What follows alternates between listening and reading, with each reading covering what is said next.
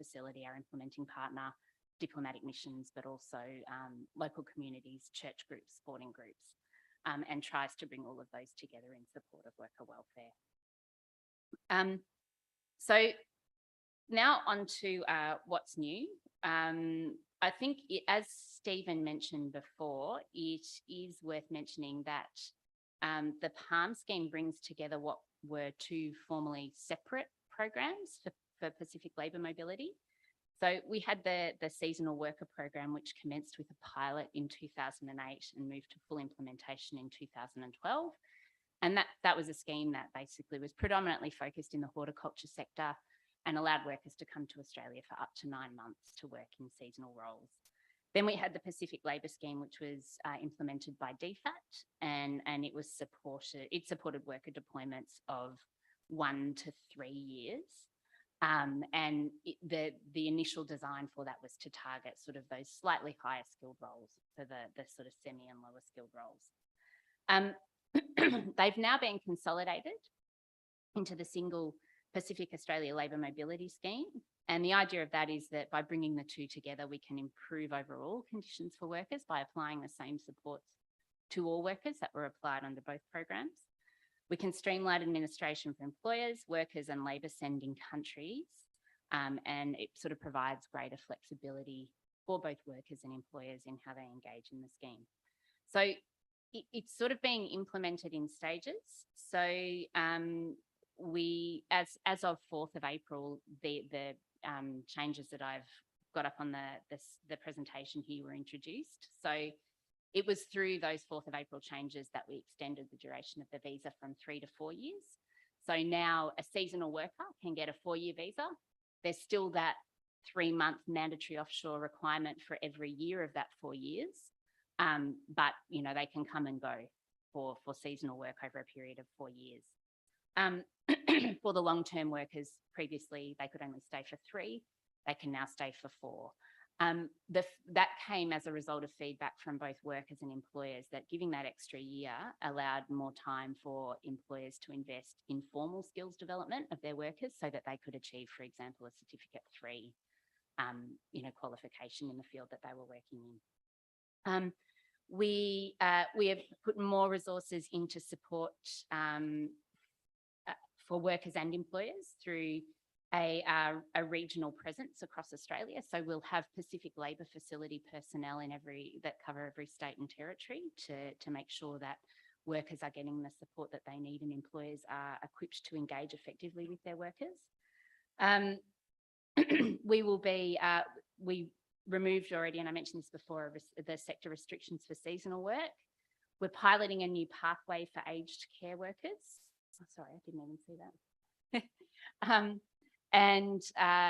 And we're doing that in partnership with the I.T.S, which is really exciting. That's a pilot that's being implemented in Fiji, where a cohort of workers are doing sort of the technical component of their Certificate 3 qualification in aged care in Fiji at the I.T.S, and then we'll go and do the practical component on the job in Australia. So we're watching that really closely. Because if it works, there's a huge demand for workers in the aged care sector, and it's an area that we're really keen to expand into. We're also committed to delivering a new PALM scheme, deed and guidelines with approved employers, which is the mechanism through which we sort of put in place those requirements that sit over and above Australian workplace laws, and an improved IT platform that will support both labour sending units and approved employers to engage more efficiently with the scheme. So on to incoming government priorities. That's not moving on for some reason. There we go, got it. So I just wanted to start with this quote from Senator Conroy's address on Tuesday. So he was very clear that Australia is here to listen and to collaborate with our Pacific family. I wanted to start with that because I think it will frame and does frame everything that we will do with the Pacific Australia Labour Mobility Scheme from this point on. We've seen, and I touched on this already, but obviously Minister Wong was very early, I think on her 4th day in this beautiful country. And in every sort of country that she's visited since. She's now been to Tonga, Samoa, and Solomon Islands as well. Again, sorry. That has been at the forefront of all her messaging. Australia is here to listen, and we listen because we're keen to listen because we care. I will outline today the government's reform agenda for Palm, which is really ambitious, but we understand that some of these changes will have implications that we need to think through really carefully. And so we're interested in hearing from this group, but also we'll be consulting really closely with our partner, our Pacific family, throughout the reform process. So now I won't click forward. There we go. So as part of the government's plan to build a stronger Pacific family, it has committed to improving and expanding the Palm scheme. I think this recognises the outstanding contribution not only that Pacific workers have made to Australia during the pandemic in particular, but also the important role that remittances and skills development play in Pacific development. So the government has committed to reducing the burden of upfront costs for Palm employers by taking responsibility for recouping the cost of flights from workers. So at the moment, under the Palm scheme, employers foot the cost up front for travel costs associated with their deployment. And then over the first 12 to 16 weeks of a worker's deployment, those costs are deducted from the worker's pay. So what the government has said it will do is for seasonal workers only or short-term workers only, it will take on responsibility for recouping those costs from workers, minus a $300 contribution from approved employers. It plans to more effectively promote the scheme in the Pacific and Timor-Leste in cooperation with our partner governments. It proposes to review administration and regulation of the scheme with a view to reducing red tape, but noting that worker protections remain absolutely critical and none of that will be done to the detriment of worker welfare. And also there's a commitment to improve workplace standards by implementing the recommendations of the Migrant Worker Task Force. I didn't put that up there, and I'm not sure how familiar, I assume this group's probably more familiar than most with that piece of work, but it includes a range of recommendations such as establishing a national labour hire licensing framework, putting in place stronger penalties for underpayment of workers, and criminalising some types of underpayment of workers. So, I won't go into that in detail here, but I think just noting that the implementation of those recommendations will also have some positive outcomes for Palm scheme workers. The other point is that the government has committed to relocating the Australian agriculture visa into the Palm scheme, but retaining a focus on the Pacific and Timor-Leste to ensure that the Pacific and Timor-Leste are prioritised over all other nations. So we're still to get advice on what that actually looks like, but what we understand is that the Palm scheme will still be absolutely focused on the Pacific. We'll just look at some of potentially the features of the agriculture visa that had been negotiated with industry through that co-design process, and see to what extent they can be built into the Palm scheme, noting that the agriculture visa itself was actually very much modelled on the Palm scheme, so there's not a great deal of difference to start with there. Then there are a set of reforms that were sort of attached to the two cohorts. I've already touched on reducing the burden of upfront costs on employers, but another commitment was to extend the visa duration from 9 to 11 months for that cohort. We're really interested, and we've advised the government that we think this is a really important one to consult on. We know that 3-month mandatory offshore period that attaches to the seasonal cohort is valued by our Pacific countries for the fact that it enables workers to go home and reconnect with their families and communities, and also take an important period of respite between seasons in what can be really physically challenging work. We also know that potentially sort of offsets the cycle in that, if you're here for 11 months and then you have to go home and do 3 months offshore, you might not be back in time for the next season. So we need to work out what that sort of extension means for that mandatory offshore period. We don't have clear advice on that yet. In relation to the long-term cohort, the really big one that I'm sure most of you here today are interested in is that under the long-term scheme, workers will be able to bring their family to Australia commencing early 2023, subject to the sponsorship of an Australian employer. So I think there's some really significant benefits that could flow from this.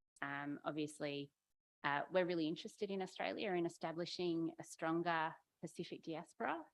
And there's building those strong and deep connections between the Pacific is something, it's muted again, is something that we're really interested in building. And also I think, just the ability for a large cohort of Pacific workers to have their children have access to an Australian education is a positive thing as well. But we're also conscious of the fact that that may create, I'm not sure why it keeps muting, but it is. Sorry for that. Oh, okay. Oh, sorry. The change, sorry, I'll find out where I was again. Yeah, so just to be clear, that would just apply to the long-term cohort, not the short-term cohort. And we know that there are some concerns around that. Obviously, the announcement has been made along the lines of temporary skills shortage visa settings. So what that means is that workers could come to Australia, they could bring their spouse as an immediate dependent family. Their spouses would have secondary work rights connected to their visa under the PALM scheme. And also there would be the ability to access education, but not government funding for it. There would need to be health checks and character checks met, and also health insurance would be required. So what we understand is that the PALM scheme workers, being sort of unskilled and semi-skilled, tend to sort of congregate, coalesce around the low-income cohort, whereas TSS settings have been designed to apply to a higher income cohort. So around 75% of TSS visa holders earn about $110,000 a year, and PALM workers earn significantly lower than that. So we know that, cost of living pressures, scarcity of accommodation in rural and regional areas are going to be things that we're going to need to think through really carefully to make sure that we have the welfare of PALM scheme families well and truly at the forefront of our minds as we proceed with the scheme. There we go. I just wanted to, given that this came up in the first day, I thought I'd just touch a little bit on women's participation in the PALM scheme. So at the moment, just under 23% of PALM scheme workers are currently in Australia are women. So that's 23% of 24,400. This represents some progress, but there's clearly a lot of work to do. It's far short of the sort of parity that we would like to see in participation by women. But we are committed to taking action. So we have a gender equality strategy in place and a full-time gender equality, disability and social inclusion advisor that is dedicated to this within the Pacific Labour Facility. As Minister Conroy said on Tuesday, we're really committed to a range of actions to increase the participation of women. We think the planned expansion into the care sectors, aged and possibly disability care, where the workforce is traditionally more feminised, we'll see rates increase. Together with PLF, we're promoting to approved employers the benefits of women in traditionally male-dominated work. I'm sure anyone who's spent time in the Pacific knows how hardworking women are.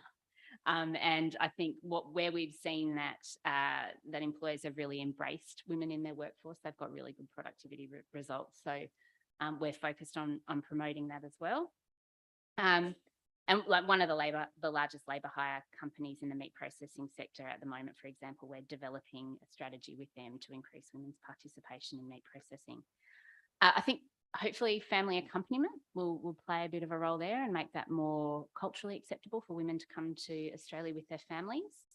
And we'll continue to work hard to identify and overcome barriers to women's participation. It's very much an integrated focus of the scheme, but we have both a mainstreamed and gender-specific focus in some of our activities. So I just thought I'd finished with this slide here. So this woman's name is Jacinta, and she works at Bulmer Farms in the Lindenau Valley in East Gippsland in Victoria. So Jacinta's,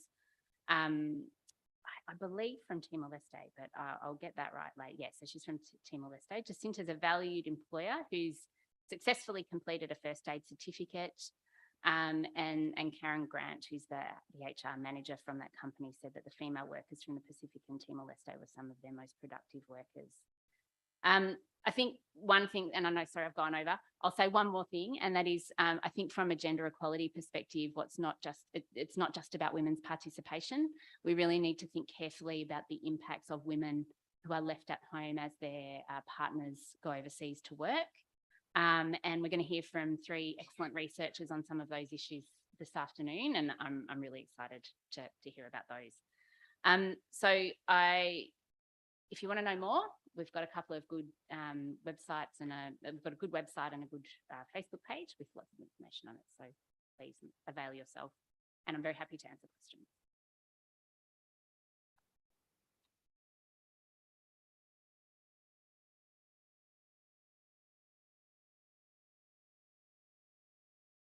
I might just use this mic. Well, thank you very much, Carly. This is a great opportunity to ask questions of the Australian government. So who'd like to go first? Yeah, I think we have, do we have the mics going around? Yeah, we just need to get organized.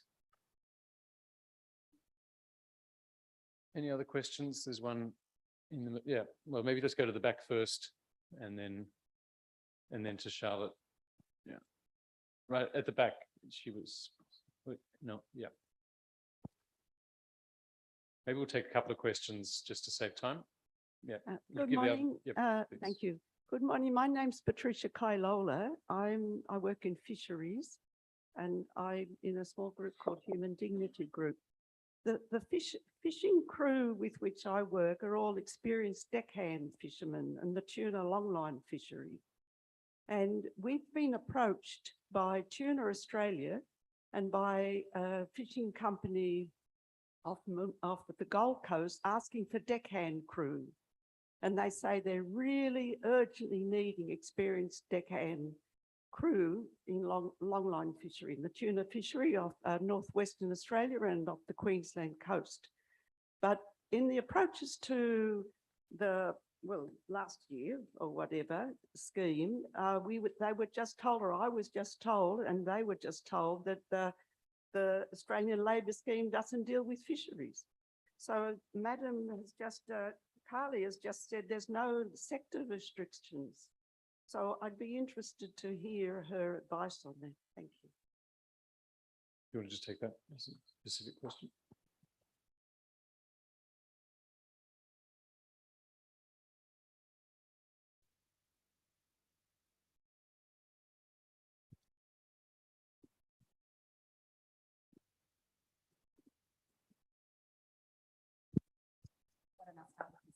Can people hear me? Yeah. Yeah, so Patricia, thank you for the question.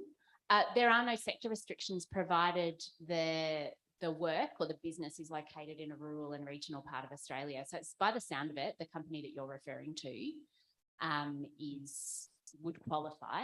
There are a range of other eligibility criteria they would need to meet. They would need to go through, there's a quite rigorous upfront accreditation process to become an approved employer under the scheme. And that's really about establishing the bona fides of the company from a financial perspective, but also from a, compliance with workplace laws and compliance with migration laws sort of perspective. So that's a bit of a process to go through. They can join more quickly if they were able to work with a labour hire company. So there's a range of labour hire companies that recruit PALM scheme workers for employment in many sectors. And that's, they've already been through that process of becoming an approved employer. So then you've just got the period of recruitment that you need to go through rather than the period of going through the approved employee approvals, approved employer approvals. I'm interested, was the work seasonal in nature or was it long-term?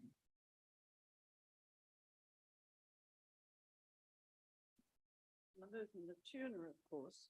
Yeah. But it's not purse seine fishing. It's not skipjack. It's yellowfin and albacore. Yeah. Which, Sorry. Yeah. sorry. So, but on your comment, another comment that they made that they were given or they relayed to me through emails was that the Australian government said we couldn't work out how to pay a fisherman because longline fishing, you work for 12 to 16 hours a day. Well, I mean, that wouldn't be a matter for the Australian government, of course. It's a matter for the employer to work out how they would be able to pay the workers. But setting that to the side, I think maybe where the confusion has come in is that the changes to seasonal work, the Pacific Labour Scheme or the long-term cohort has always been unrestricted by sector. The only requirement has been that it be in a rural or regional part of Australia. For the seasonal worker program or the short-term program, that has been restricted, and agriculture has been the only sector where there are no restrictions on either postcode or, you know, fields that you can work in. So that was changed on April 4 this year. There is no restriction by sector for seasonal work either. But I mean, if you want to, we can put you in touch with people and we can make sure that we get to the bottom of that offline if you like. Great. So Charlotte. Morning, I'm Charlotte Bedford from Australian National University. Thanks, Carly, for the very informative presentation. I've just got one question for you, and it's just about the numbers. Obviously, there's been rapid growth in the last year since the doubling announcement, and as you mentioned, we're now over 24,000 workers. I just wondered if DFAT is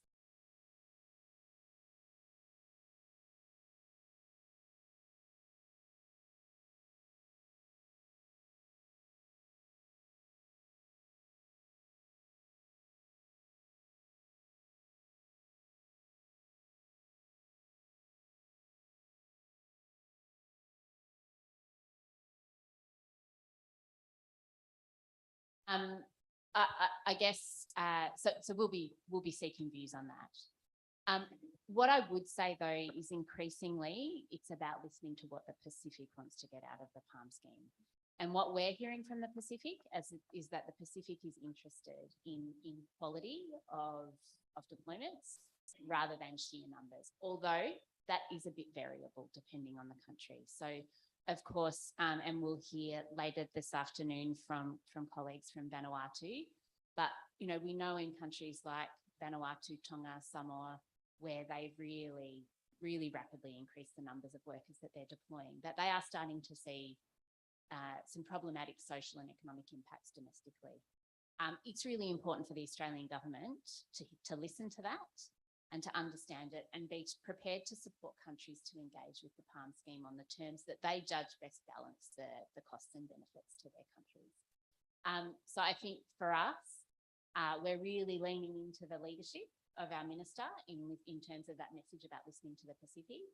We'll be over the next sort of 6 months or so negotiating a range of memoranda of understanding with Pacific countries, and through that process, we'll be really keen to engage, you know, make sure that this is a partnership for Pacific labour mobility, and ensure that the Pacific, that the PALM scheme is delivering for the Pacific, not just Australian businesses. Okay, we've got time for one more question. I can see there's one in the front here, and then we'll have to move on, I'm afraid. Carly will be around to take further questions over coffee. Yeah, please. Thank you, Carly, for your presentation. I just have one quick question. It's around, you have just trying to understand in terms of provisions made for persons with disability. Are there any specific negotiations or amendments that are made to include persons with disability in the PALM scheme? And just related to that is, you know, as a result of COVID, there's a high number of mediums to high skilled workers there in the still unemployed. So is there provisions as well to like look outside the work ready pool to include people in the PALM scheme?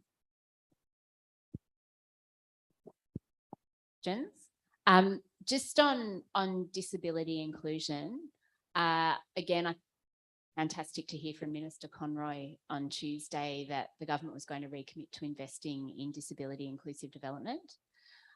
We are actually working with the Pacific Labour Facility at the moment in a disability inclusion pilot to see to what extent we can engage with approved employers to increase the number of people with disability that are engaged in jobs under the scheme. So, you know, I think there's going to be some work to be done there, but it's something that we're really committed to trying to increase our performance on. But I'll be frank, we haven't done as well as we would like to on that. And the second question has just escaped me, was about skilled workers. Yes. I mean, again, this is Pacific Australia Labour Mobility Scheme is a partnership. And we have a range of different mechanisms or relationships with different countries who's kind of, I guess, developed their labour sending capacity and their approaches based on what's best for their context and their government. We have heard some concerns, and I've met with people on this trip to Fiji, concerns about skilled workers being deployed from the local economy into unskilled roles. I think ultimately that will be a matter for partner governments to work out how they want to engage with that. But again, I would just reiterate that message that, you know, Australia wants Palm to deliver for the Pacific. So if there are, you know, deep concerns about skilled workers being deployed in unskilled roles, we're really happy to engage with governments around how we can stop that from happening. So I think it's, you know, we negotiated on a country by country basis.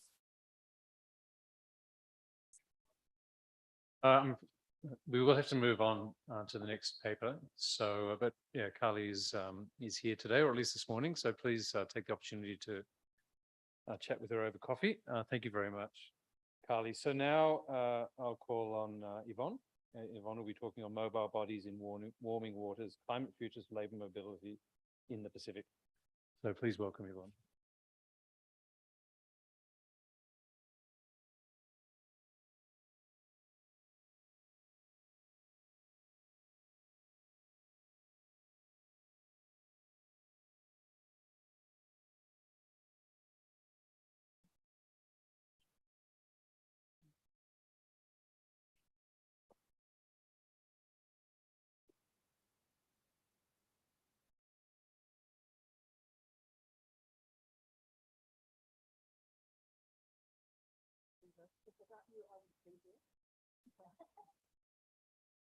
Thank you.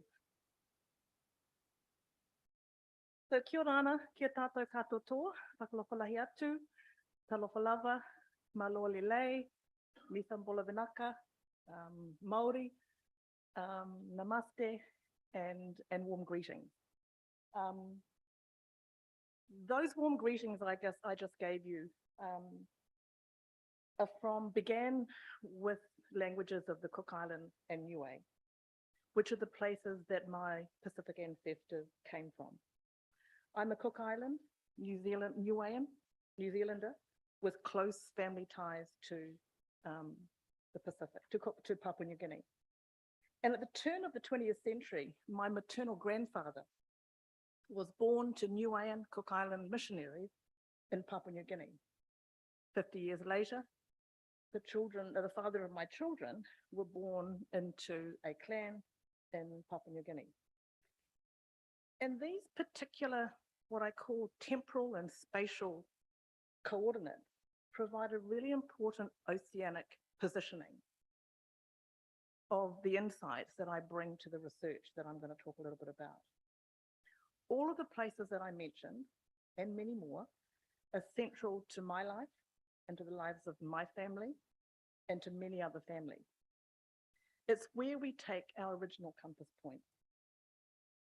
It's where our gendered and racialized bodies are shaped, where our gendered knowledge practices happen, and where critical thinking begins. I want to thank the organizer, and in particular, Dr. Charlotte Bedford, who invited me to provide some thoughts in this workshop. And I'm very happy to be sitting alongside so many people who've got research expertise in this area. But I want to start with a story if I can. It was a bad storm. The rain pounded heavily onto corrugated iron roof, driving vertically across the wide veranda. Driving vertically across the veranda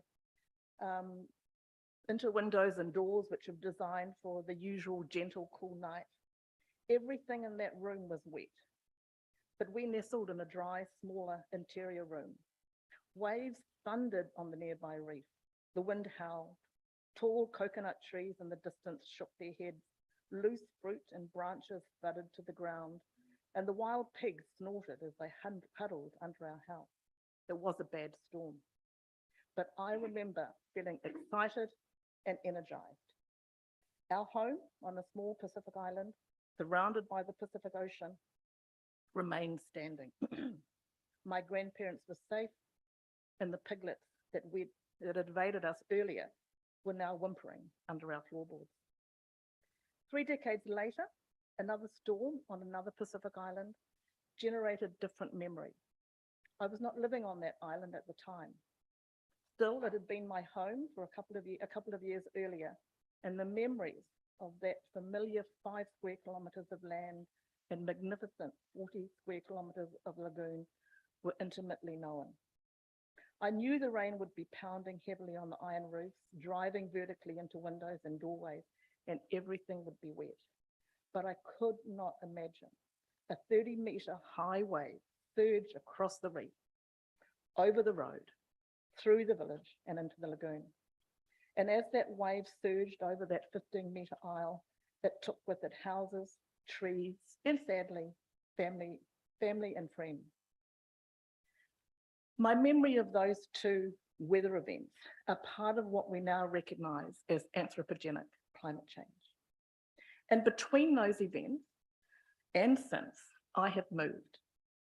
Initially as an infant from Rarotonga to Porirua in New Zealand with my parents and siblings, and then back again several times. I've moved on my own as a graduate student to undertake research on Manihiki in the Northern Cook Islands. I've moved with my own family to Samoa as a trailing spouse. And now I stand here again in Suva as a university educator and researcher. And this abbreviated glimpse into part of my mobility history is a glimpse that I think highlights some of the many and various ways that we move across the Pacific. At one moment, free to move between places because of citizenship, education, or profession. At another moment, unfree as a result of someone else's decision. At other moments, trailing, part of a range of other movements. Mobility histories that capture the freedom, the trailing, and the restrictions of movement often get lost in research in the Pacific, on migration in the Pacific. But mobility has always been part of Pacific life, and mobility histories tell us a lot about where we were able to remain buoyant in the past, even as we responded to extreme weather events and other environmental disasters. And although we might like to think we're somewhat unique, many others have mobility histories that overlap with ours. Yet we're often bundled into categories of movers that somehow smooth out or reduce the significance of such history. And I want to argue that we need a more spacious understanding of migration that allows us to see these mobile bodies in their gendered, aged, and racialized form. To see those bodies as legitimate places from which we can advance the knowledge of both migration and climate change. This is not just a hopeful ambition, but emerges from a growing recognition of research that links historical environmental change with population movement. For instance, in a study in the early 80s by Russell Blong in Papua New Guinea, a geographer, he was looking at the basis of a widespread rumor that there was a time of darkness in the highlands of Papua New Guinea. His meticulous work with stories from 3 different tribal groups, and his measurement and analysis of ash covering a large area of the Highlands region showed that 300 years before his research, an explosive volcanic eruption occurred, and this coincided with the oral legends of this time of darkness and of people resettling onto other lands. More recently, researchers studying the impacts of climate change are turning to local and Indigenous experts as collaborators in producing information tailored to the needs of their communities. Yet such processes of exchange began more than a century ago. And some of the leading climate change researchers are talking now about how we need to see more clearly the historical roots of what we know today. And if we did that, we might be able to be better equipped to design knowledge for the future. In the Pacific, we are already in a climate crisis. We know this, and many, many studies globally, regionally, and locally confirm this. This image here from a recent study from NOAA begins with the analysis that due to human-related climate change, our planet's ocean has been heating up at an incredible rate, 0.06 degrees centigrade over the last century. But this warming isn't uniform. This particular graph here shows that the large pool of the ocean's warming waters stretching from the Indian Ocean across to the West Pacific has grown warmer and almost doubled in size since 1900. This expanding warm pool not only impacts ocean life, but also drives change in weather and climate patterns and rainfall and the livelihoods that depend on that.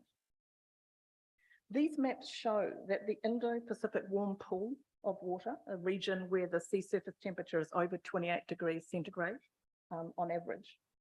In this time period, the top graph from 1900 to 1980, you can see in that 1981 to 2018 graph that warm pool has expanded on average 23 times the size of Viti Levu. And in recent decades, just from 1981 to 2018, that warming rate has accelerated, adding twice the size of Viti Levu every single year. Now, the growth in climate science was once thought to be connected to the history of the computer. But climate science grew out of a range of different ways of knowing about changes in the climate before that exponential growth in climate science due to increase in computer capabilities in the mid-20th century. So as Western science began to track the impacts of this anthropogenic climate change, Indigenous understanding of the relationship between people, non-human entities, and natural environments was also tracking these changes. There's no doubt that climate change is transforming environments and bodies in the Pacific. In every global arena, Pacific leaders continue to remind other leaders that climate change is the single biggest threat to the livelihood, security, and well-being of Pacific peoples. And while there's a recognition of the need to adapt, mitigate, and seek loss and damage finance from climate change, we know that Pacific people want to continue living in their own countries as a means, even if that means occasionally moving so that others can stay.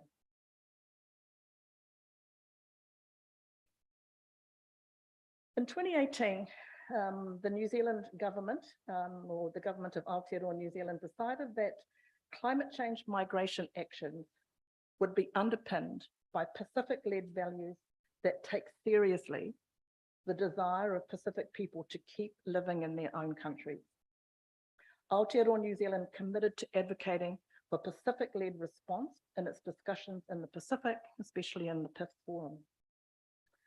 Aotearoa New Zealand has a unique Treaty of Waitangi, which delivers obligations and arrangements that require policy development and responses to involve iwi and to acknowledge the whakapapa link that Māori have with Pacific people or Te Moana Nui a Kiwa. Our Minister of Foreign Affairs, Nanaia Mahuta, is firmly committed to these obligations and Māori values-led policy processes, which are increasingly reflected in how Aotearoa New Zealand works with Pacific nations and peoples. And this includes a range of research projects that recognise and prioritise Pacific values, knowledge and culture, and to harness, where relevant, Māori experience and learning about what happens to identity, to language and culture when people are removed from their land. And this led to a call for a research project on climate change and immobility, a project that needed to be grounded in and informed by tikanga Māori values, especially the values of whanaungatanga, loosely understood as family, kaitiakitanga, loosely understood as guardianship, and manaakitanga, loosely understood as protection and well-being. These were the starting points. And the way we know that these values are expressed somewhat differently in different parts of the Pacific, but they are important starting points. It means that the methods that we use to undertake research needs to incorporate these values and the culturally appropriate approaches that support this Pacific-led approach. Importantly, how the research is undertaken is as important as the research outcomes. And the ways of working have to demonstrate a commitment to the values underpinning the study. We're currently in the latter stages. I would like to have said that we have signed the contract, but we're in the latter stages of signing a contract to be able to deliver this particular research. And two particular pieces of that I wanted to stress was the structure that we are suggesting and the design of the project that we are hoping to work to. We've got a team structure that comprises a research leadership group, all of whom have Pacific heritage.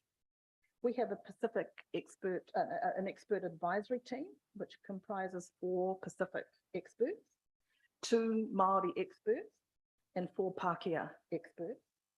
And we have graduate field researchers who are all Pacific, and one of them is with me today. If you haven't met Roy, Roy's sitting up there on Kiribati. So our overall approach is to undertake Pacific-informed, community-based participatory research, case studies in 7 countries. And as a broad framework, the community-based participatory research is used to improve community and to focus it allows us to focus our research to improve the community's lived experiences and practices by legitimating their experiences and knowledge. Our approach to community-based participatory research acknowledges the immense cultural and linguistic diversity across the Pacific region and within Pacific countries.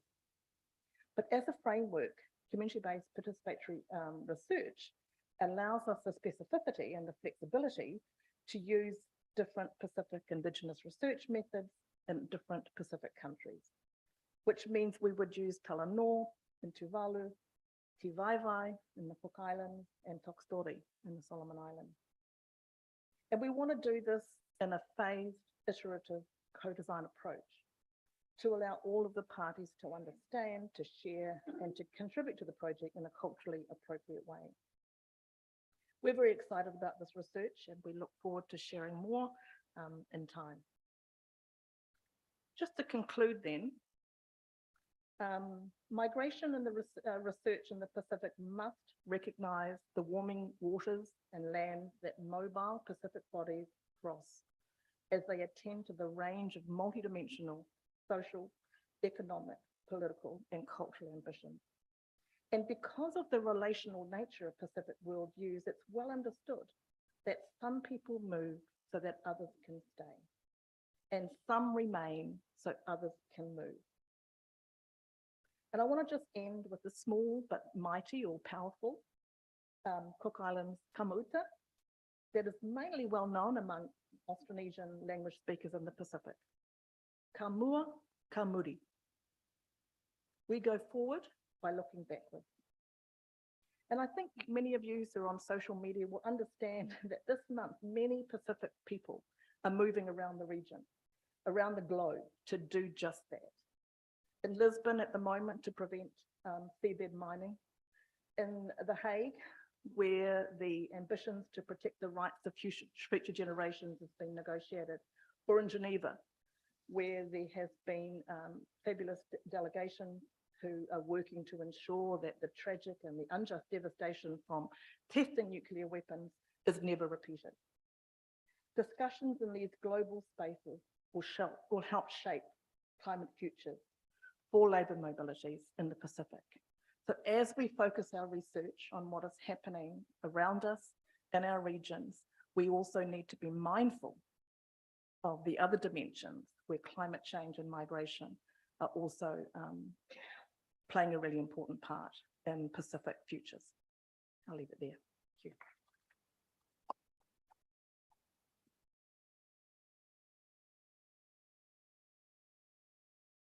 Thank you very much.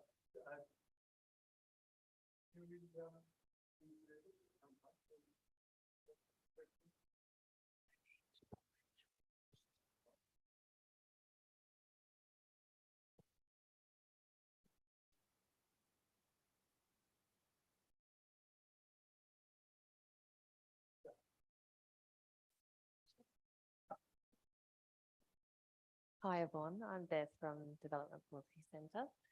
I'm interested in any comments you might have about, Australia's approach is focused on skilled migration and entry points for skilled migration. And how do you think that connects with the conversations that you're having now about climate migration?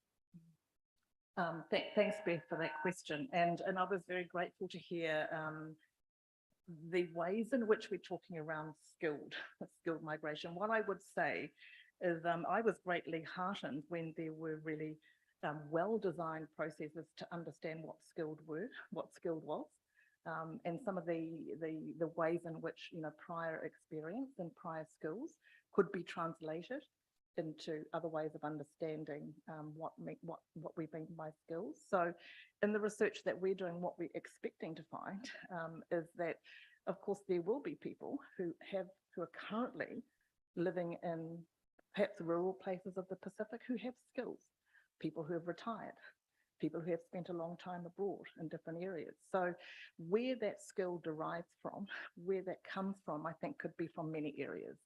So the notion of skills, one, we would say needs to be expanded a little bit. And two, I think we need to be very aware that there are skills already in parts of the Pacific that currently are sitting there. And we know that because some of them might be you or your parents and my colleagues. At certain ages in some countries, you're no longer, you retire. And many people do retire back to home villages. There's a question over there. Thank you, Beth, for that. Kia ora, Yvonne, ngā mihi nui. So beautiful. Just a quick question on, you're talking about that people move while others stay and to help those that stay. Do you think we're going to see more of that in regards to climate migration for building diaspora? And I'm sure that's something that you're looking into. Could you talk to us about that, please?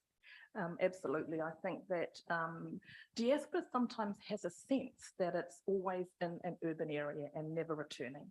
And so we've got to really open up what that means about being in a place where you are connected to a home island, where you may not ever go back there. It may be that for 20 or 30 years you don't go back to your home island, but you are still intimately connected. You contribute to other members of the family who come and go. So, so the diaspora is not as separate as we would like to think they were. They are very much part of communities elsewhere. Of course, there are some members of the diaspora who are not. And some research we did a couple of years ago with a group of Pacific professional women in Auckland, where we asked them, what are their plans for climate change? These were women who were arranging for material to go back to their home islands after disasters. And their response to that was that they can't look too far ahead because they still need to deal with the daily realities of getting people schooling, education, healthcare, and a range of other ways. So the diaspora population is an interesting group that we need to continue to look at. In Australia, of course, it's growing. And maybe with higher incomes in Australia, Pacific diaspora are going to have more of an opportunity to move through. I think one of the things we've got to be really careful about is the kind of values that they return with. And in the Aotearoa perspective, we've had meetings with people who Pacific diaspora who've said, I wanted to go back.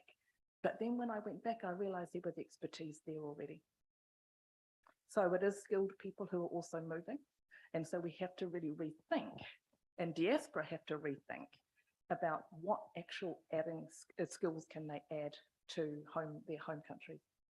Yeah, completely agree with that, kia ora. And I think it's really interesting that Australia and New Zealand should remember that it's also other Pacific Island countries that people are looking to, not just Australia and New Zealand. Yeah.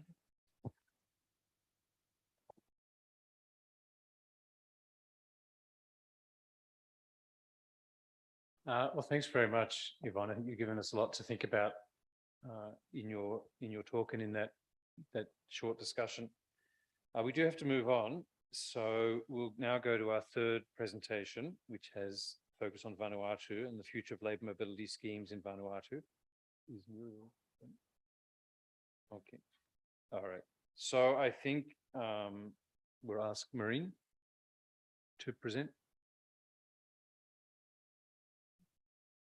We don't see her on the Zoom.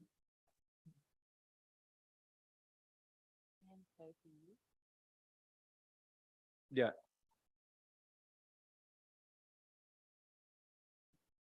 Okay. No.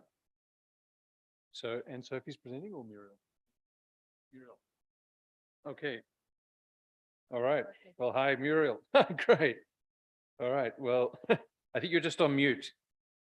So, yeah, well, please welcome Muriel Metsan Meltonovan, who is from the Ministry of Internal Affairs of Vanuatu, heading up the Labour Standing Unit and well known to many of us. Very nice to see you again, Muriel. And we're looking forward to your presentation and to hear the future of labour mobility schemes in Vanuatu.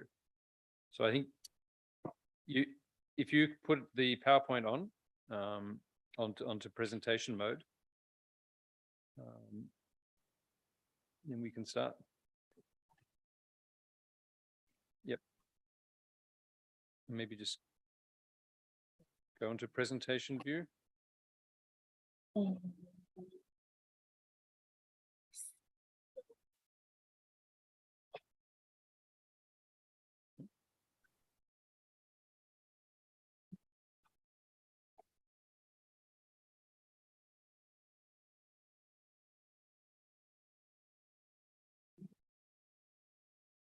Yeah, I think you can click on view.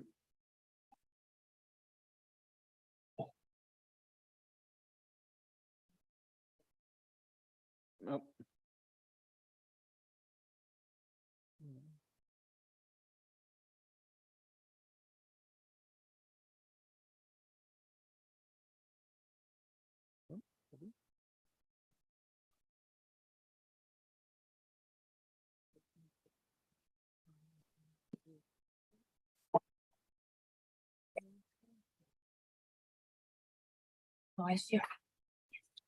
Great.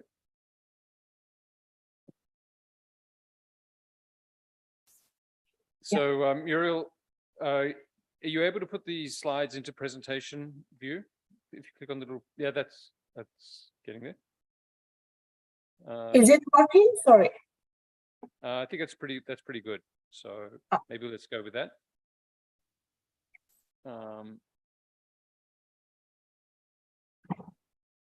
I'll hand over to you.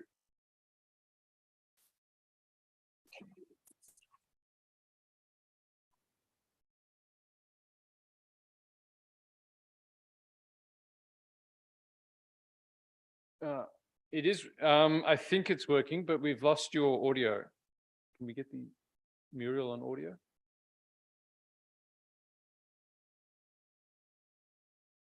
Could you say something, Muriel? Just having some trouble with the connection.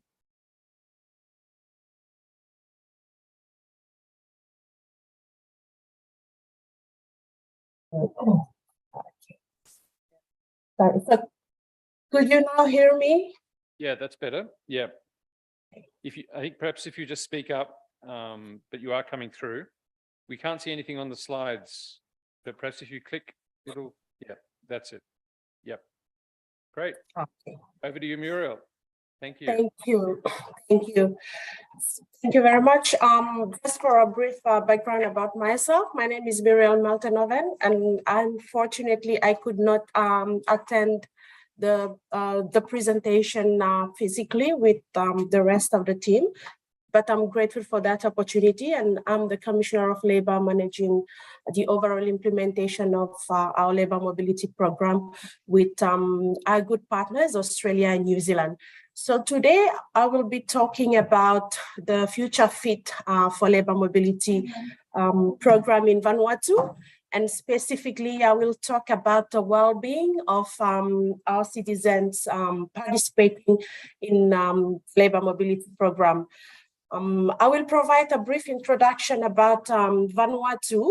Vanuatu has participated in the labour mobility program with Australia and New Zealand for the past 12 years, and is regarded as one of the largest sending country in the Pacific region, with over 10,000 workers currently engaged in the Pacific Australia Labour Mobility Program, which consists of the two programs, the Seasonal Worker Program providing low seasonal low-skilled employment for up to 9 months per year, and the Pacific Labour Scheme, the semi-skilled jobs for between 1 and 3 years, as well as the recognized seasonal employer scheme in New Zealand. So with limited formal employment opportunities in Vanuatu, workers throughout rural areas and urban centers of the 6 provinces of Vanuatu are participating in those schemes. The program was designed to benefit both countries' economy and as enable workers to experience work in an international market, send money back home, supporting the livelihood of a significant share of population, and also enables the learning of new skills for the return workers. However, the big challenge for Vanuatu as the sending country and the receiving country, Australia and New Zealand, is the management of workers' welfare and social problems that are experienced in the program. We also acknowledge the fact that COVID has been a real challenge for the sending country and the receiving country to deal with all those worker welfare issues. And there are so many welfare situations that are arising out of the program. And when we look at the proper implementation of the RSC program, we can see that there is a robust systems in place to address those welfare issues. But comparing to the Australian program, and we also acknowledge the fact that Australia is a country, but a continent. So we have our workers scattered in all different parts of different states of Australia. So it makes it a bit difficult for Vanuatu to handle all those issues, welfare issues. And the other challenge that we also find out is the lack of having a country liaison officer to be appointed in Australia and to provide that pastoral care services. So the question that we can ask now is how can Vanuatu, as the participating country and the receiving country, particularly Australia and New Zealand, to design policies to manage the well-being of labor mobility workers and support the reintegration of these workers back into their communities. Because we've seen a lot of workers who have participated in both programs for the past 10 years through different seasons. But the challenge with our internal system, we don't have a proper mechanism or reintegration pathway so that these people, when they return back to Vanuatu, because it's they have been exposed into that international market, learn new skills, earning income, but we want them to be back to Vanuatu and provide or apply those skills in our domestic market. So that's a big question on how we can continue to provide that support of reintegration for these people once they return back to their respective country. And I know the same question was or has been a hot topic and maybe a big question for other sending countries in the Pacific as well.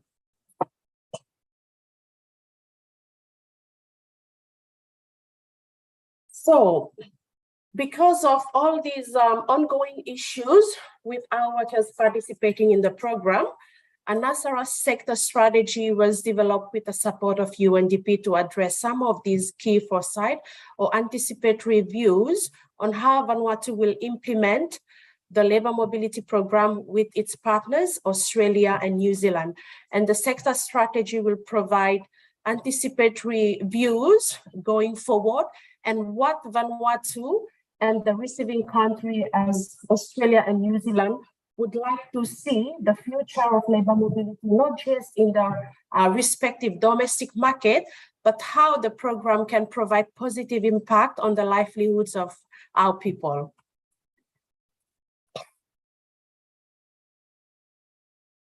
So in terms of profile, worker profile now and then, Vanuatu has the unique model of recruitment. So we have two types of recruitment, one through the LSU of Vanuatu, and then the other model of recruitment is through the license model.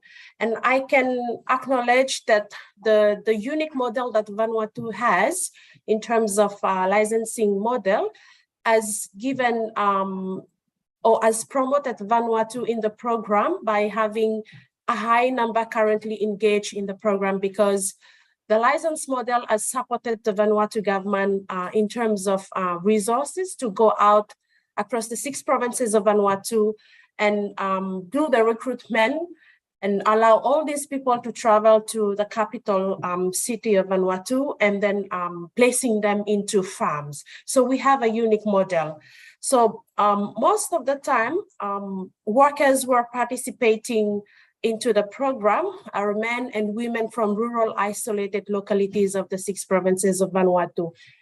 And most of the time, we also do that village recruitment. So Vanuatu tends to recruit and send people from remote islands of or villages of Vanuatu, and also unemployed adult and youth living in the urban center. Often, one of the big challenge with Vanuatu is the low level of literacy, and English is likely to be a 3rd language. So in the past, the pre-departure training for the worker has been very limited, although it is now up to 2 days, because we just want to give more opportunities to the workers to understand their engagement into the program and what does it mean for them to be part of the labor mobility program. So this recruitment from more remote or poorer communities in Vanuatu is relatively unique in Vanuatu. And while increasing the benefits to those communities on the return, it can also increase the difficulty in training workers to be fully ready to participate in the program. The other challenge also is that much of the training is in English, so workers do not always understand the rights. And this has resulted in so many expectations of the work and how to take and follow instructions while participating in the program. So this is a big challenge because Vanuatu has over 100 different types of dialect, vernacular language, and then we have our national language, and English and French are the 3rd language that is spoken by the people of Vanuatu. So when all the training materials are provided in English, for people who do not have a high quality education, it will really be challenging for them to understand the the content of their contract, the terms and condition of the contract, and sometimes the expectation is high on them. And whilst attending or participating in the program and facing all these challenges, it ended up in them absconding from the farm. And then we also have that profile of family participating in the program. So the long-term times away and repeated trips put strains on families and increase the chance of family breakup. Often the motivation to go on the scheme is related to starting a family.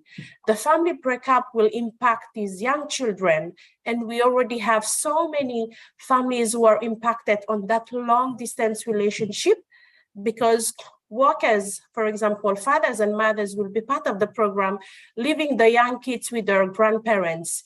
And sometimes, in real life, kids need, that education, that bonding with their parents. And often when the parents are not around, kids are affected. And it has also affected the education of these poor kids. And this has increased during COVID lockdown restrictions, where our borders were locked down and workers could not return back home on time. And then we have the other profile, we have the other impact of workers participating in the program are the most skilled workers. Most skilled workers in the sense that more strong men and women participate in the program, leaving only young children and old people in the village. And the impact on the village is very high. Like people going onto the scheme, mostly males, can reduce the level of local farming as there are not enough males to work in the fields. And there is also the ability to reintegrate back into Vanuatu society and village life. So at the moment, the current government is putting a lot of emphasis and resources and priorities into developing our farming and primary sector. And now that most of these strong male and female workers are participating in the program, leaving no one in the village to work on these farms and plantations and doing farming and gardening, it has really put a lot of challenges, and it will impact the village life in the next couple of years.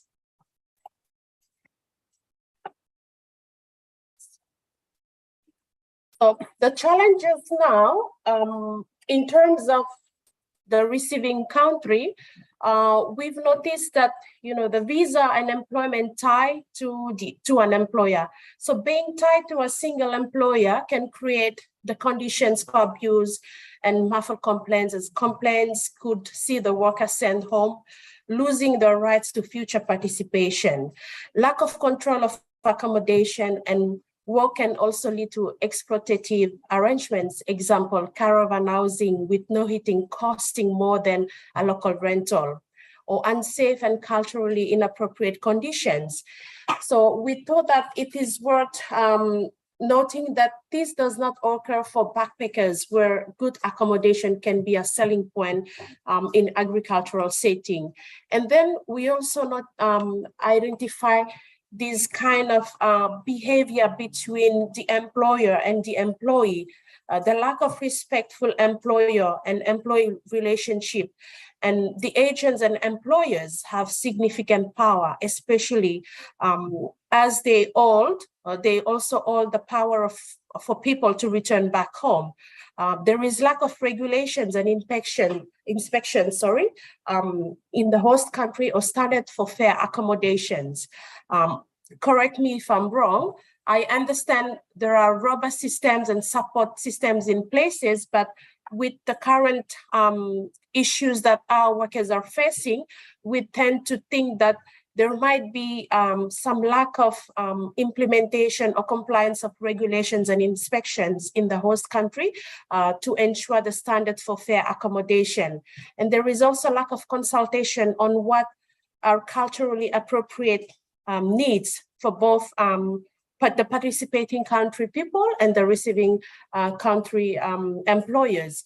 So unionization is very low in these industries, leading to reducing opportunities for collective actions or making complaints. And then we also have that other challenge that we've identified. The schemes are not often seen through different narratives or lens of labor mobility, development, and migration. As the visa are tied to employers, workers leaving that employer are viewed through the lens of border enforcement. So this often gives rise to the unfortunate descriptions of workers having absconded just because the employer is controlling their visa. And when there are welfare issues arising, and because the employer lack of understanding English, he or she could not speak, the only option is for him to be absconded. And when he will be absconded from the farm, the employer will definitely report the worker through the Home Affairs, and it will affect the visa condition that has been awarded to the employee. So through the development lens, the scheme is part of the developmental activities of the host nation. This can further cause problems with the treatment of workers, as they can be seen as lucky to be there even in poor conditions. So we think that there is an opportunity for the sending country and the receiving country, especially when we talk about the Australian Pacific Labour Mobility Program, to review the current MOUs and implementation arrangements, and also to work on the current cultural framework so that Australian employers and even Vanuatu workers can each understand their respective roles and culture, and to improve their working relationship.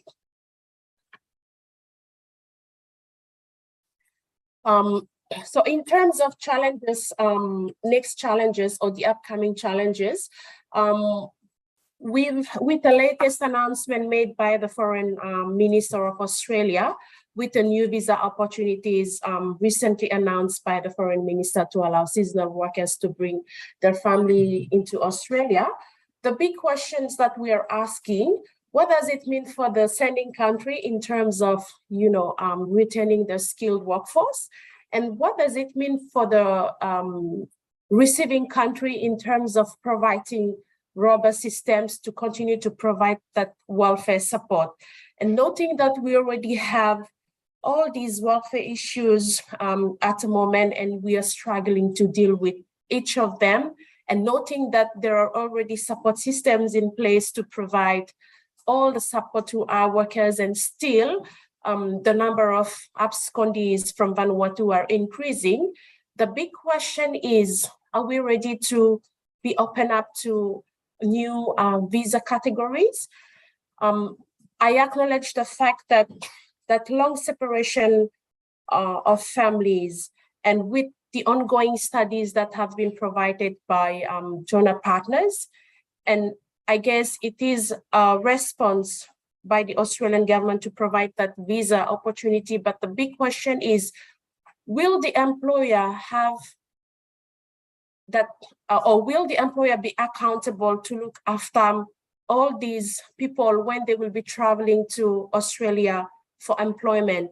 And will there be enough support services to be able to support their journey while participating in the program, having their kids in Australia, attending schools in Australia, and with all the current issues that single workers have already been facing on the ground?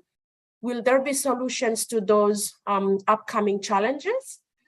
We also noticed that the Australian skills need list indicates that agriculture work is likely to stay. Horticulture is traditionally slow to mechanize, although these might charge a little owing to the effects of COVID-19. So these jobs have traditionally been male-oriented work. The shortage in Australia, and perhaps in New Zealand as well, of nurses and care workers is part of a global phenomenon in developed countries. So these jobs have traditionally attracted female workers. How can Vanuatu take advantage of these and use these opportunities to increase gender equality in Vanuatu? And in terms of population, and again, the big questions of brain drain out of this small young nation into those developed countries. Like many Pacific countries, Vanuatu has relatively a young population, and the portion of young adults and children as a percentage of the total population is projected to be relatively static, and the overall growth rate makes meaningful difference by 2025 and 2030. So there will be an additional 7,000 people in the 20 to 34 years old age ranked by 2025 and 16,000 by 2030. So the 15 between 19 years old increase is 2030 will be 9,000 compared to 2020, nearly the same as the number of people on the labor mobility schemes now. So the question that we are asking ourselves is, will there be enough people to participate in the program?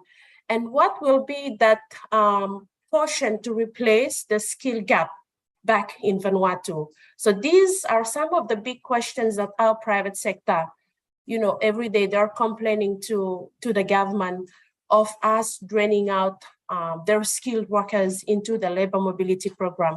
And one of the challenges that we've also identified within our domestic market is because our government does not provide a fair working condition. But these are priorities that we're currently addressing. And within the next 5 or 10 years, we're projecting that if fair working conditions are provided to support our workers in the domestic market, will still be enough workers to be part of the program if new opportunities are provided for our people. So these are some of the big questions that we keep on asking. The other challenge that I also want to provide is that it will be very hard for a country like Vanuatu to be positioned as one of the top vulnerable countries in the world, and it is always exposed to natural disaster. And the question of developing a future-ready policy to address the current impacts of the labor mobility program faced by different communities in Vanuatu. So the question that we also ask is, what will drive labor mobility flows into the future? And what will the reintegration program will look like for a small and young nation as Vanuatu? So the solutions are looking forward solutions. We think that there is an opportunity at the moment with a PAM program of the two governments to come back to the table, sit and review the current implementation arrangements, the MOU, and provide guidelines, systems, and mechanisms on how we can work together as partners to ensure our people are participating in the program, but they have knowledge of the terms and conditions of the program and their engagement in the program. We also notice that there is a big diaspora family living around Australia. We can also partner with them in terms of pastoral care services to educate our people on the systems and mechanism of addressing those welfare issues. And in the medium term, in terms of balancing distributions of responsibility, we think that it's also important to renegotiate the state employer-employee relationship and ensuring there are no gaps. So these can be provided through the employer deeds of agreement so that the employer is accountable on his duty to look after the welfare of our people.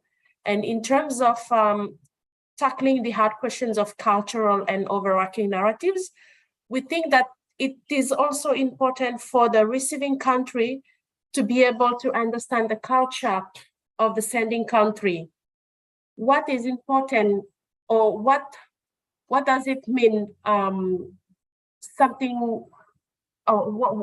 will be the cultural barriers that they need to understand for Vanuatu workers participating in the program, and also for Vanuatu workers to understand what are the cultural barriers in an Australian community, or in an Australian farmer, or in an Australian approved employer.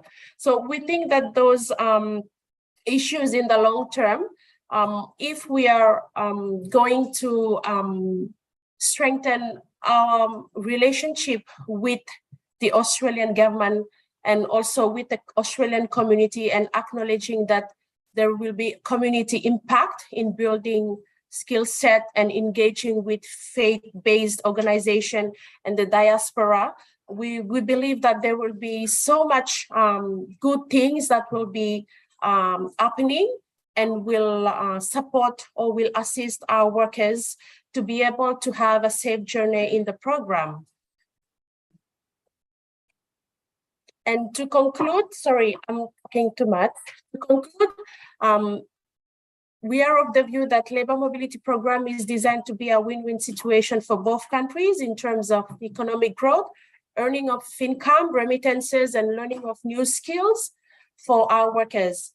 And we thought that, through the challenges that are already in place, there are opportunities to improve the proper implementation of the program with the receiving country through policy change. And the program itself has created a lot of success stories around the communities of Vanuatu and has contributed to improve the livelihood of our people, and we are grateful for that. And if you are traveling around the 6 provinces of Vanuatu and looking back for the past 10 years and looking the communities now, you can see so many good and positive stories of livelihood improvement. You can see concrete houses around the villages. You can see workers returning back and setting up their businesses and becoming entrepreneur. So these are the things that we want to see we want to see workers who are returning back into the program to invest their funds, to invest their income into setting up projects, businesses, to be able to generate employment and to be able to also engage youth into their business of an entrepreneurship program. And we think that Vanuatu will continue to be the largest sending country because our people are hardworking people. And with the current welfare issues, we believe that there are rooms and opportunities to sit and discuss them. And lastly, Vanuatu aims at ensuring its highland remains a home where you keep coming back to, where mobility is valued by individuals and valuable to all. So this concludes my presentation. Again, thank you very much for the opportunity. And I'm happy to provide any answers or feedback or reflection, should you have any, regarding the overall implementation of Vanuatu. And I'm also happy to share the experiences of our challenges and how we are continuing to work in partnership with our good development partners to continue improve the implementation program of labor mobility in Vanuatu. Thank you, Tomas.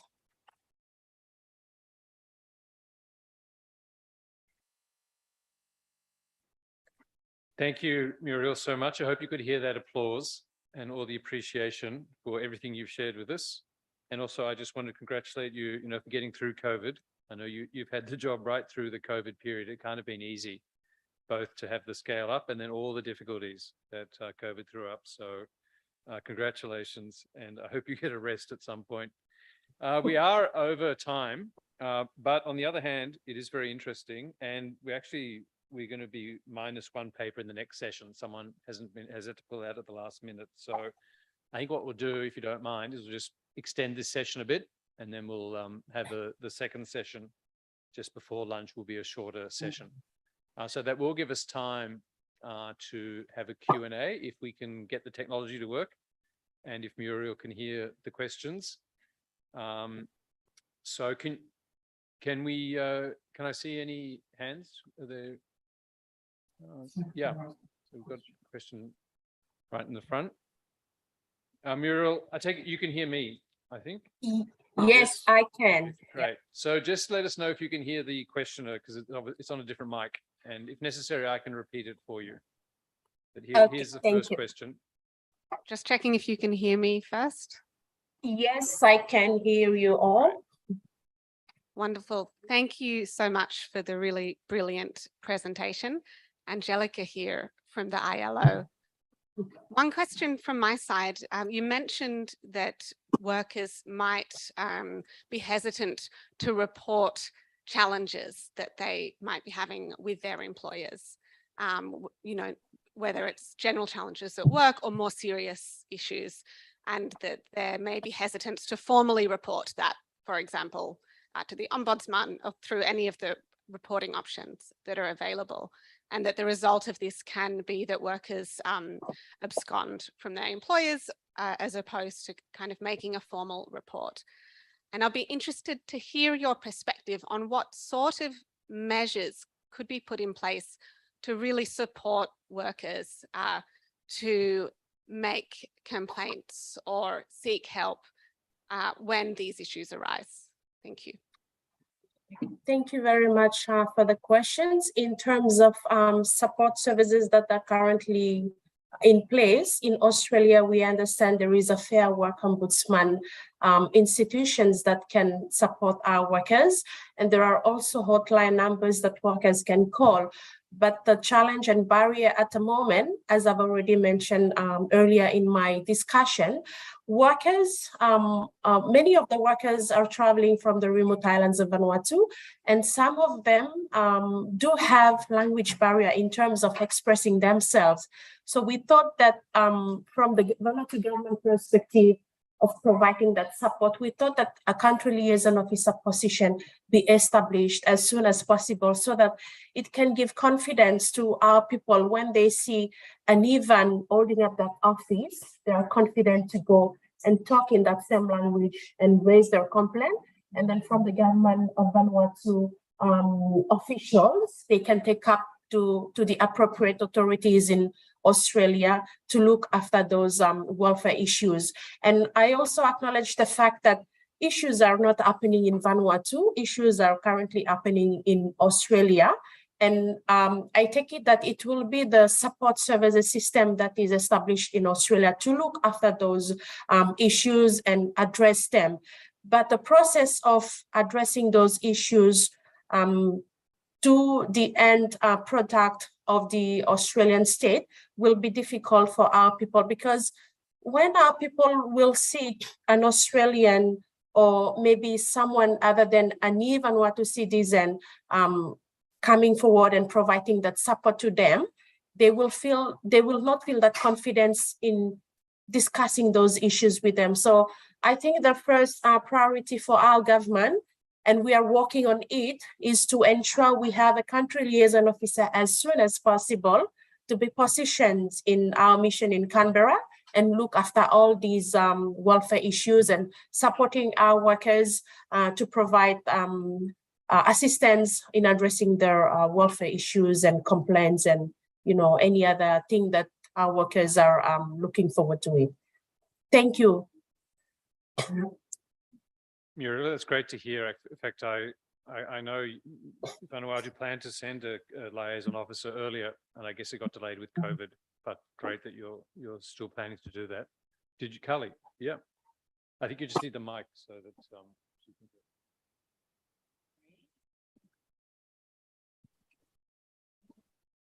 I just wanted to add that that's actually something that's provided under the Australian government support for the PALM scheme. So we provide support to the Vanuatu government and all sending countries to engage liaison officers.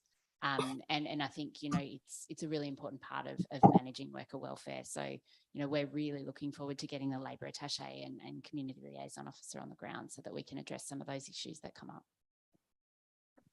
Okay, Rochelle's been waiting patiently.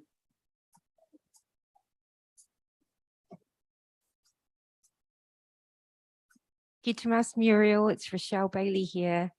Long time Hi, no see. Rochelle. Good to hear Thank you. you so much for your presentation. It was really great. I've just got a couple of issues. I'm glad you mentioned language, because when in the 15 years or so I've been working with workers, everyone forgets about the Francophone workers. Quite often everything's done in English. And as you said, I'm actually surprised. I thought a lot of things were translated now with context. And I know for RSE, I know all of our contracts and our insurance policies are translated into Bislama and other Pacific Island languages. And also, I think just one other comment, I think that have come from a lot of your team leaders is quite often when they come to Australia, the supervisors that they have don't speak English either. or very good English. So we've actually been seeing a lot of issues around that. But team leaders is what I wanted to talk about, and that was in regards to the complaints. I think many of the team leaders I've spoken to, especially in Australia, feel that they can't talk to their employer, but they are meant to be the person that a worker goes to.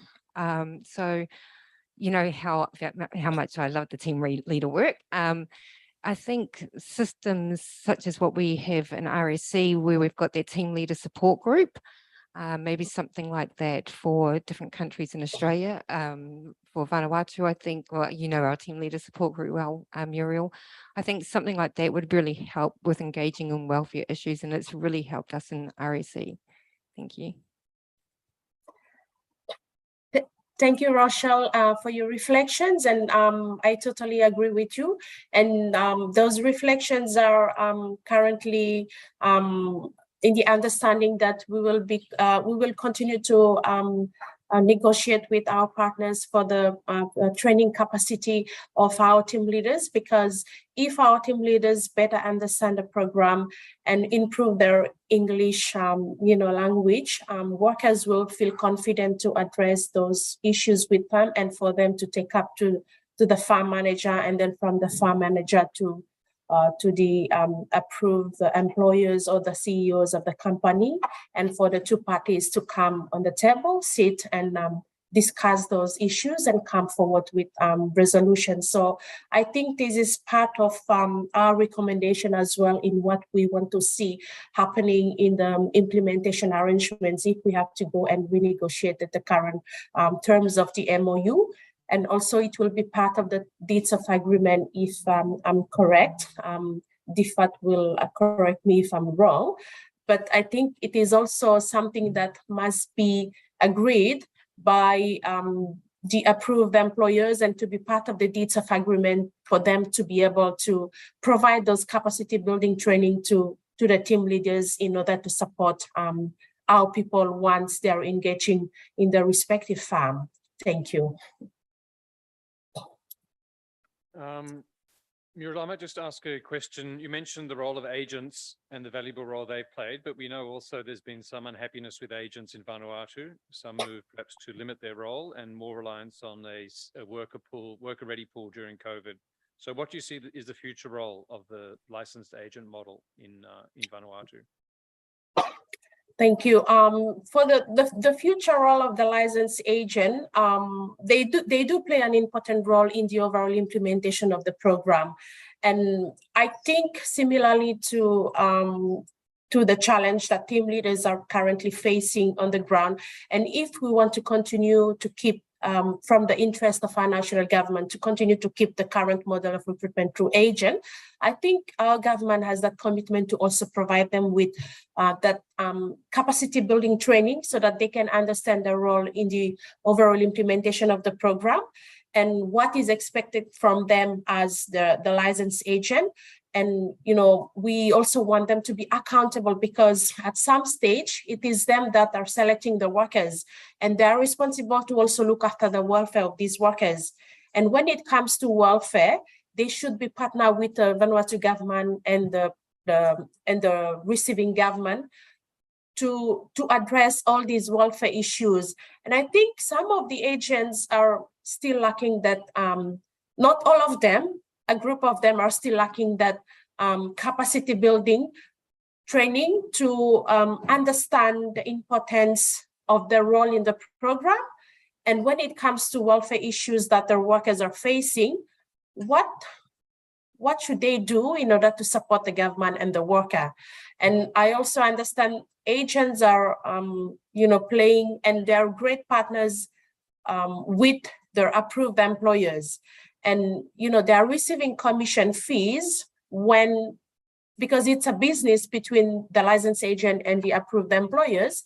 They're receiving commission fees, and tied to those commission fees, from what we see, they have an important role to play.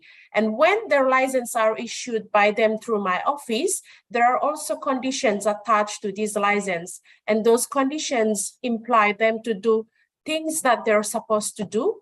and things that they're not supposed to be doing. So I think the current model is good. It has helped the program to expand, and through the current model, through licensed agent, our numbers are continuing to increase. But I personally think that most of these agents still need the support of the government in terms of capacity building so that they better understand their role in the overall implementation of the program. Thank you. Thank you. I think a couple of questions in this row. Maybe we'll take them both and then go back to Muriel one last time. Yeah, and then we'll give you a go, Matt. Thank you for your presentation. Just a quick one on capacity building and about the licensed agents, right, that you have just spoken about. Do you feel, what is your perspective on, because we talk so much about capacity building, but it's the nuances of capacity building is one that we want to shift away from to as well in the Pacific, right? Because so often development partners come and do the capacity building, they move away, and then there's this high turnover and so forth. So what aspects of capacity building are you actually looking at to, to ensure sustainability? And the second part of that is there any other alternatives that we could explore in the Pacific, amongst Pacific governments, apart from capacity building? Because I feel like there is a lot of development partners, not speaking as one today, but like a lot of agents are going to come in and try to enhance the capacity of like licensed agents, but there's this whole, they have their own challenges, they have the turnover and so forth. So what are some of alternative practices that we could explore so that there is sustainability around these aspects of to address issues as well? Okay, thank you very much. Maybe one of the alternatives that we can explore, especially with the Vanuatu experience, why the license, also the agency model has been imposed is just because the Vanuatu government does not have enough resources on the ground to support, the overall implementation. And so it has privatized a part of the recruitment process to set up that agency model.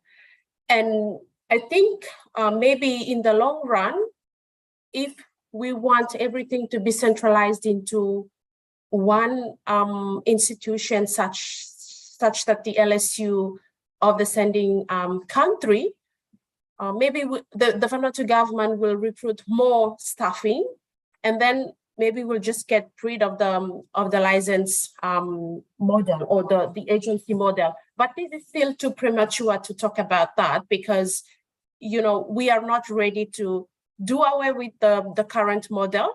And so, because some of these licensees, it's a business, when they run their business, it's a business model. And when you look at the program itself, you are dealing with human beings working in a foreign land, in an international market. And so you have to, comply with all requirements, entry requirements of that foreign or international market. And in terms of welfare, these agents need to be equipped with all the knowledge in order to support their workers. And so the recommendation for them to have those capacity building training to be able to provide that support to their workers. But maybe some of the alternatives looking down for the next 10 to 15 years, if the LSU of the Vanuatu government has more staffing and we have enough resources in place to address all these issues, because it's a government-to-government program, maybe we'll we'll do away with the current model, and then we'll just leave everything back to the LSU to manage. But having said that, it's still a premature idea because we don't want to lose our numbers in the program. And given that we are the largest sending country in the Pacific region, we still want to maintain that position. So I hope I have answered your question. Thank you. Quick question, and then we'll have to finish.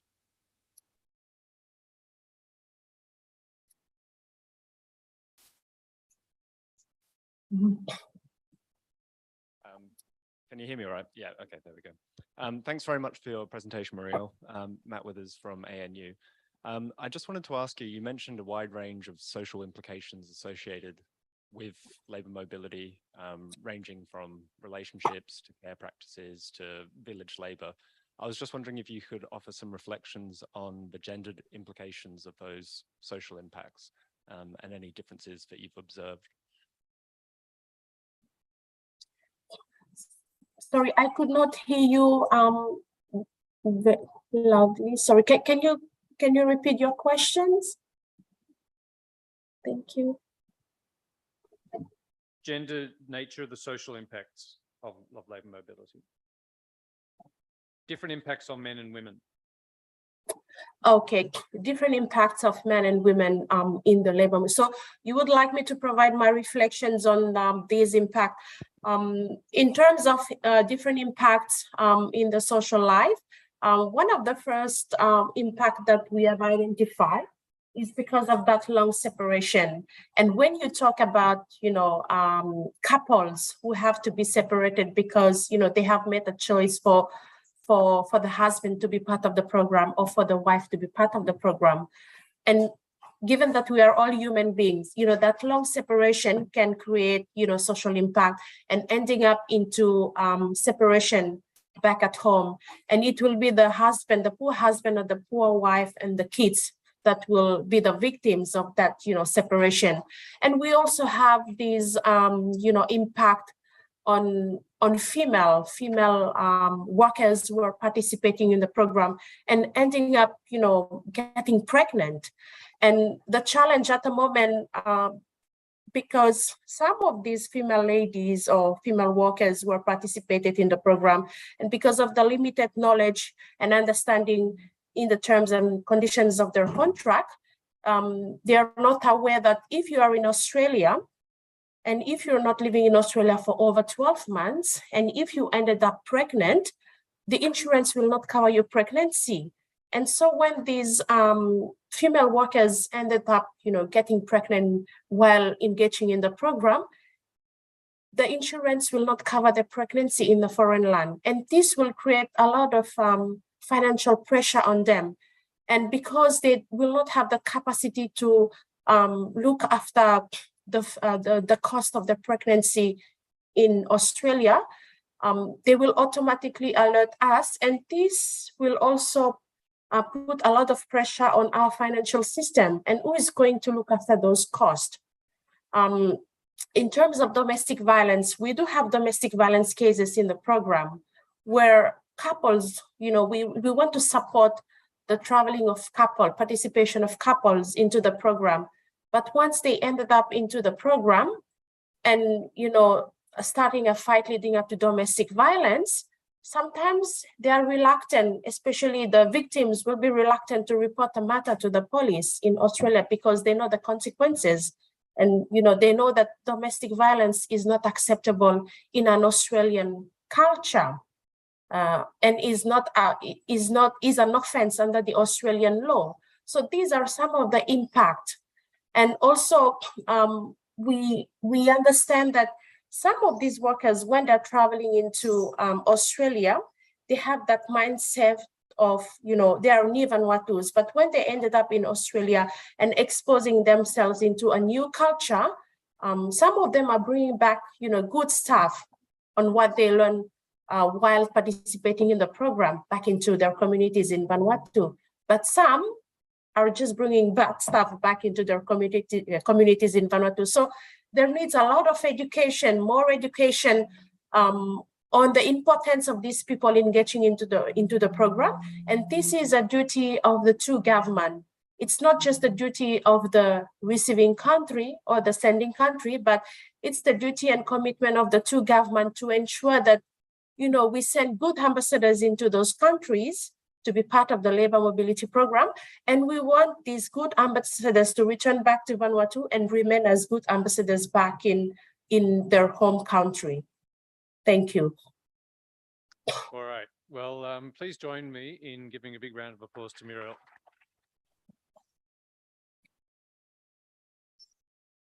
Thank you very much, Muriel. I'm sure there'll be a lot more questions, but we do have to bring the session to a close. We are over time. Before you break for coffee, I do want to just say, if you haven't picked up this book, which is outside. This is a collected volume of some of our best blogs on dev policy, on labor mobility. And if you are interested in labor mobility, please do check out our blog, devpolicy.org. You can also subscribe. We have a bi-weekly media roundup on labor mobility. So if you want to keep abreast of what's happening, you want to subscribe to that. And then we also have a monthly newsletter. So they're great resources that are available to everyone. All right, well, sorry to keep you from your coffee. We'll start at 11:30 with the second session, which will be a shorter session. But I'd like to thank all our three speakers for such a fantastic start to the day. Thank you. Thank you.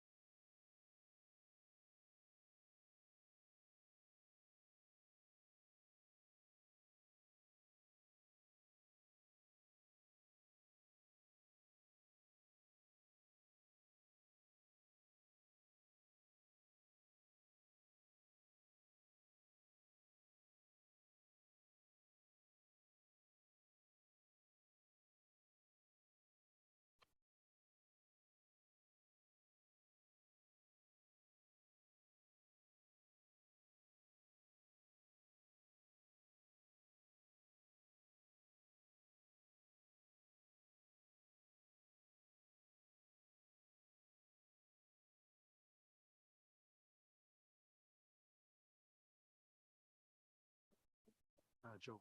Joe, hi, thank you. Yeah, no. Oh my gosh, I'm so stupid. This is the hard.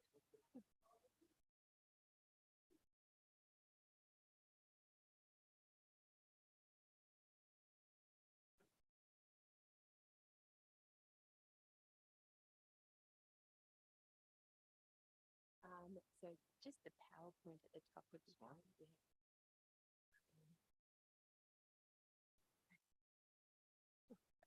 I changed it last minute. Okay. Oh, no.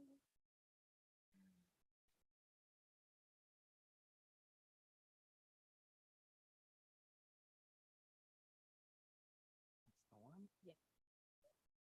Will you be going first or No, second. second?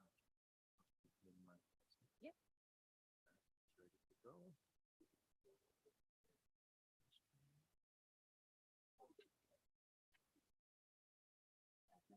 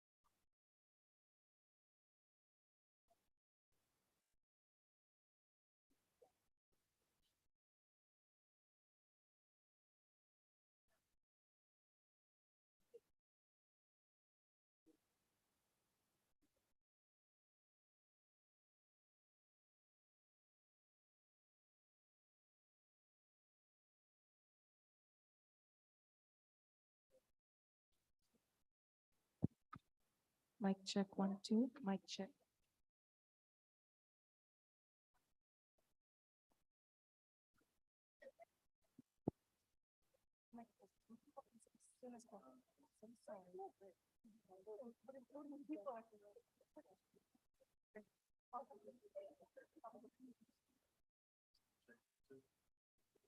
Ah, okay. Yes, thank you. Okay. Okay, welcome back, everyone. And perhaps you were one of the ones that took a little bit of that coconut from the the platter of fruit, because I went to get some and there was none left. So should have asked for a bit more coconut and a little less kiwi fruit. Unless they grow kiwi fruit in Fiji. I'm not sure. Do they? Anyway, let's welcome back. And we have a couple of great presentations to go from here. And without too much ado, I'm going to launch straight into it. We've had an interesting start. And we've got more to talk about in terms of labour mobility in a changing region. So we're going to start off with Angelica Neville, who is presenting on behalf of ILO with two of her other colleagues on seasonal worker schemes in the Pacific through the lens of international human rights and labour standards. Is that correct, Angelica? Please invite you here.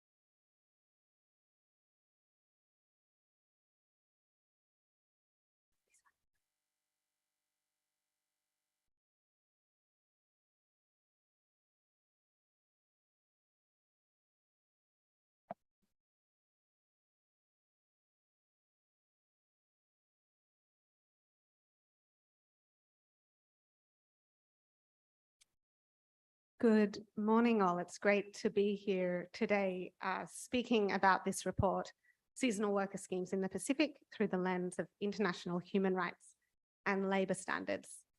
And I'd also really like to thank the panellists who spoke in the previous session. It was so interesting and insightful to hear about all those different perspectives on labour mobility.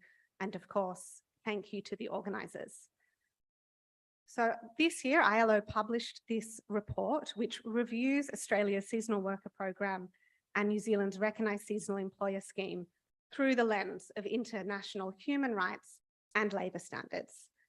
And the objective of this report is really to provide an overview of how the schemes fare in relation overall to international labour standards, both binding and non-binding, and to provide constructive recommendations for areas where the schemes could be more consistent with these standards. And before I move on, I just wanted to acknowledge the two really key authors, Sanushka Medalia and Carmen Voigt-Graf. I think Sanushka's listening in, but Carmen is in Germany, but we all prepared this presentation jointly. So the first component of this report, and a really major component, was the legal analysis of how the schemes align with international labour standards.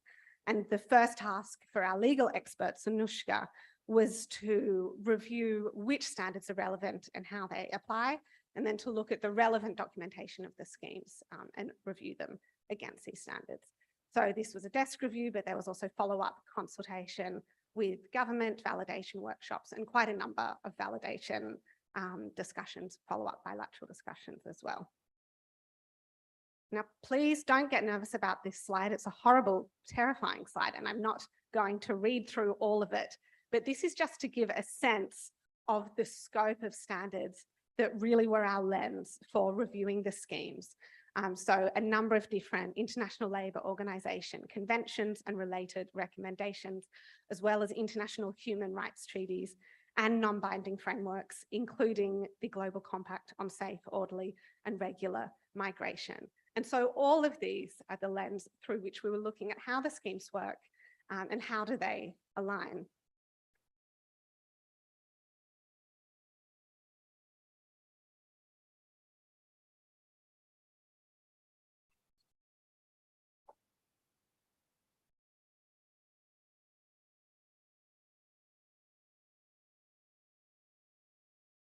And there was also fieldwork to look at how the schemes were working in practice, in addition to what's in the formal documentation of the schemes.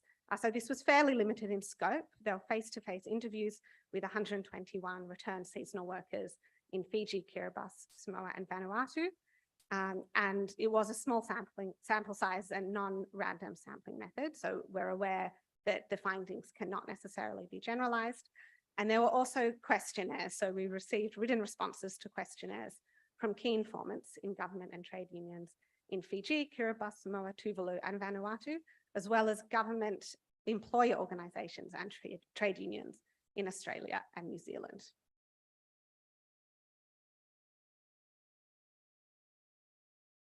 And before I move on to focus on some of the specific findings and recommendations in the report, I just wanted to kind of note on a higher level that overall the SWP, as it was called at the time of the review, but we're really talking about the short-term cohort, and the RSE are considered good practice in temporary labour migration schemes globally. And there are many aspects of these programs which are designed to support workers and to prevent exploitation and abuse. And I note that some of those systems that are in place were raised in the previous panel. And so it's really great to hear about all of those. And in the full report, and we did bring quite a few copies today, so this is the fairly heavy technical report, but a lot of it is actually outlining in detail all of the areas of alignment. And the reason that we've included that analysis that shows the alignment with labour standards and that good practice is that that could be also a helpful example for other countries looking at how to design their labour mobility schemes. But at the same time, we did identify some areas for improvement or areas where the schemes didn't align as well with international labour standards.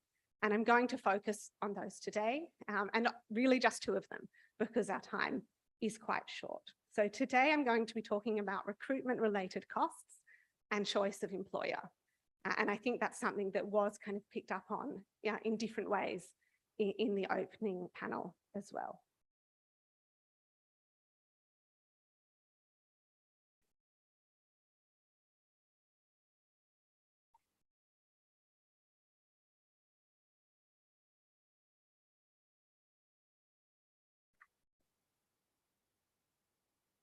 So recruitment fees and related costs.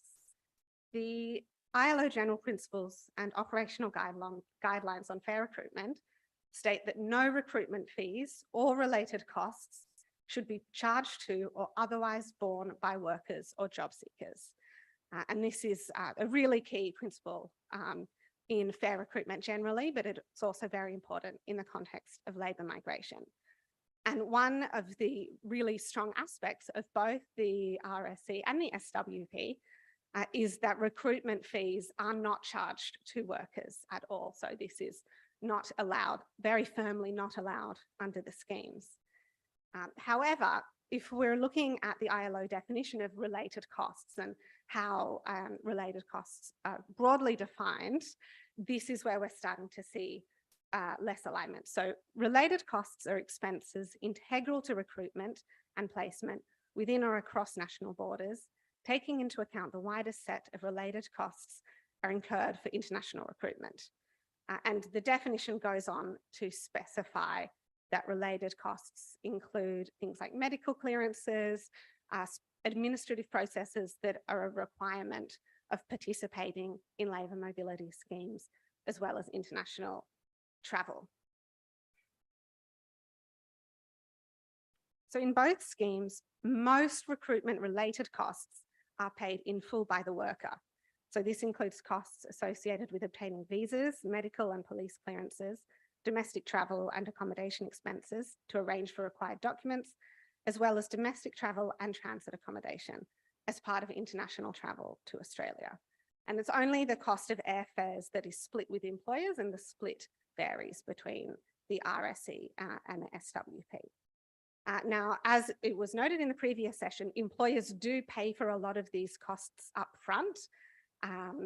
This is in terms of how the SWP has been running until now and in the RSE, but then these costs are deducted from workers' wages. So the ultimate burden of the cost falls on workers. And this was also a key issue that was raised by respondents when they talked about some of their challenges in participating in the schemes. So one migrant worker noted the costs of travel and accommodation when travelling to Suva were too high. Also, the expenses for medical and police clearances were a challenge for me.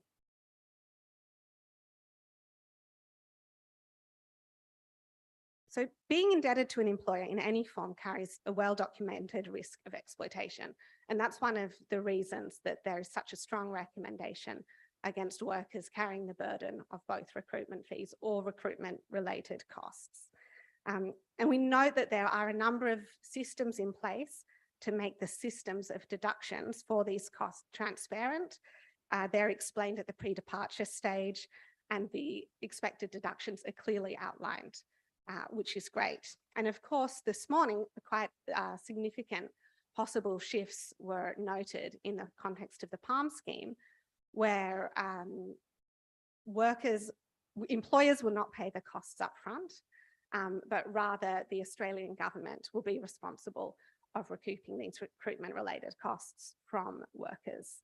Though I don't think there has been any announcements on possible changes to which costs will be covered by workers.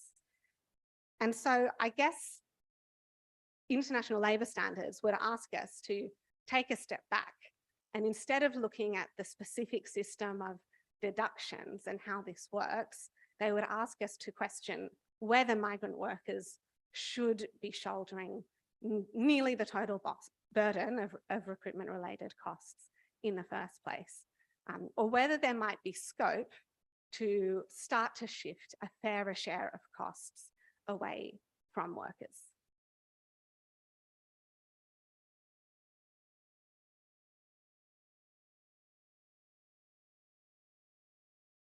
And before I move on to the next point on choice of employer, just to note that promoting a more equal distribution of recruitment-related costs would not only strengthen the alignment of the schemes with international labour standards and benefit migrant workers, and certainly help reduce the risk of exploitation, but by increasing the net financial benefit workers gain from participating in the schemes, there would be scope to also increase the sustainable development impacts of labour mobility in the region.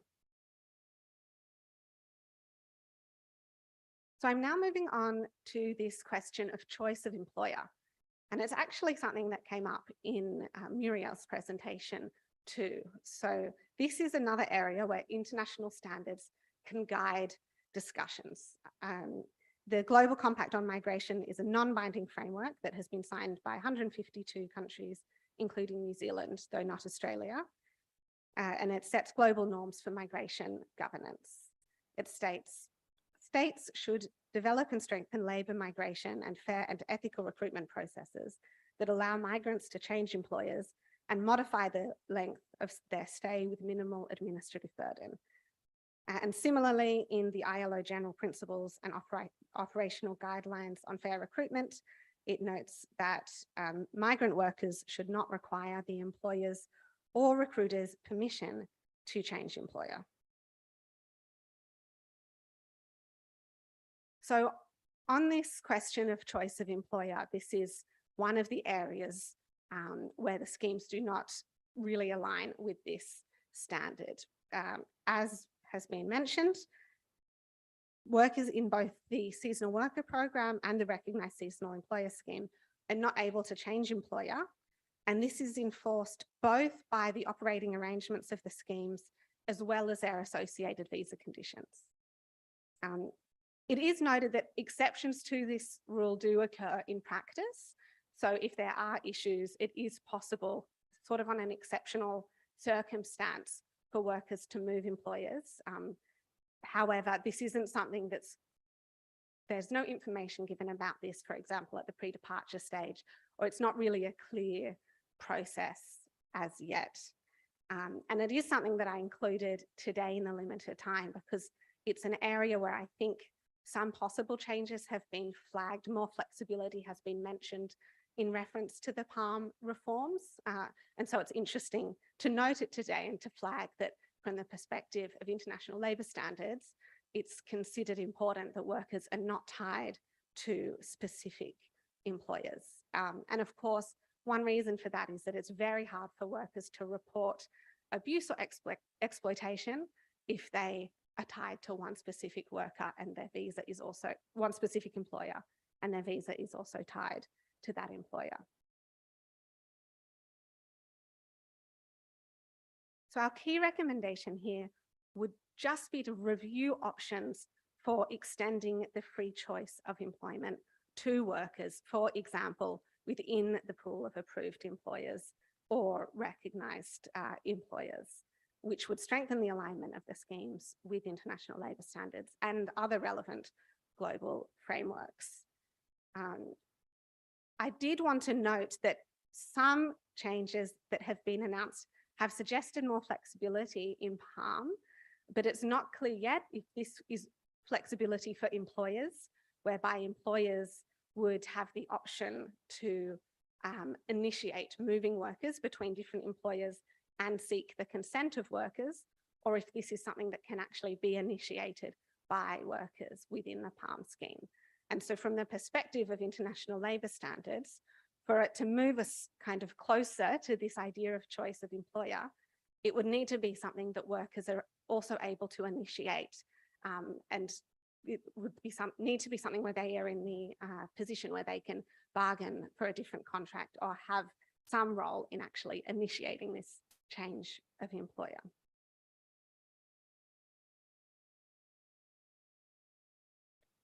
Those are the two key kind of areas I wanted to cover today, but I did also want to talk briefly about the kind of more high level point of bilateral labour agreements, and the MOUs have already come up a lot again in the opening panel. The reason I'm bringing this up is because a number of the recommendations both in the ILO report, but a lot of the issues that in general come up on labour mobility and recommendations that are discussed would require a review of the terms of the bilateral labour mobility agreements that establish the schemes. So in Australia, for what was the SWP, there's the MOU and the implementation arrangements, and the RSE has the interagency understanding and facilitative arrangements. And there's a number of sources of guidance here in terms of what does good practice look like for a bilateral labour agreement. It includes the Model Agreement on Temporary and Permanent Migration for Employment, which is annexed to Recommendation 86 of the Migration for Employment Convention.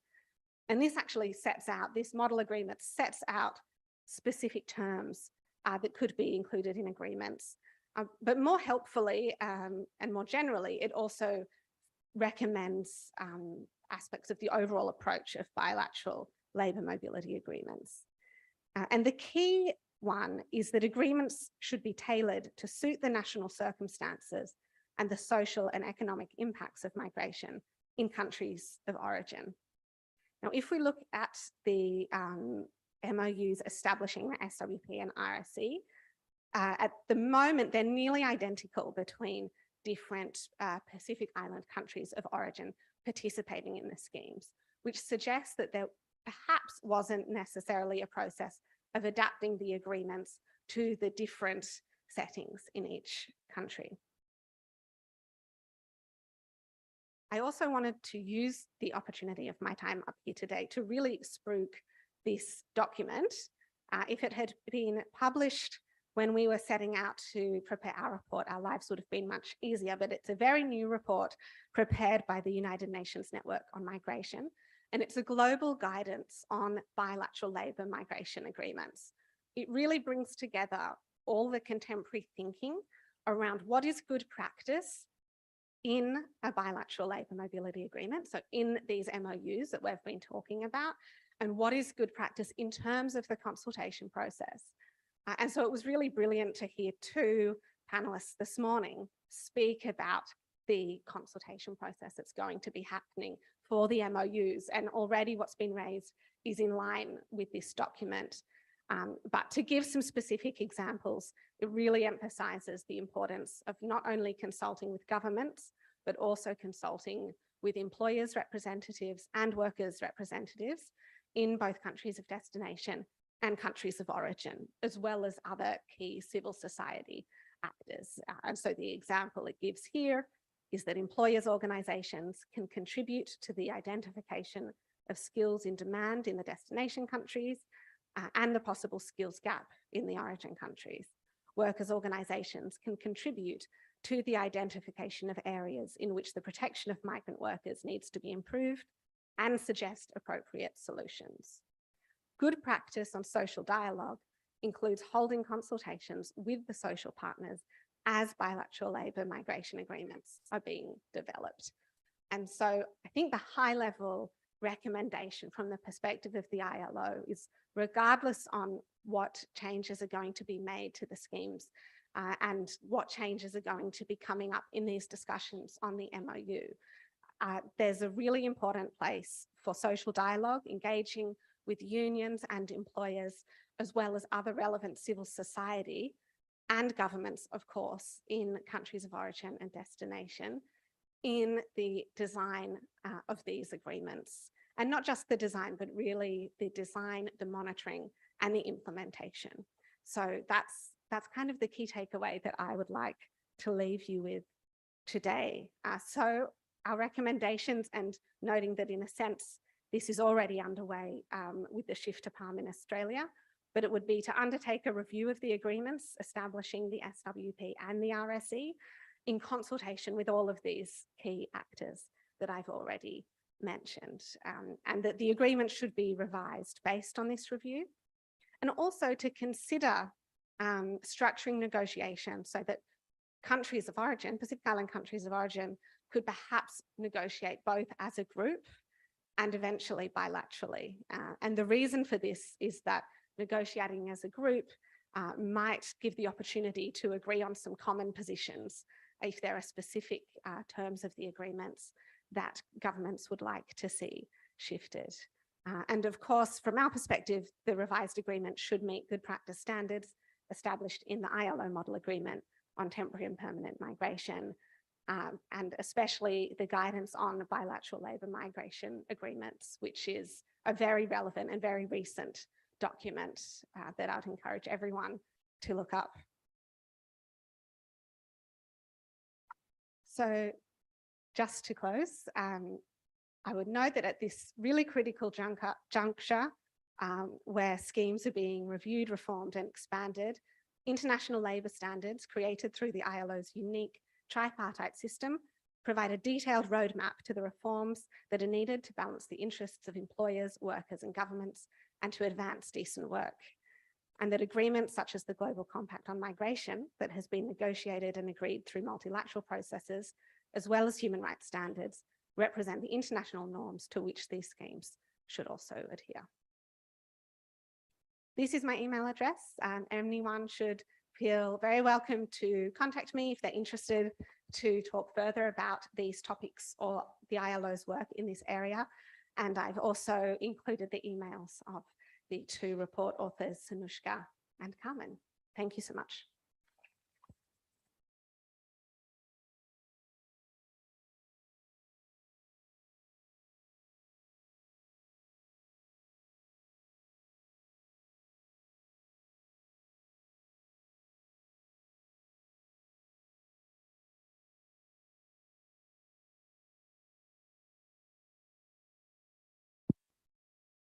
Thanks so much, Angelica. I just wonder if we'll take 5 minutes just for any clarifying questions to Angelica before we move on to the next presentation. So any burning questions?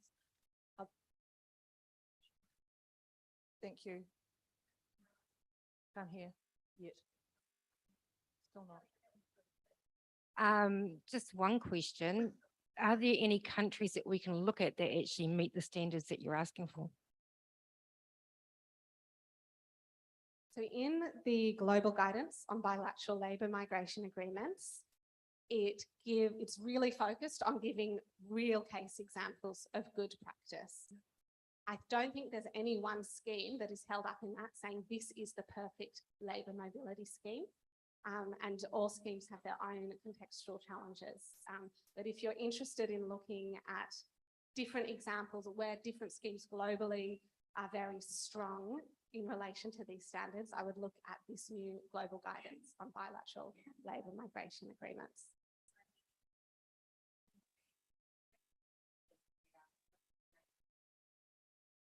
The model agreement, I'm not aware of any that fully meet all of the recommendations in the model agreement. And as I noted at the beginning, these schemes overall are considered good practice, but there are just a few key areas that we've identified where they could be possibly closer aligned. Thanks. Steve, you've got a question? And I think the issue about rights is always that realization that it's aspirational. And while we do need to know where it does hit the ground, I think we also need to know that these are aspirations that take some time to shift norms. Sorry, Stephen. Thank you. It's Stephen Howes again. I wouldn't, I just wanted to, I guess, take issue with a couple of points on, if you don't mind. When you say that, well, if we shift the costs away from the workers, that's going to increase the development impact. I mean, that sounds very convincing. And it's true on a per worker basis, but I mean, the Australian horticulture market's very competitive.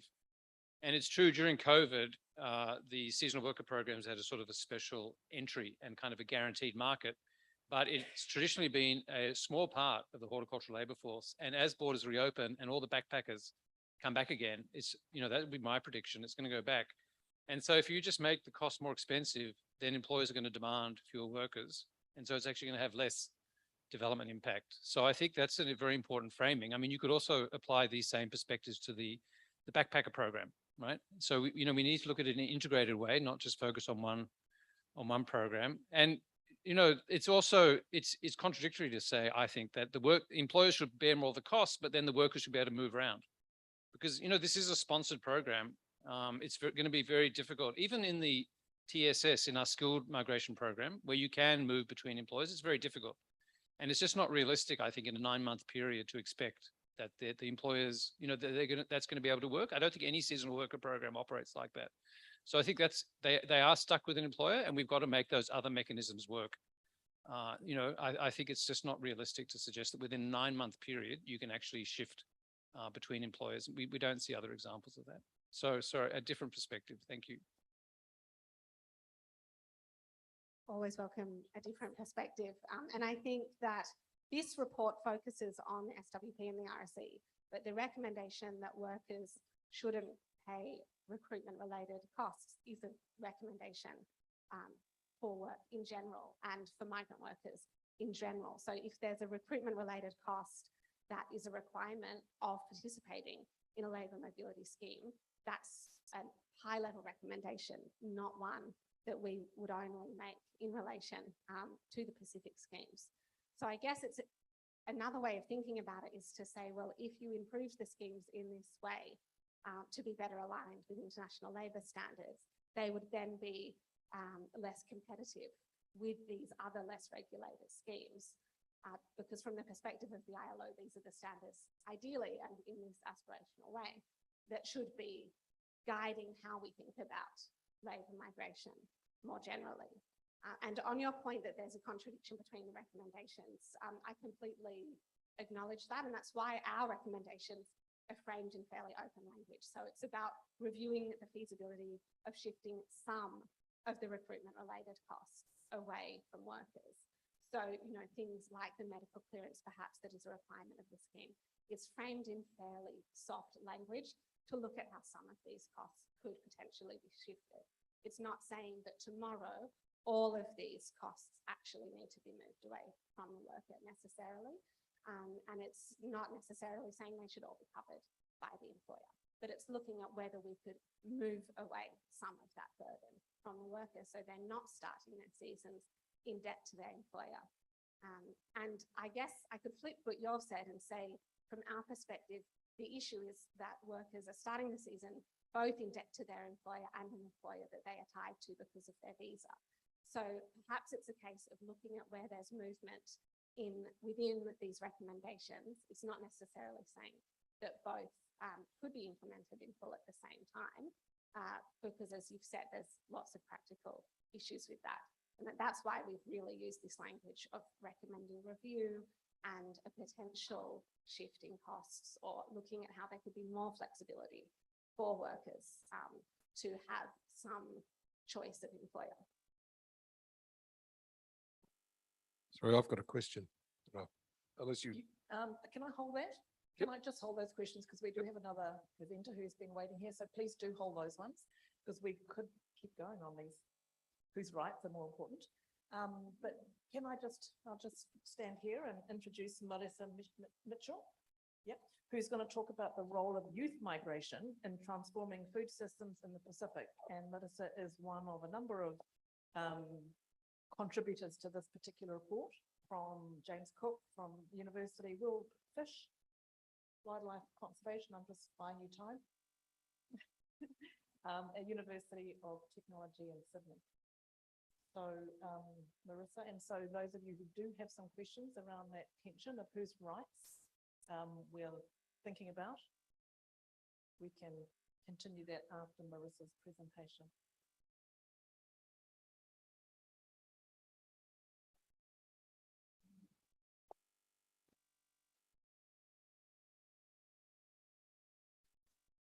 Okay, hello everyone. My name is Marissa Mitchell, and I just want to take the time to thank, sorry, I do have a bit of a cold, so I apologize for my voice. Just want to take the opportunity to thank the organisers of this event. I've just started my PhD, so I've just passed confirmation. So it's been really wonderful just to be in this environment and meet so many people that are working in this area, as well as just enjoy the wonderful conversations over the last couple of days. So I'm here, it's part of my PhD project. So I'm here with the support of my wonderful supervisors, Professor Tiffany Morrison, Dr. Philippa Cohen, Dr. Jackie Lau, and Dr. Patrick Smallhorn West of James Cook University, and Dr. Andrew Song of UTS. So I'm going to be talking about something rather different. I'm talking about food.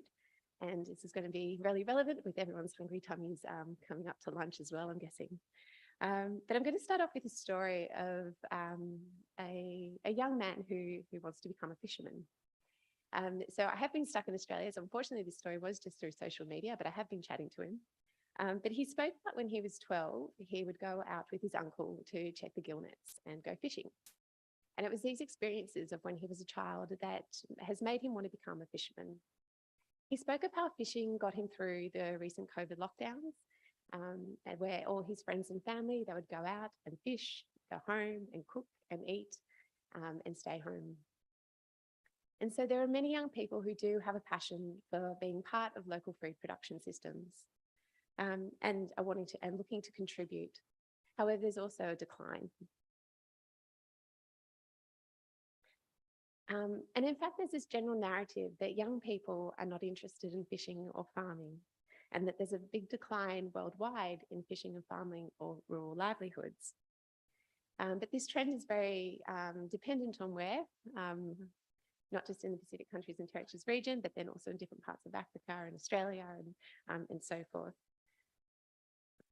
At the UN Food Summit of last year, there were a lot of youth groups who were vocal about the need for their voices to be heard and for them to be part of conversations around food system transformations.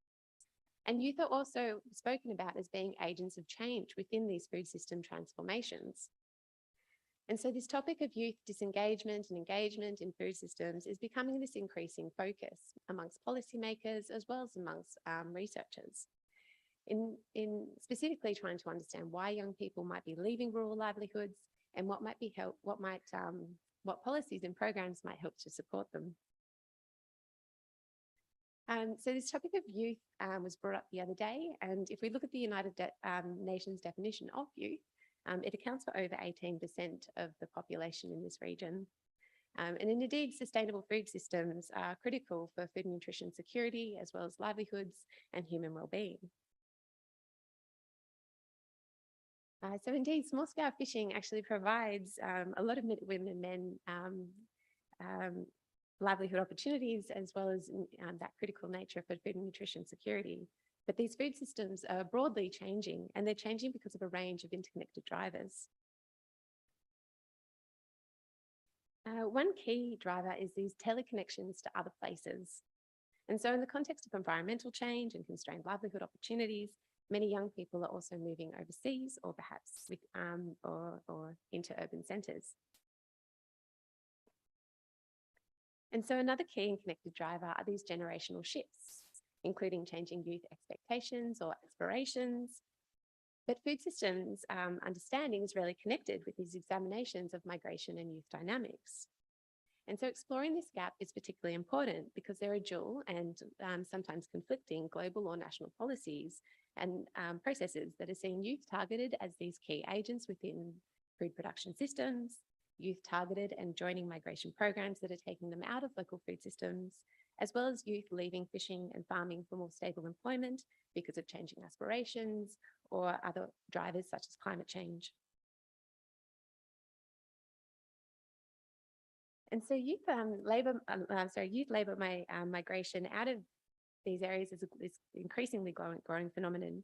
And such opportunities alongside changing youth aspirations or climate change, environmental variability or globalisation, as well as geopolitical change and socioeconomic health are changing the likely livelihood portfolio available and aspired to by current youth. And so here I'm going to be discussing some of these interlinkages between youth migration and food systems, and why exploring these topics together are important to inform our understanding of how the nexus between food systems and seasonal youth migration might be better considered in governance and policy.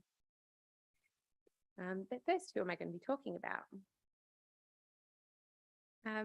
So from my understanding, there's quite a difference between the United Nations definition of youth as well as in different regions. And so in the Pacific countries and territories region, there's been 15 to 34 has been spoken about as the age of youth. There's an increasing rapid population growth in the region, with over 50% of the population now under the age of 25. And so youth employment opportunities and livelihood aspirations are going to be critical now as well as into the future. And so whilst youth may be defined as women and men aged between 15 to 34, these age brackets obviously do not account for the highly gendered and intersections of other identities. And so this definition can be flexible and is going to be represented through different communities or values and social norms.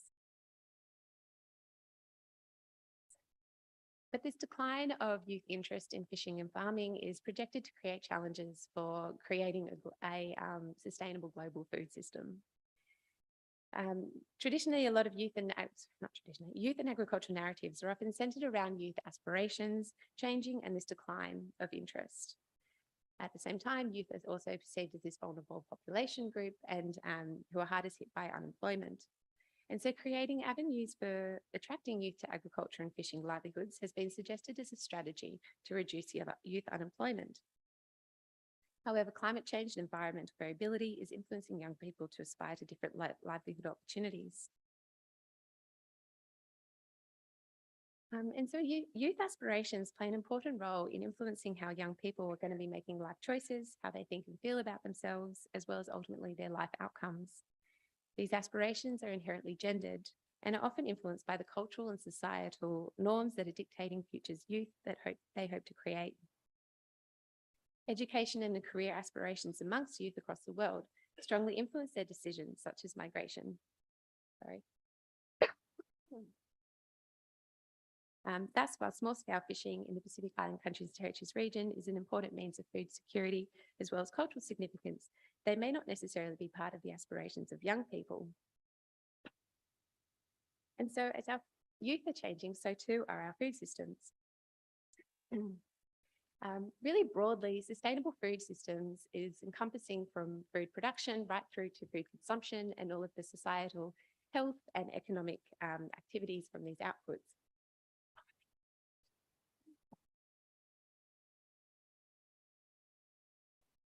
This was my greatest fear, that I was going to have a coughing fit in the middle of this presentation. And so in the Pacific Islands, there's been this decrease of domestic food production and this increased reliance of imported foods. And this has been obviously driven by a number of different combination of this has been driven by a number of different factors, including the exploitation of inshore fisheries, population growth and urbanization. And so this transition of diets towards these imported foods is contributing to the increase of overweight and obesity, as well as non-communicable diseases such as diabetes, cardiovascular disease and cancer.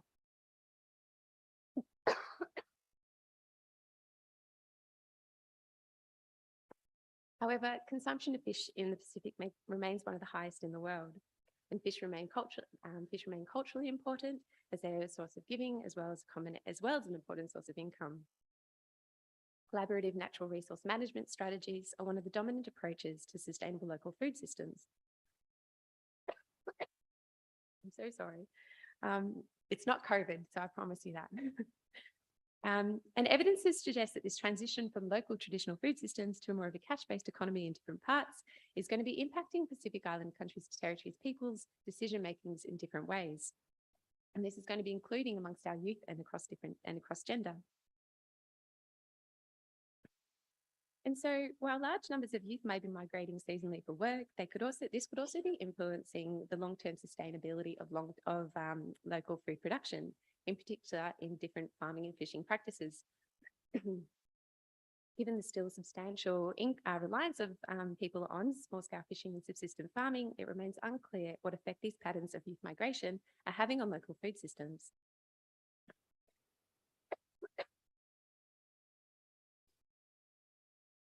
And so I'm very new to migration research, but I just wanted to, I guess, think about how we've heard about how there's Pacific peoples have a very long history of mobility within the region, and that then labour mobility has this very complex history.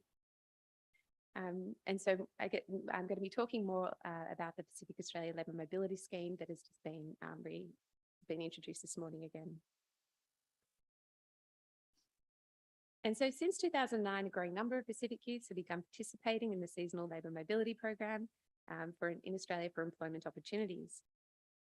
The labour mobility programs have been promoted, as we heard this morning, to support Australian rural industries, as well as provide career opportunities for people in the Pacific to move to Australia and earn a high income. And so these programs could offer a potential mechanism for climate change adaptation. At the household level, labour mobility programs have enabled seasonal workers to increase access to assets such as farming skills and education, as well as increase financial capacity. However, there remains a critical gap in trying to understand how youth and migration are intersecting with food systems. And this is important because otherwise programs and policies could have unintended consequences or benefits.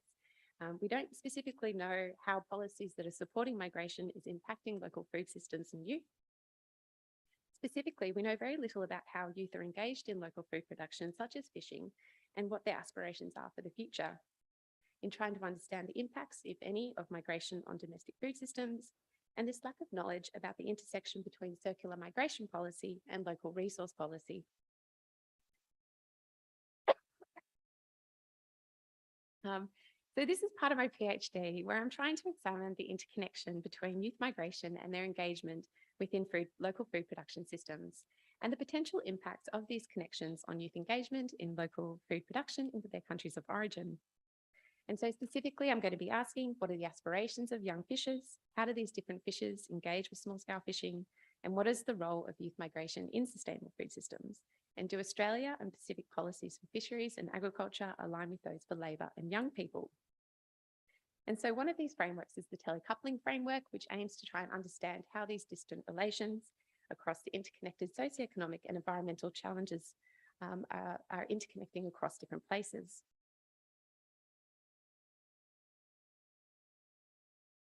And so to do this, I'll be looking at the Kingdom of Tonga, as specifically focusing on the labour mobility program and a community-based fisheries management program. And so the reason why the Kingdom of Tonga was chosen is because it's an example of a country that's susceptible of climate change impacts, as well as undergoing a nutrition transition, and has a young and highly mobile population.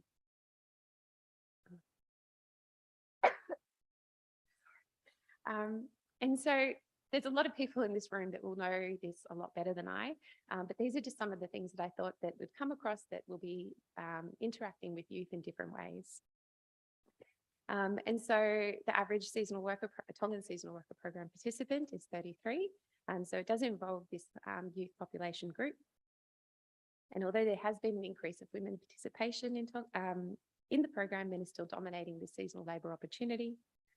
And what I thought was also interesting is that a lot of these workers are going to be visiting Australia at least twice. I think some up to even 8 or so or more times. So there's obviously that a lot of visits in between. And the remittances from these programs have also been used for farm expenses back home or building agricultural activities.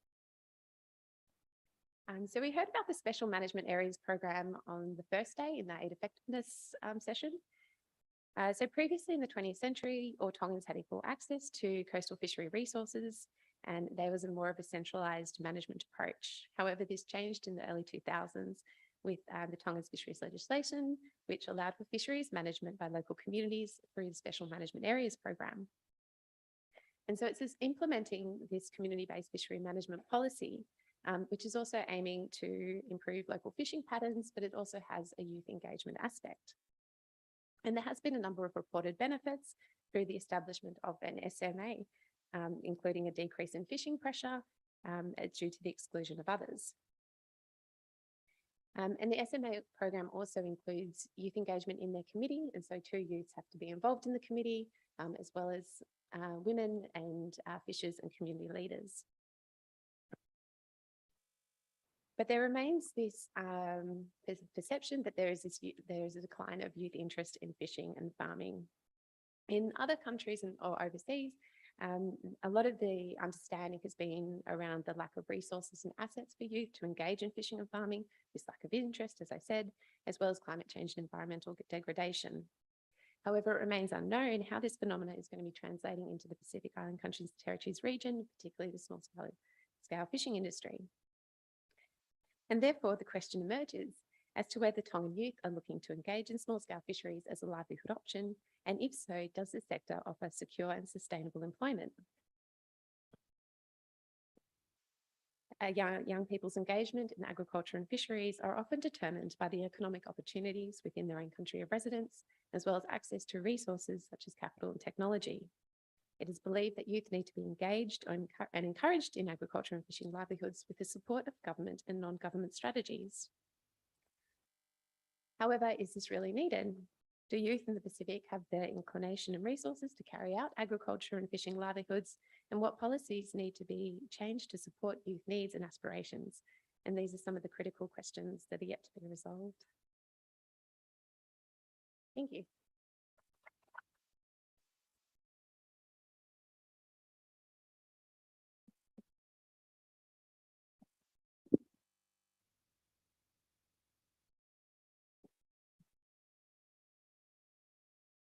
Thank you for that.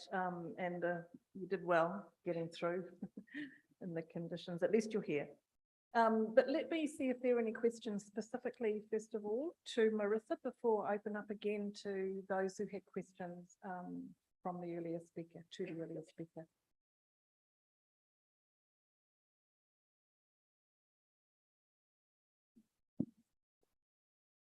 Any questions? Okay, I'm going to let you just think. Oh, there's one up there. Sadhna?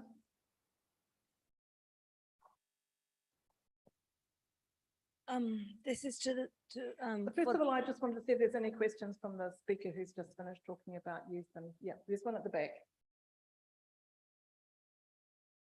Oh.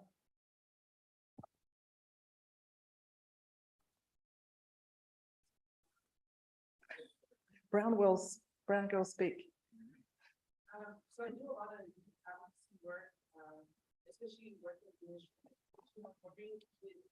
your research on the schools in the agriculture. Developed the issue in Samoa, they took it away. Hello, they took agriculture away and then brought it back in just a few years ago. And, we're talking about stories. I can remember my parents, we could go to Hawaii, to different other Pacific islands, and they can name all the trees and the plants. This next generation, because we don't have agriculture in the schools, they don't have that. So I was wondering if that was part of your research.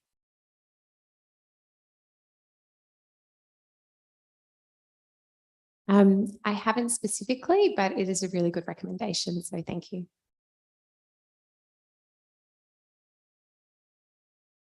Okay, let's open it up to, oh, sorry. Go ahead, please.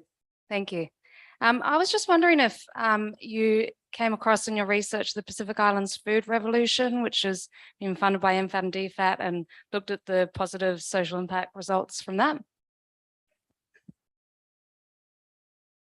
Yeah, it's a wonderful thing. I have looked at it. I guess I'm trying to see about how changes within local food production and not necessarily just changes within what people are doing and changes in food consumption as well. But it's definitely something that I've been looking at. I just wondered if there's anybody wanting to talk about the Women in Fisheries initiative here in Fiji, which is, yeah, another question. Sorry, I yes. just had another question on the youth one. And thank you, Marissa. That was a really great presentation. I think it's really well. I think you've come up with a really nice topic because it's very focused, but it's also going to speak to some really large issues about kind of self-determined development in general as well, rather than kind of the imposed models that tend to dominate. And I think it's really great as well that you're looking at livelihoods as sustainable livelihoods, agricultural livelihoods as a kind of a form of active citizenship, I guess. Here in Fiji, the National Employment Centre has 4 pillars and livelihoods is not one of them. Volunteerism is one, migration is one, employment and entrepreneurship are the other 2. Like there's very little acknowledgement of just, living these agricultural lifestyles. But I was wondering how you plan on engaging with people in the seasonal worker program schemes and also those in Tonga who aren't involved in the seasonal worker program schemes, or if you are, to see if there are differences in their aspirations or what might be influencing them. Thank you for that question and comment. Yes, I am hoping to speak to both people in the seasonal worker scheme as well as fishers and farmers back in Tonga. So I have been working with the Ministry of Fisheries in Tonga, or I've been engaging with them, and they, particularly people working in the Special Management Area Program. So we will be engaging with young people as well as older people in SMA communities and perhaps other communities as well, to try and understand if there are any differences. Okay, let's just open it up. I think there were a few more questions for the previous speaker over here. And then one at the back. Thank you very much. Is that working? Can you hear me? Sorry, Sadhna Sen from Deaf Policy. This is not so much a question, but more a comment from someone who's an ancestor of Girmit, which was a period of very exploitative labor mobility. The Indians were brought from India to work in the farms in Fiji. You know, the exploitation which benefited Australian, New Zealand economies and European Union economies. And we have to acknowledge the fact that, you know, I mean, reports like these didn't exist at the time. Nobody was discussing the human rights or labor standards of the Girmit workers then. And as a descendant of Girmitia, knowing what my ancestors went through then, it's really heartening to note that there are international standards that laboring is expected to adhere to.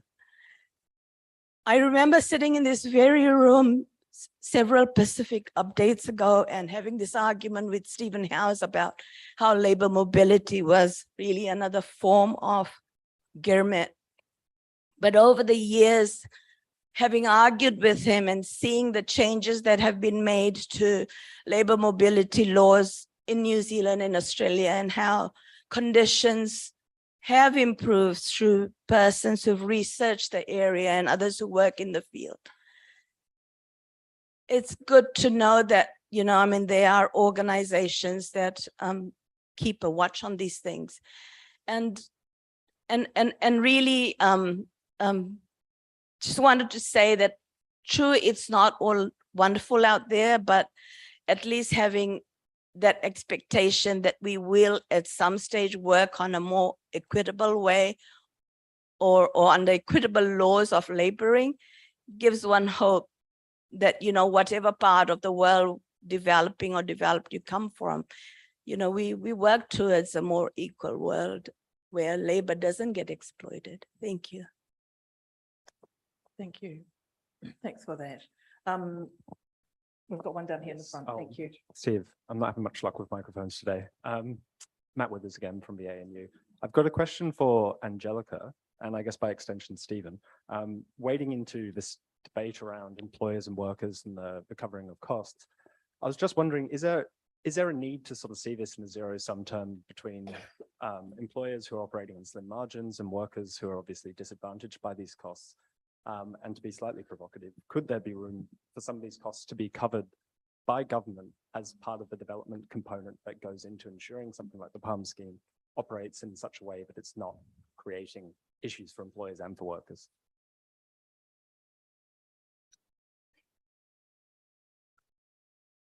Angelica, yeah. This is on, yes. I'm not sure I caught all of your question, but I think it was, could some of these costs, as opposed to be shifted to employers, perhaps be shifted to governments? Yeah. So it's an interesting question. And in this presentation, our framing actually just focused on shifting some of the costs away from workers. And it didn't mention to employers specifically. So I guess there was a thought that that is another option in these schemes where you have a strong involvement from the government at looking at how they could be improved. So yeah, we really left it open-ended here. And I guess to go into some of the detail around this recommendation on recruitment related costs as well, there is actually an exception in the recommendation. So the recommendation is that workers should not pay recruitment fees or related costs. But there is an exception, and a lot of labour standards have these exceptions because they're negotiated by employers, workers and governments together, and they are, adaptable. And so the exception in the recommendation is that if it's in the interests of workers, in some instances, it might be acceptable that they do burden some of the recruitment related costs. So just to note, there's that flexibility, and I think it's important to note based on what Stephen said. And we go into that in detail in the report. Would that exception apply here? Could you argue that it is overall in the interests of workers to be paying these recruitment related costs because it means that they are then, the seasonal worker scheme is more competitive?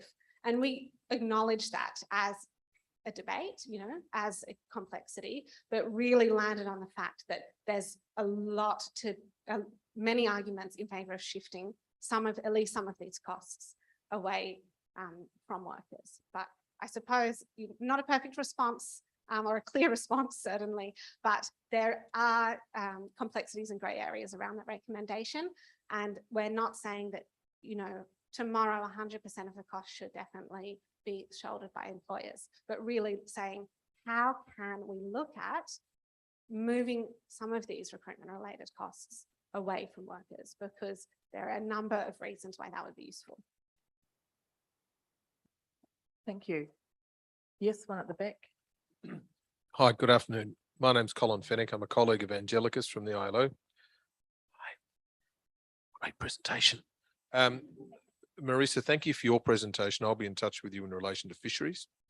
Part of my responsibilities is international labour standards. So I'm going to put that hat on for a moment and make a comment before I actually put the questions to Angelica. And that is just that this whole long list of standards which has been used as a lens to assess the programs, they're about human rights. Now, some of them are binding because they're conventions and because states have ratified them. Some of them are not binding because they're not capable of being ratified and in creating legal obligations. But they're not about aspirations, they're about rights. And I think it's very careful that when we use this frame of analysis, we understand that that's what they're about. It's not been used to say that in this case, everything is binding on everybody, because that isn't the case. But it's not a question of balancing rights against rights. The human rights of individual workers are rights. The rights of employers and governments are rights as well, but they're not human rights. So I think we need to take that into account, even allowing for the fact that economic, social and cultural rights are generally understood to be implemented progressively rather than immediately. Right, speech over. Small question in my former life as a researcher. What explains the difference in the proportion of recruitment costs borne by the workers from the different countries? Because in Vanuatu, for example, it seemed to be very different than other countries. And also, what explains the fact that there isn't very much tailoring in the MOUs between Australia and New Zealand and each of the countries? So I can answer the first question. One of the key reasons there's a difference in the recruitment related costs is that it includes international airfares, and so they're very different between different Pacific Island countries of origin. The question on why the MOUs are very, very similar between different countries of origin in the Pacific and Australia and New Zealand respectively, I can't really answer. These MOUs have been in existence for quite some time. So the report looked at how the MOUs align with the model agreement on temporary migration, and our analysis was that it didn't, they didn't appear to be tailored, and we are not actually sure what the level of consultation was or how this happened at the time they were developed, which was, pre the scope of the report. But everything that has been raised today so far would suggest that with the new MOUs that are going to be developed, there's going to be a really strong emphasis on that consultation. So I think looking forward, that's really positive. Thank you for that question and answer. Any more comments? Yeah, let me see.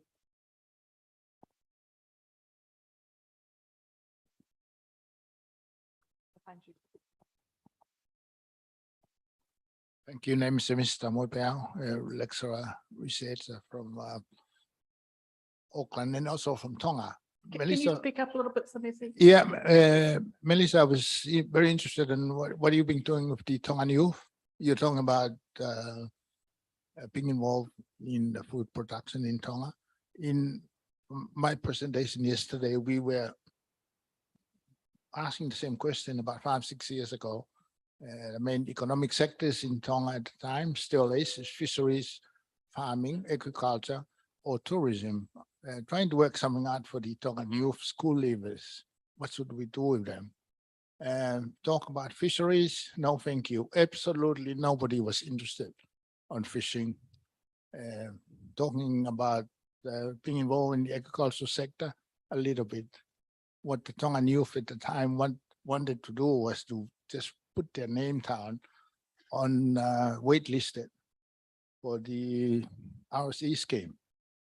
Absolutely. They just want to leave Tonga. They want to come out to Australia and New Zealand. And some of them want to work on tourism and hospitality a little bit. But Tongan youth formed 5 school leavers at the time, 5-6 years ago. They just want to hop on a plane and go and work in New Zealand or Australia and some money. Thank you. Thank you, Samisi. And as usual, we're going to have to wrap it up here. But, as usual, in a good workshop like that, we have people who are willing to put their work out for people to hear. And we have a fabulous audience who also can share their experiences and their knowledge of places that they come from. So let's give everybody a hand for this really interesting session.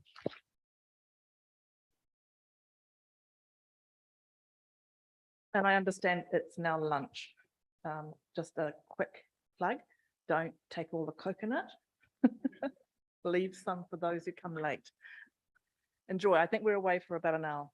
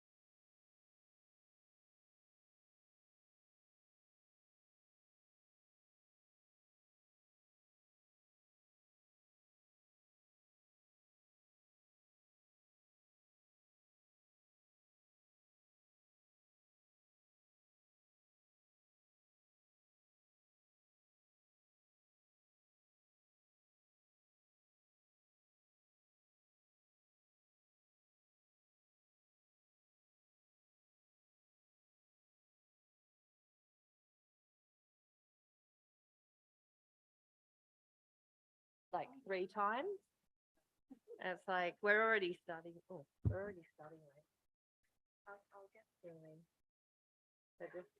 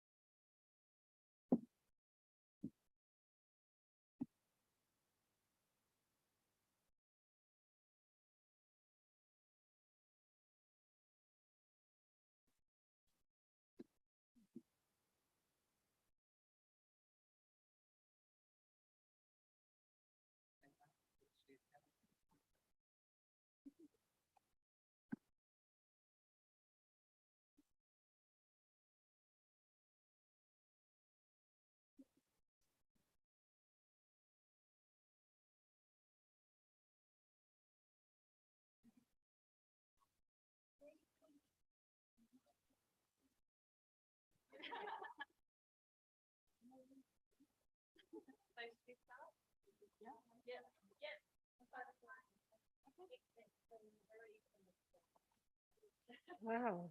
Okay.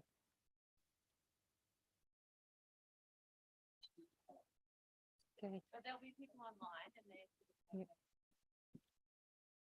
they. Nisa Bola, Talofalava, Malaolele, Mori, Alawagita, Kia orana, Kia ora koutou katoa. My name is Dr. Rochelle Bailey and I work with the Department of Pacific Affairs at the Australian National University. And before I begin, I just want to congratulate and thank the organisers who put this together for us today. Quite often they go unrecognised. So a quick round of applause for them and our volunteers, please. So I am so happy and excited to be chairing the session of maximising development impacts of labour mobility, as it was also a title of one of my papers way back in 2015 for DFAT. So I really look forward to seeing where we are today. And I also want to acknowledge and thank this morning's panel for some really important dialogue and points for us all to consider. And I have no doubt that this is going to continue through to the afternoon. I'm excited to introduce you to our session speakers. From the Development Policy Centre at the ANU, we have Dong Win and Ryan Edwards. From Mana Pacifica, we have Eva Ponton and Nicola Fa'avali. And from the Department of Pacific Affairs at the ANU, and one of my favourite PhD students, we have Natasha Turia Moka. So the speakers will have 20 minutes for their presentations, followed by 10 minutes of Q&A from the audience. Our team have microphones, so don't be like me. Please wait, and if you could introduce yourself, your affiliation, and then your question would be great. Thank you so much. Can you just ask Ryan to turn on his video and his Ryan, can you please turn on your video and microphone, please?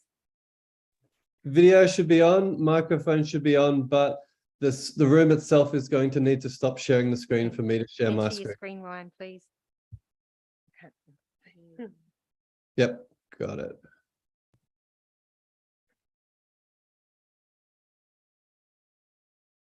Enter full screen.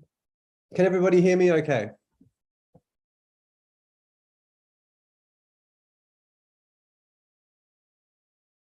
Yes, no? Can you hear and see me okay?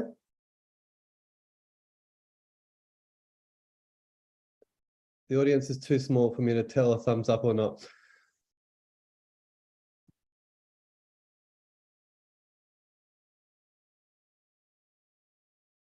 Oh, wait.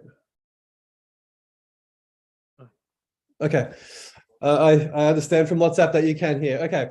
Well, I hope everyone is having a great conference so far, and my sincere apologies that I cannot make it to be there with you. I'm actually stuck at home with COVID at the moment. Today, we're going to share some early findings from a large project with colleagues at the World Bank. And I'll be presenting it jointly with my colleague, Tuan Nguyen, who is there in the room with you all. So the main research questions that we're going to aim to answer today are quite simple. So how different are migrants and their households compared to those who don't migrate? Second question is how much more do Pacific migrants earn working in Australia or New Zealand compared to what those same people would be earning if they were working back home and employed, of course. And then the third question is how much do Pacific migrants typically remit back home based on the latest data, and what does it look like they usually spend it on? So this paper that we're working on introduces the Pacific Labour Mobility Survey, which I'm going to talk a little bit about more. And it's going to share some preliminary findings from just the Tonga household component of this project. So what we do in this paper, well, we filled the first round of the first country, Tonga, of the Pacific Labour Mobility Survey. It was done in person from November 2021 to January 2022, right during the pandemic. We use this new survey to understand the differences between those who participate in the schemes and those who do not. This is an important first step if we're going to make any causal inferences on the impacts of the schemes or on earnings, because we need to figure out how migrants are different to those who don't migrate. Then we use these differences to estimate the earnings gains, which we take as sort of the first order welfare issue when people are moving from Australia to New Zealand to work. Then we're going to conclude with some descriptive discussion about how much of the earnings tend to be sent home as remittances, what are they spent on? And because the survey does cover multiple schemes and soon to be multiple countries, we can also draw some comparative differences. So what we find, I'm going to preview straight to the results. Well, generally the households themselves are actually quite similar between the migrant and the non-migrant households in terms of their wealth, their children and family situation, their housing, but the individuals who move themselves tend to be much younger, male, and much more likely to be single. We find that all three schemes still deliver very significant earnings gains for workers, but the relative gains, so relative to what the same workers would have been earning back home, are actually largest for the seasonal worker program. And that the remittances alone are actually larger themselves than earnings at home, let alone what they're earning abroad. And the SWP households do typically receive more remittances.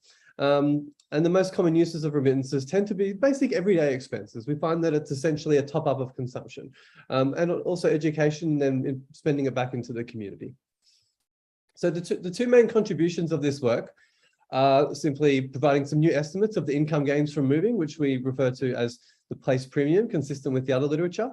Two main studies on this would be probably Mackenzie, Gibson and Stillman from 2010, which compares winners of the Tongan lottery to New Zealand, to those who stay at home, and a more recent study in the Review of Economics and Statistics by Michael Clemens and co-authors that looks at 42 low-income country migrants moving to the United States. And the idea of the place premium is simply how much more can you earn based on all your characteristics of who you are by just simply being in a different place. So we want to understand what the place premium is like for Pacific migrants coming to Australia. And then, as I mentioned, we also have the ability to offer some new comparative evidence in the sense that, so SWP is largely modeled on the RSE, but there isn't really much credible quantitative comparisons of the two yet. So we've designed this survey to be able to draw comparisons between the schemes. And similarly with the PLS, which has been developed as a longer, slightly higher skilled alternative scheme to the SWP and is now dominated by men and certain sectors. So we can make these cross scheme and country comparisons here. So for the rest of the talk, we're going to introduce the survey. Then I'm going to hand over to Tuan, who's going to talk about the differences between migrants and non-migrants, and then present some of the quantitative findings on the earnings gains across the schemes. We'll switch back to me then to talk a tiny bit about remittances, and then we'll share what the next steps are for this broader project. So the Pacific Labour Mobility Survey covers household surveys and worker surveys. The surveys are in Tonga, which has been completed, and this is what we're presenting on today, but also Kiribati and Vanuatu, and it covers migrant and importantly non-migrant households and their household members. So it's a complete rostering. We've got individual data and household data. And then we've also got worker surveys, which are currently in the field of the same households that we're doing the household surveys of for the PLS, SWP, and the RSE. Some of the main sort of features of this new product relative to some of the other surveys that have been done in the past is it's going to be longitudinal. So it's going to track the life cycles of migrants and their families over time. By also covering non-migrant households, it does allow us to have a control group and a comparison group to actually talk about impacts in a credible way. It's also got a bit of an omnibus nature in that we do cover a lot of issues in it, ranging from consumption to education, and I'll show you the modules in a moment. And importantly, it's going to be open access. So there's some issues with sort of data in the region, which most people in the room are probably familiar with. We intend to make this product freely available to anyone, anywhere. So you can download it, use the non-migrant module to go and look at consumption, labour market outcomes to any of these countries, if you like. So the Tonga Household Survey was collected from November 21 to 22 in partnerships with Sistemas Integrales, the Tonga Statistics Office, and 3SMT, which is a Tongan survey firm, and the World Bank, of course, who were our main partners for this project. It covers 4 out of 5 of the main islands, and 1,160 households. Of them, 617 are non-migrant and 543 are migrant. The migrant coverage was quite skewed. We did have some issues reaching the PLS households. But we got 317 SWP, 179 RSE, and 44 PLS households. And as I mentioned, we do have individual data for all members. The migrant household sample was designed from a worker list, which was developed from a whole bunch of sources. So from the Pacific Labour Facility, the Labour Sending Units, past World Bank surveys, and employers with quite generous support from DFAT and MBIE. And the non-migrant household sample will use the latest census to try and create a sort of representative sample using PPS. And as I mentioned, it's quite wide covering. So it's a household roster, covers socio-demographic, education, children, education. You can see the modules here. And importantly, we have quite a lot on remittances. So we've created a roster of all the remittance sending people. So we can break down just how many sources people are getting remittances from and those remittance networks as well, which is quite an exciting feature of the survey. So yeah, I'll hand over to Tuan now, and then I'll jump back in later. That's the introduction. Hopefully we're doing okay for time. And can you please have to turn the slide to, yeah, the back, sorry. Yeah. Thank you very much, Ryan. So Ryan just present the introduction about the Pacific Labour surveys that we conducted with the World Bank. And now I would like to provide some key results based on the preliminary analysis from the surveys.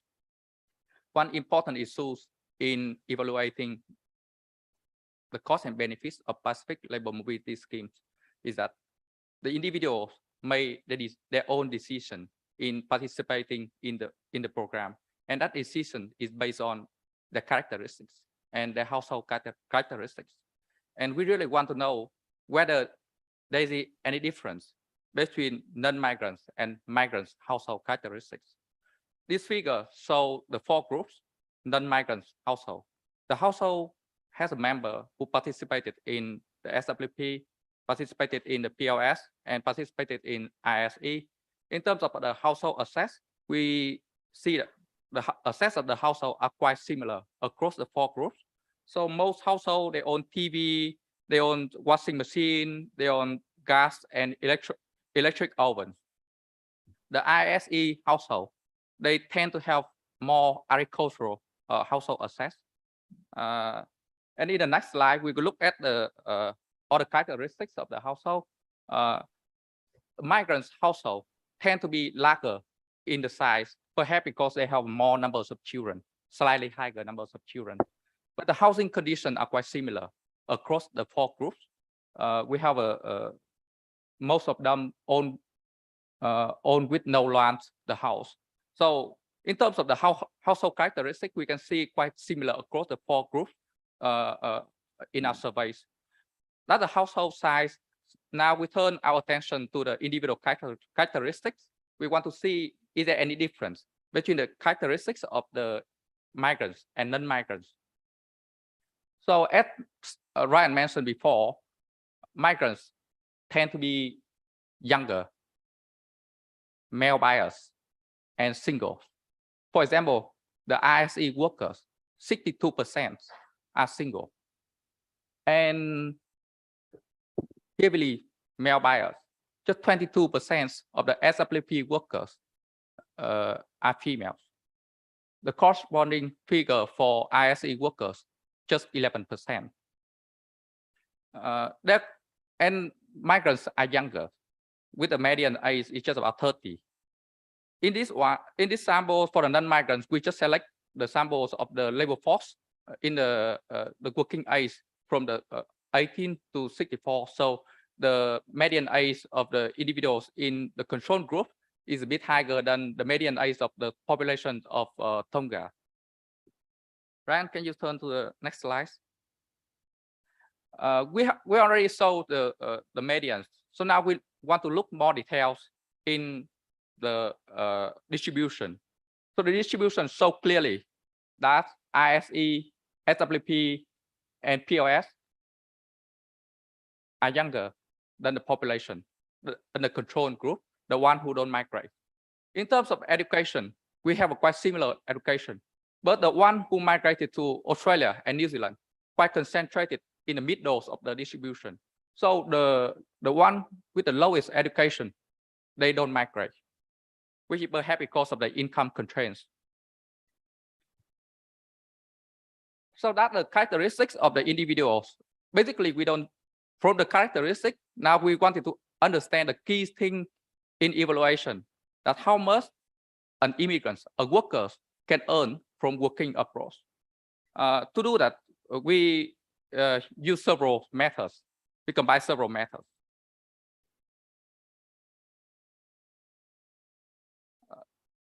We combine the descriptive statistic figures from the survey with the applied econometric techniques to achieve the causal estimation rather than the correlation. So because we don't have the earnings of the migrants who migrate to Australia already in Tonga, so we predicted the earnings based on the characteristics. And also we have another alternative approach that we use the variables to quantitatively match the characteristic with a comparable control group and to evaluate the earning gains of that individual when they move overseas. In the fourth, we have some more robustness checks, but we haven't implemented that in this slides. So the first thing about the descriptive statistic, typical question people may ask, how much money an average worker, Tongan workers earn overseas in Australia and in New Zealand? So it's about 3,000 Tonga currencies at the top, which is about like 1,900 Australian dollar per month or 500 Australian dollar per week. That number is reported by the household who stay at home. So we consider this one as a low bound number. And we can see clearly here, the one who participated in SWP gained the most compared to the ISE and the POS. Can you turn to the next slide, Ryan?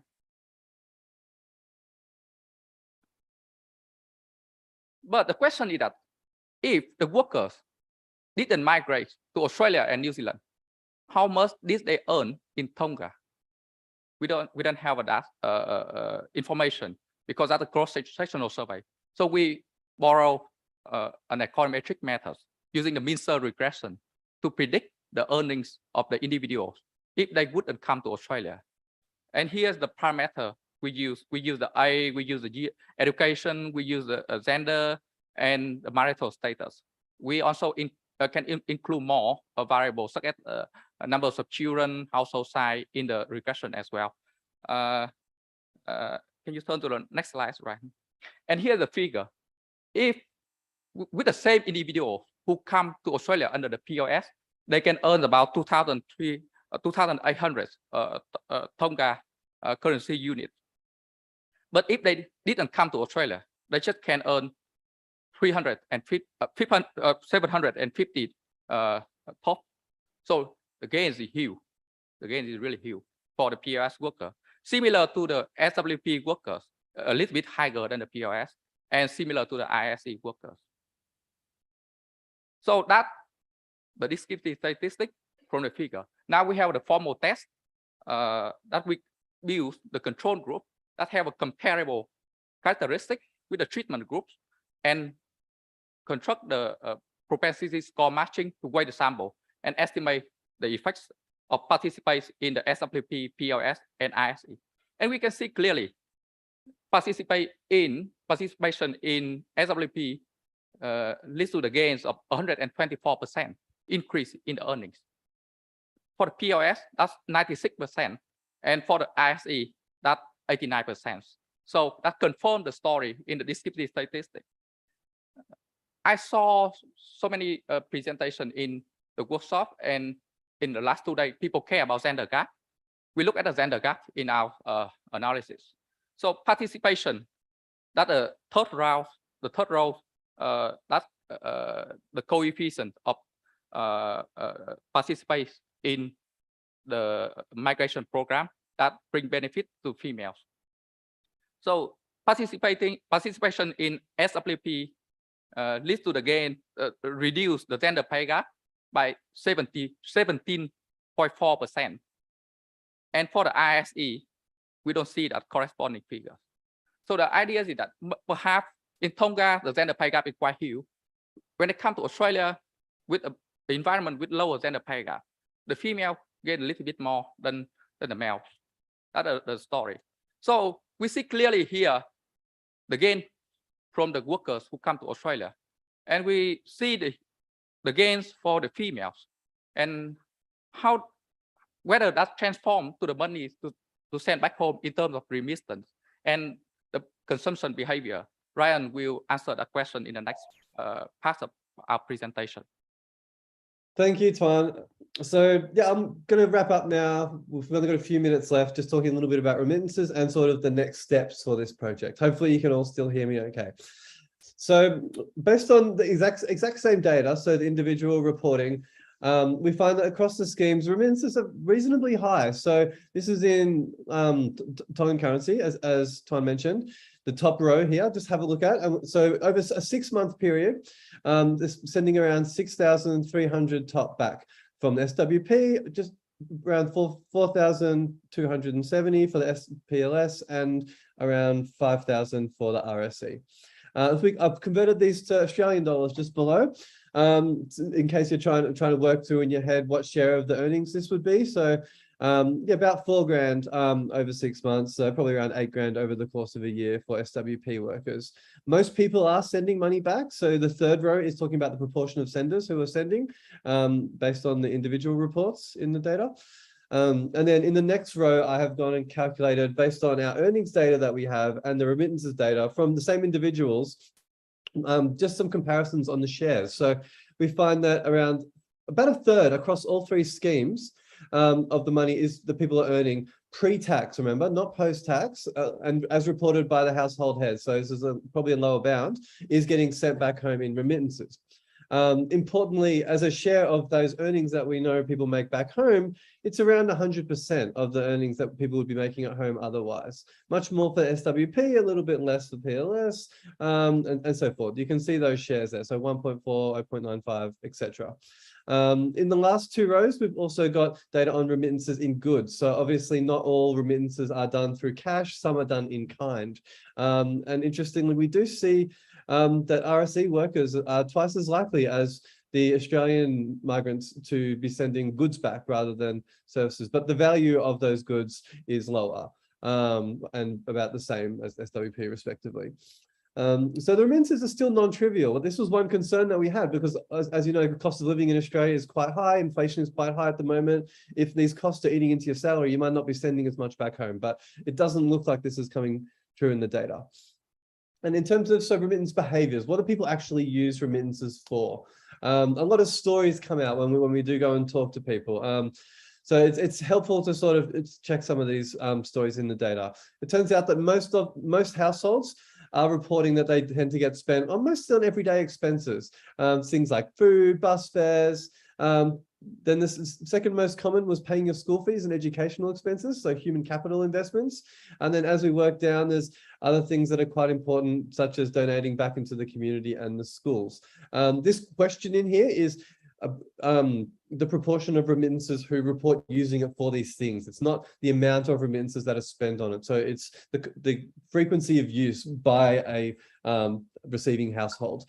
And I also wanted to note that these findings that it tends to be used just to support basic consumption and well-being is consistent with the findings from our colleagues in the World Bank colleagues in their COVID report that they released last year, but also a fair few, most of the literature in economics that looks at how remittances tend to be spent. So I've cited 2 studies down the bottom of that paper.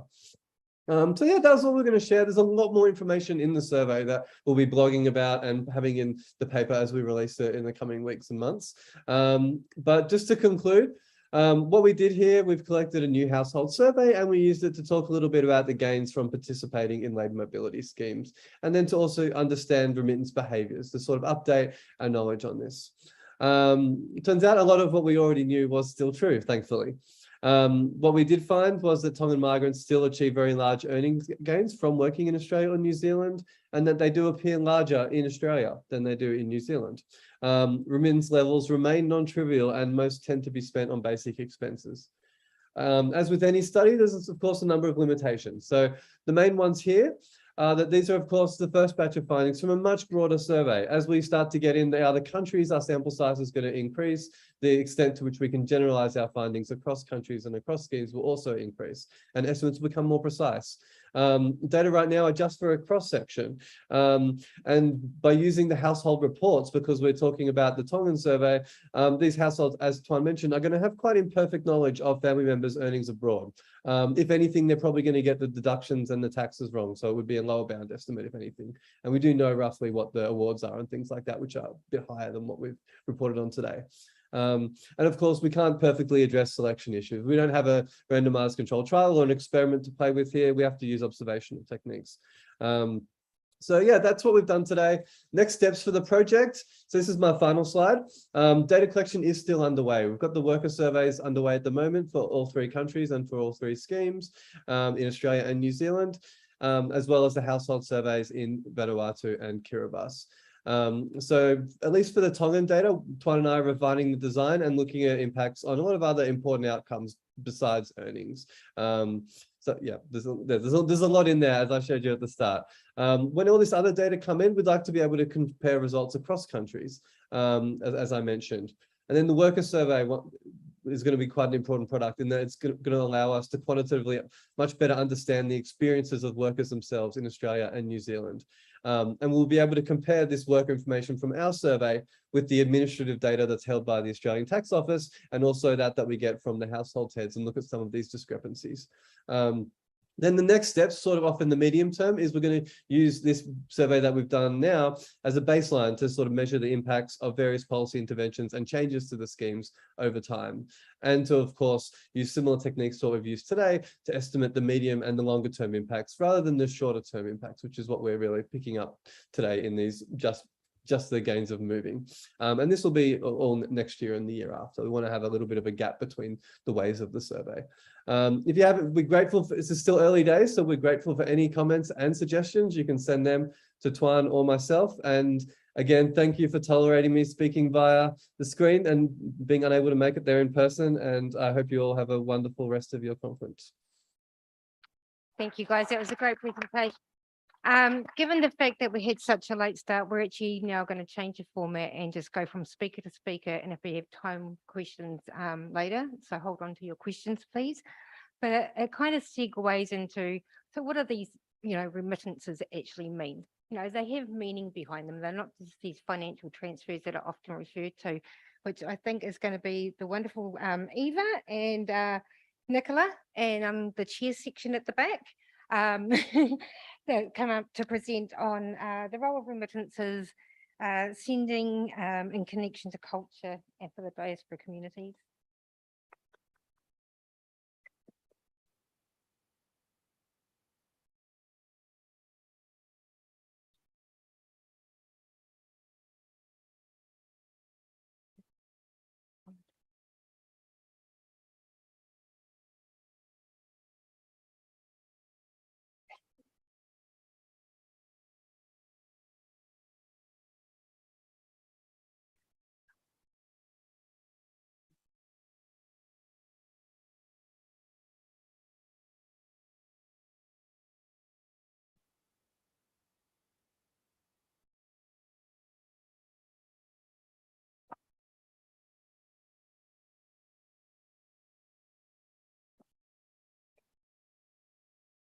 Nisa Bulavinaka, Nayadanku Ovau Eva Ponten, Au Marama Ni Samoa.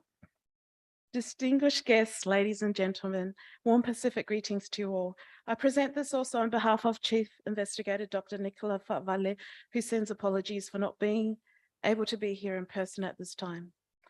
Mana Research, next slide. Mana Research Centre partnered with ANU to complete this research in Australia. We would like to acknowledge and thank the Development Policy Centre, ANU, for their support, enabling community-led research with Pasifika by Pasifika. Mana Pasifika is intent on building the evidence base and research capacity that will support Pasifika communities to thrive within Australia. We are adamant that science and multidisciplinary research that is underpinned by our traditional values is to be embraced to advance our communities in these times of exponential change. Migration is a global phenomenon and an emerging global priority. In recent times, there has been an influx of Māori and Pasifika migrants into Australia, mostly via Aotearoa, New Zealand. Available data for the Pacific suggests the important role of migration. In reading the Repairing Remittance Rules blog by Andrew Lee in Pacific Migration Dev Policy blog post 2019-2022 booklet, for some Pacific nations, remittance flows are massive. In Tonga, they equate to 38% of GDP. In Samoa, remittances are 19% of GDP. In the Marshall Islands, they're 13%. Little is known about the motivations, perceptions, experiences, and perceived impacts of remittance sending for the diaspora community. Our research explored the perceptions and experiences of remittance sending for Pasifika community members in Australia, in particular Queensland. According to the 2016 census, Samoan was the second most spoken language after English in Logan City. Remittance sending for the participants was more than a financial transaction. Themes that emerged from participant responses purported remittance sending provided the diaspora community with a connection to culture and ability to maintain important relationships. Hence, the themes identified included, but are not limited to, migration narratives, identity as a Pasifika person, using the example of Samoanas, what it means to be Samoan. The majority of participants recruited for this research were of Samoan ancestry. We'll speak on Pasifika methodologies using the example of Whenua model, the themes of belonging and inclusivity, as well as community support and accessibility. This research highlights the role that remittance sending plays in connection to culture and the role it plays in how the diaspora community can impact regional political landscapes, such as funding family events, national elections, or for natural disaster recovery. Through these findings, the narratives of migration stories for Pacifica living in Australia, their motivations, experiences of navigating access to support for themselves and staying connected to the Pacific region. Important themes from literature analysis undertaken highlight the increasing need for migrant remittance experiences to be understood to improve overall well-being, including social, economic, community, and spiritual for all stakeholders. Links will be made between Pacifica people seeing remittances as part of their identity and purpose of giving back to ainga or to family members of villages they migrated from. Overcoming challenges, not only with migration to different parts of the world as navigators and explorers, Pacifica have also overcome various challenges adapting to different environments, whether it is their own or that of a foreign country. Despite this, a collective effort was often undertaken by many to support and encourage loved ones in one's life adventures. So it's done practically, financially, and spiritually. There are a myriad of reasons why Pacific people residing in Australia choose to remit income earned to families or organisations in their homeland, whether it be for essential needs or for the benefit of organisations in need of funds to complete renovations, building of monuments. The reasons are endless, to say the least. Remittances, usually understood as the money or goods that migrants send back to families and friends in origin countries, are often the most direct and well-known link between migration and development. They exceed official development aid, but of private funds. Global estimates for financial transfers by migrants include transactions beyond what are commonly assumed to be remittances. As a statistical definition used for the collection of data on remittances is broader. Moreover, they can also be of a social nature, such as the ideas, behavior, identities, social capital, and knowledge that migrants acquire during their residence in another part of the country or abroad that can be transferred to communities of origin. Remittances are the most tangible and least controversial link between migration and growth, though capturing exact transfers has been inadequate over the years. Quoting from Dilip Ratha's 2017 article, "What are remittances?" he stated, "It is hard to estimate the exact size of remittance flows because many take place through unofficial channels.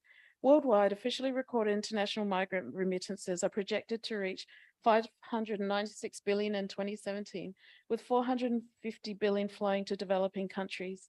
These are recorded in the balance of payments. Exactly how to record them is being reviewed by an international technical group. Unrecorded flows through informal channels are believed to be at least 50% larger than recorded flows. Not only are remittances large, but they're also even more evenly distributed among developing economies than capital flows, including foreign direct investment.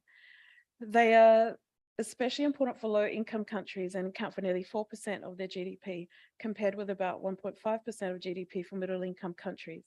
In April 2020, Ratha and co projected a decline in remittance flows to low and middle income countries by about 20% because of the economic crisis caused by the COVID-19 pandemic, which negatively affected wages and employment for migrant workers. By October 2020, Ratha adjusted their projections to a decline in remittance flows of 7.2% to US $508 billion.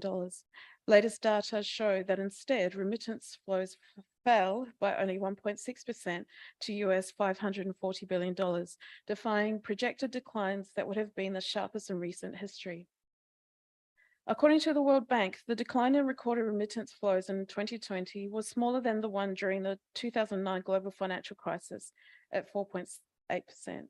Remittances flows also surpassed the sum of foreign direct investments of US $259 billion and overseas development assistance of US $179 billion in 2020. When researching this year whether remittances differed, decreased, or increased when the COVID-19 global pandemic occurred, participants reported prolonged giving because of it. This was also the case in a study undertaken by Shan and Singh in 2020, stating the case of Samoa is interesting since remittances represent around 20% of its GDP, and it is the sixth largest remittance receiving country. Moreover, remittances reach around 40% of all households in Samoa, making up a significant portion of family income. Since remittances in Samoa are a major contributor to economic output and household income, the effect of external shocks such as the COVID-19 pandemic could have severe implications. Chen, Shan, and Singh found strong evidence that the pandemic positively affected long-term remittance inflows to Samoa from Australia and New Zealand, which contradicts prior studies such as Murakami in 2020, who concluded a negative relationship. Participant responses in our research validate the latter part of the quote stated, since cultural and familial ties are stronger than external factors impacting decreases in remittances to Pacific Island countries or PRC. Moving forward, further investigation Australia-wide would be beneficial to capture more accurate data from Pacific people's remittances who reside in Australia. In deciding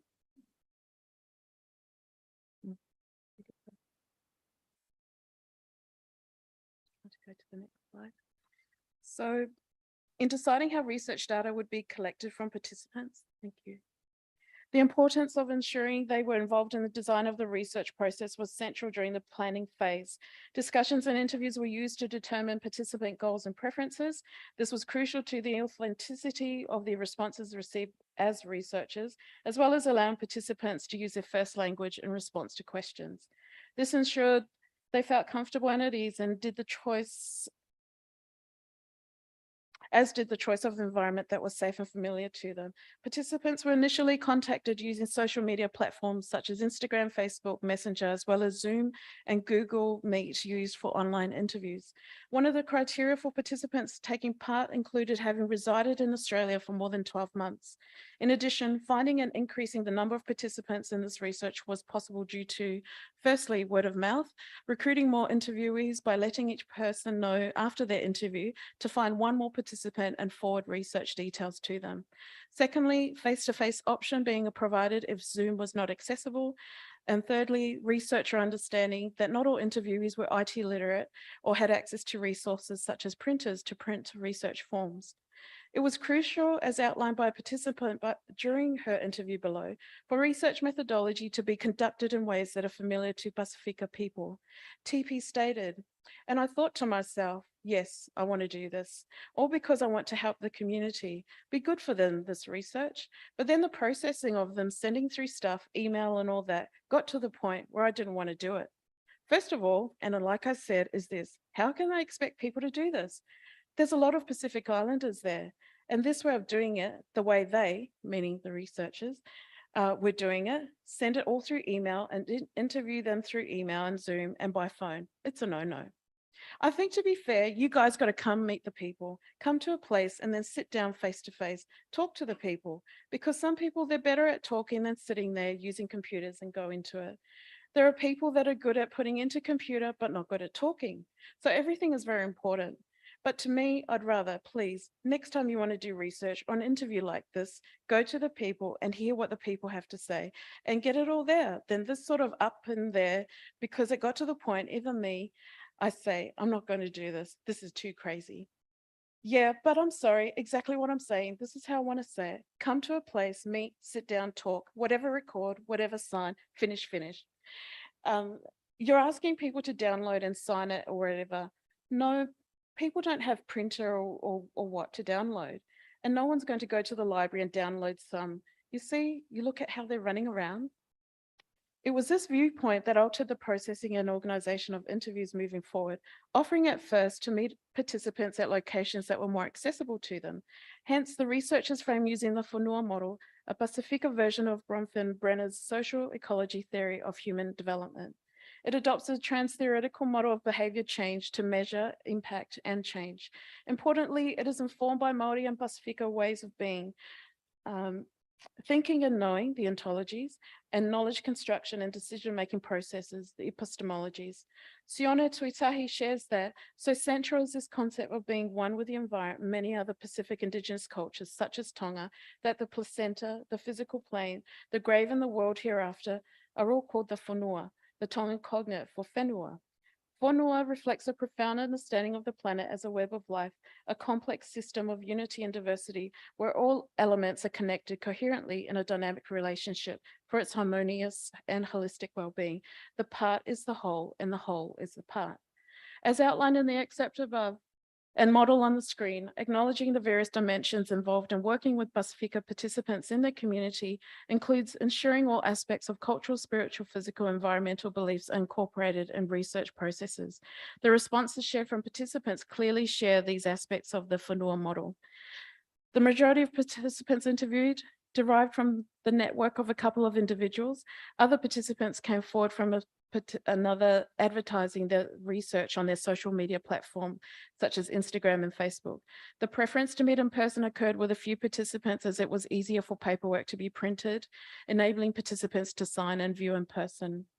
In addition, in keeping with cultural protocols and etiquette, a koha or mealofa or gift was presented to participants after interviews were completed, which are in the form of a voucher, a token of appreciation from the research team for their time.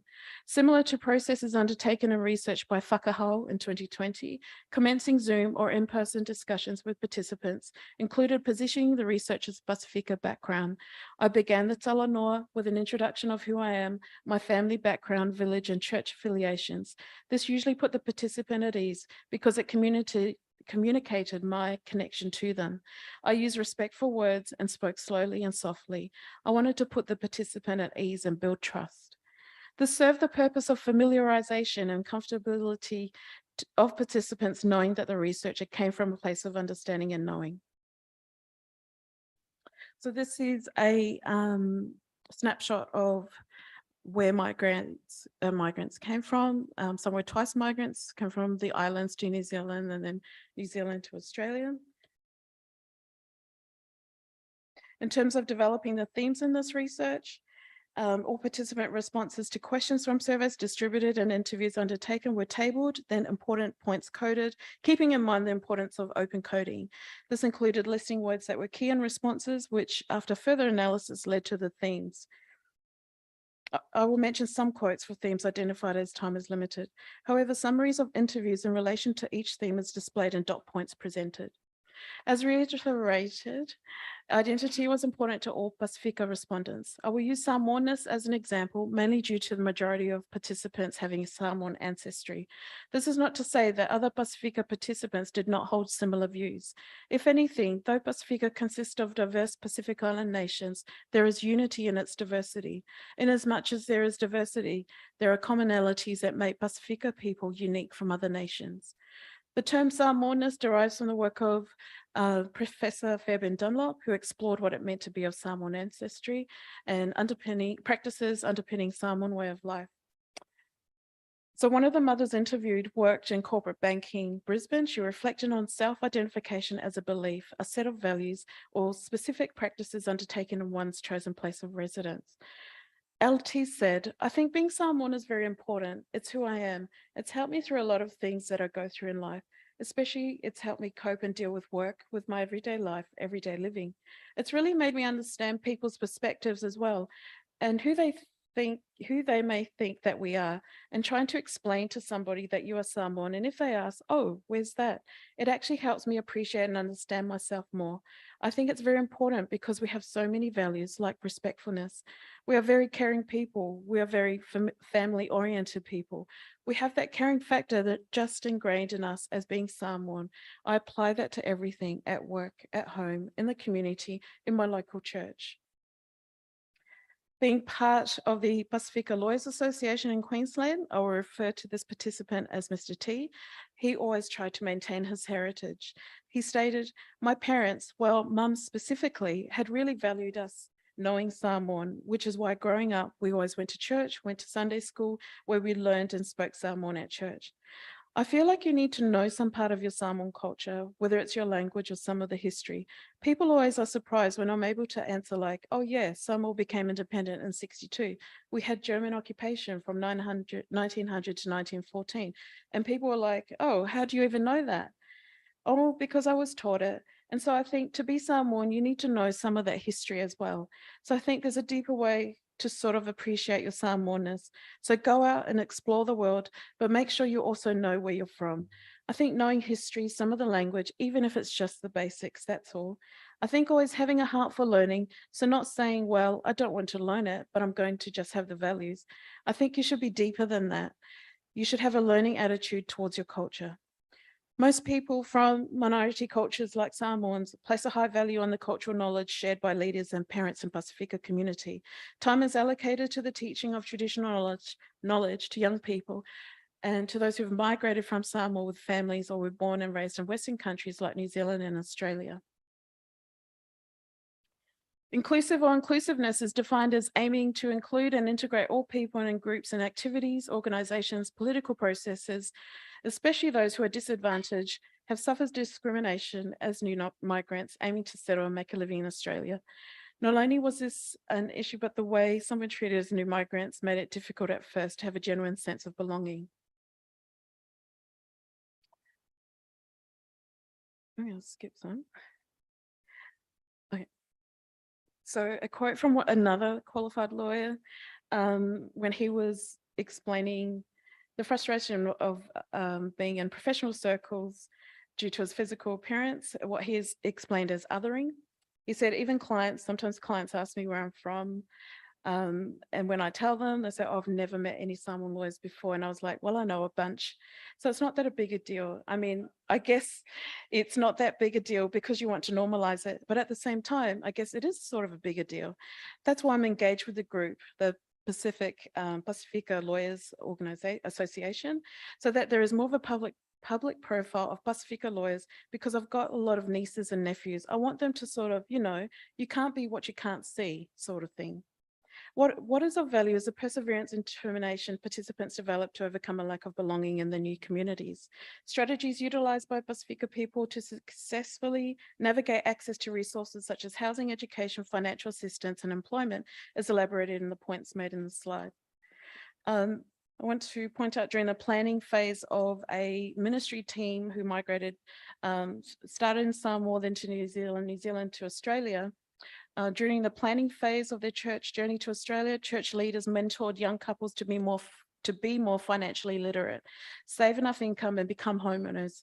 This was one of many examples of Pacifica people supporting each other in the community, which also extended to the reasons why remittances were made abroad to Pacific Island countries. So one of the pastors, there were 8 pastors as part of the recruiter participants. I think because everyone's got different experiences, part of our background, when we came from New Zealand, we're pastors, but we're also property investors. And because of that side of us, we also taught a lot of our young people about buying houses. So we bought a team, I think with 12 families, majority of them all had houses. So as you read through these slides, I'm going to just show the sum of the responses received generalized in these dot points here, which is quite similar to what has already been spoken of this morning. So participants included that they wanted to support families, they wanted to overcome challenges, but they also had that link to land where they, some were questioned whether they would return home to Pacific Island countries to retire. And that was one of the extensions of their longing, or to be home, to be with their family, is to continue to remit and to finance health, education, as well as improving living standards for those who needed it. So in essence, the determinants, how do they decide how much they're going to give and who's going to give? All participants said that they weren't forced to give a specific amount. They were just given the option of whatever you can afford. So it was a family decision. They would meet, discussion with household leaders. They'll prioritize, is it really necessary? Like the quite funny responses I've heard from most of the participants was, how closely related are we really to the person, to the event, the funeral, the wedding, and so the birthday that's requiring their particular funds. So again, cultural identity is part of the giving process. It's a spiritual belief, better to give than to receive. It's ongoing because they're teaching these cultural values and beliefs to the next generation to support the families and events that are in Pacific Island countries. They use technologies, all these great apps. They no longer have to go into banks or rely on banks because the fees are quite high. And they'll be able to go into stores. So there might be local stores in Brisbane, predominantly where the Pacific Island or Samoan people reside, and they know that the fees are going to be much cheaper than they would otherwise experience in banks. Okay, the benefits of technologies, it's good, but on the downside is when they get those calls, you know, Messenger, they can see when messages are read, or they can easily do a video call, and most of the participants know that when they do get the call, it's like they'll say hi, the greeting, but then it's like, can you please, you know, send over, we need it for X event or X amount of dollars, or whatever you can afford. So yeah, remittance reinforces identity. It provides connection to culture and support. It validates the diaspora community's choice to migrate, as well as provides them social capital in their family and community. They feel proud to contribute to the way of life in the islands. This contribution to events, life and politics in Samoa, other islands, nations, maintains a sense of belonging and ownership. In conclusion, remittance is a form of connection. This in turn creates a sense of pride and identity for their diaspora community and reinforces their Samoaness, or you know, whatever background the Pacific Island participants come from while living in Australia. Remittance then is more than a financial contribution. It is a means to connect to families, reinforce identity, and is a currency that shows the weight and value of gratitude, love, respect, and honor between families and countries. As I said during my introduction, Mana Pacifica as an organization, we employ you as Western organizations to support Pacifica academics in being the face and undertakers of research with Pacifica, by Pacifica. Vinaka Vakalevu.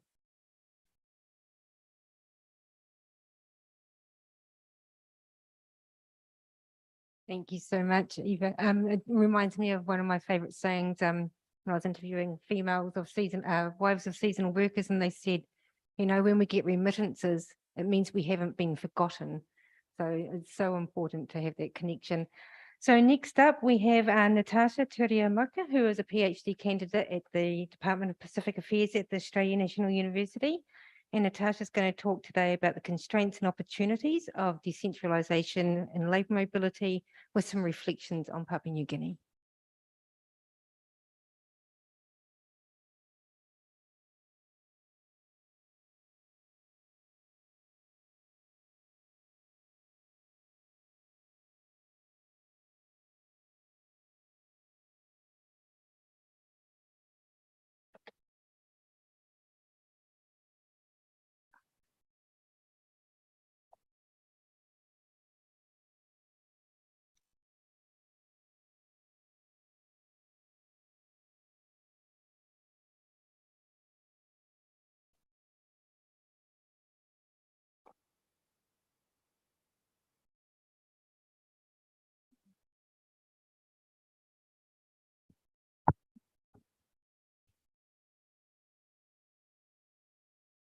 Good afternoon, everyone. My name is Natasha. Thank you, Rochelle, for introducing me, and I guess to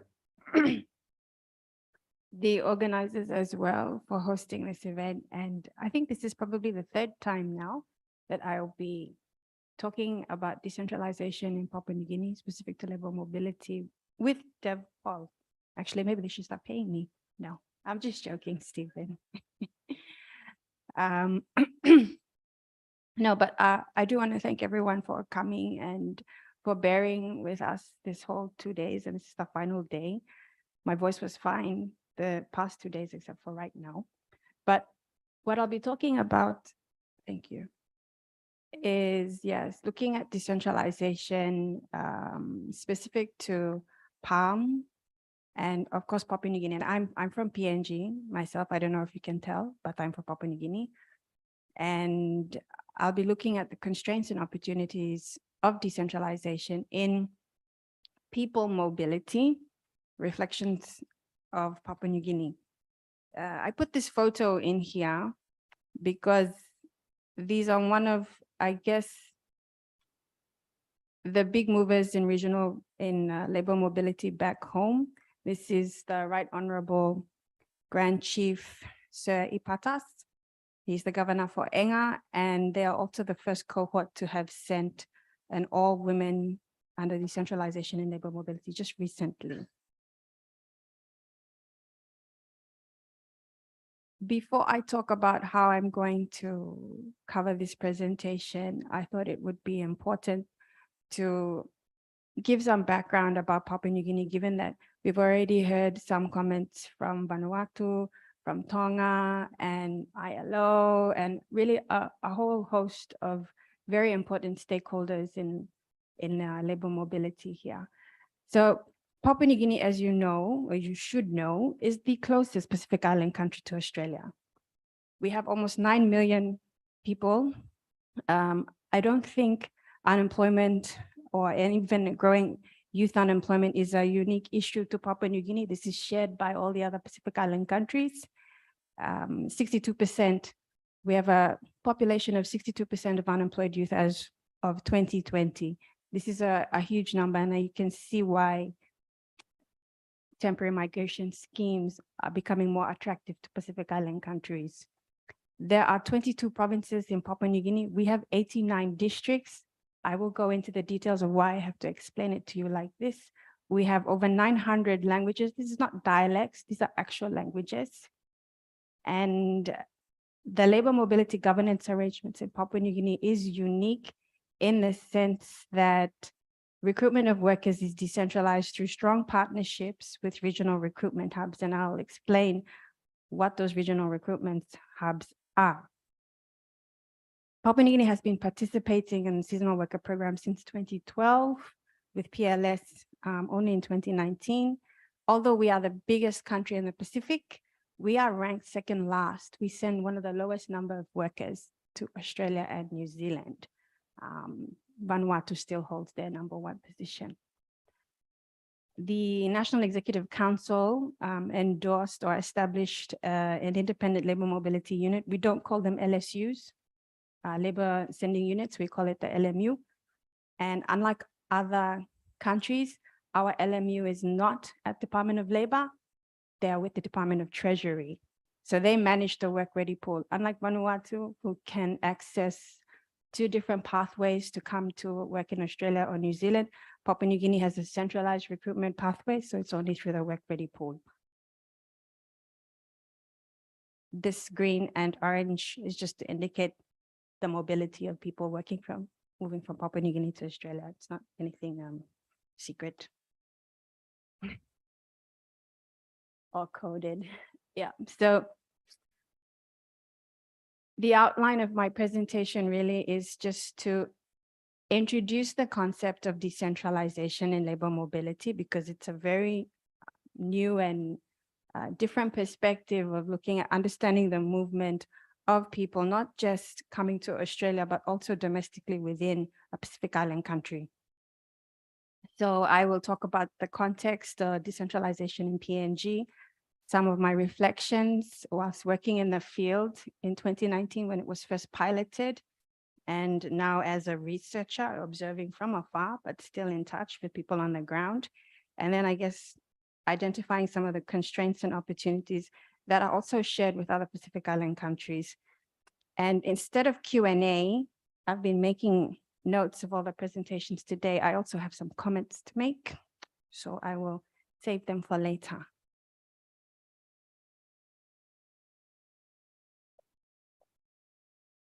So what is decentralization? I struggle sometimes to try and explain to people what is decentralization, because it's a very fancy, it seems like a very hard, difficult concept to understand. But basically what I'm talking about is the transfer of authority from a central government agency to a local government entity.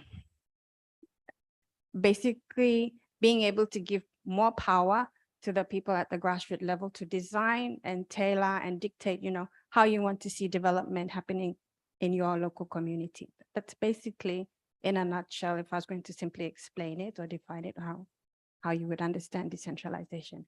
The hypothesis behind decentralization is that you're bringing governments closer to people, you're transferring that authority, and you reduce bottlenecks, leading to tailored policies that are more responsive to improving service delivery to those specific localities or jurisdictions.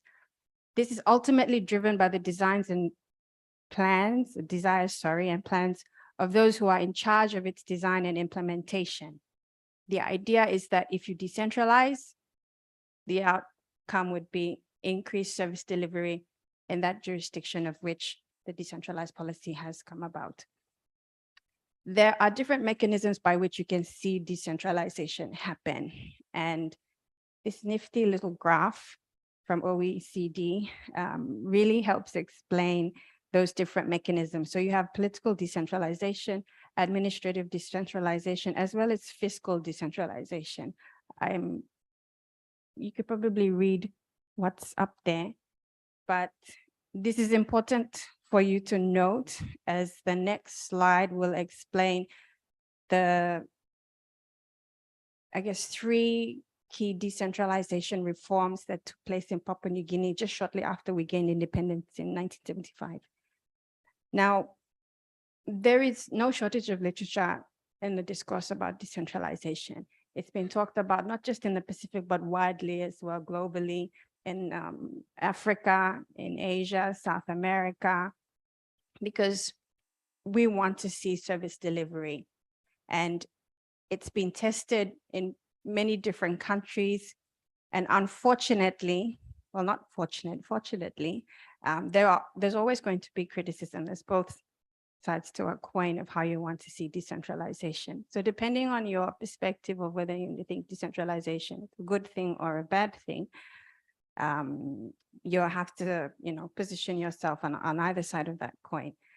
The critics for decentralization argue that, there's more competition between regions, which leads to a dead weight of loss. There's more red tape. It's not surprising that when you attach decentralization to elected members of parliament, the word corruption is closely following behind. And there's increased cost due to duplication of work. And it's harder to track budgets and ensure there's accountability of usage and expenditure. So I hope you can remember these: political decentralization, administrative decentralization, and fiscal decentralization. In Papua New Guinea, all of those 3 mechanisms are in place. So these are the 4 key decentralization reforms.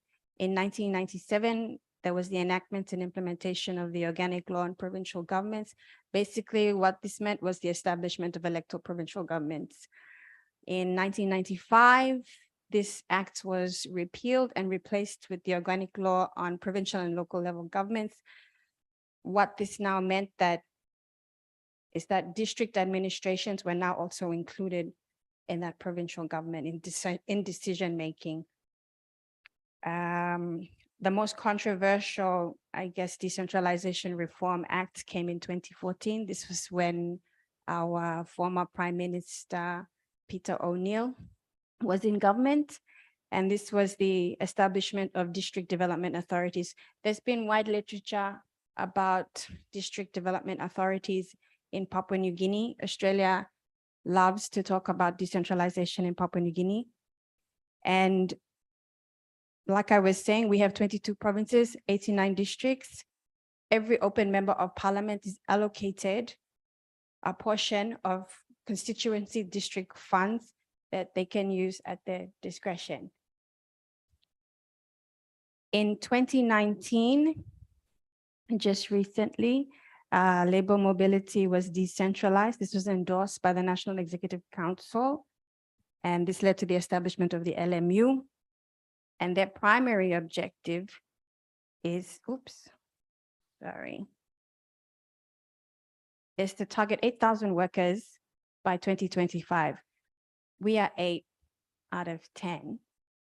That is an ambitious target for the PNG government, but that is our Minister for Treasury there, Ian Ling-Starkey, with Governor I.T.S and another proponent, a big supporter of labor mobility, Brian Kramer. The government is still committed to reaching that target of 8,000 workers by 2025. Whilst there is a lot of criticism on the implementation of decentralization reforms in Papua New Guinea, I do want to note that although service delivery has decreased, based on the different decentralization reform acts that have come into place, the constituency development funds for our elected members of parliament has increased. Yeah, strange. So what we see now is that since 1977, local governments have received more CDFs. My apologies, I didn't explain what PSIP and DSIP funds. Internationally, I mean, it's recognized constituency funds are, funds that elected members are entitled to. That's the discretionary funds in Papua New Guinea. Because we have those tiers, levels of local governments, you have provincial services improvement program and district services improvement programs. This is a map of the existing regional recruitment hubs that are participating in this decentralized recruitment model that we're practicing at the moment. When I gave this presentation in September last year, there was 14 regional recruitment hubs, and I made it pretty clear that it was and counting. And so now we have 16 regional recruitment hubs and only 5 are really active. When I say active, I mean they're the only recruitment hubs that have successfully mobilized workers, left Papua New Guinea, arrived in Australia, working since 2019. So when we enacted decentralization of labor mobility. I know all of you are looking at the numbers up there. So each year, our open members are entitled to 10 million kina each, depending on how many districts you have in your province. If you have 6, you're entitled to another 30 mil. We have a national government, provincial government, district administration, local level governments, and then you would also have ward administrations. So even our local level governments are entitled to an allocation of 500,000 kina.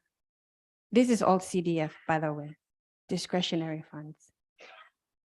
Part of this funding is supposed to be prioritized for key service delivery sectors. So you have 30% going to infrastructure, 20% for health, 20% for education, and labor mobility falls under the economic sector. So that's 10%. So basically, however the member sees fit to use his discretionary funds, whether he's a governor or an open member, he can draw down from your PSIP or DSIP to design and implement labor mobility policies in your locality. And you have this amount of money to spend. This is not to say that this money is given to you every year. We do have challenges in accessing those funds. There's been complaints that not all electorates receive their funding on time. So this is kind of another challenge for Papua New Guinea in terms of if a member doesn't receive his funds, how will this impact on enabling, workers from his locality to access this program?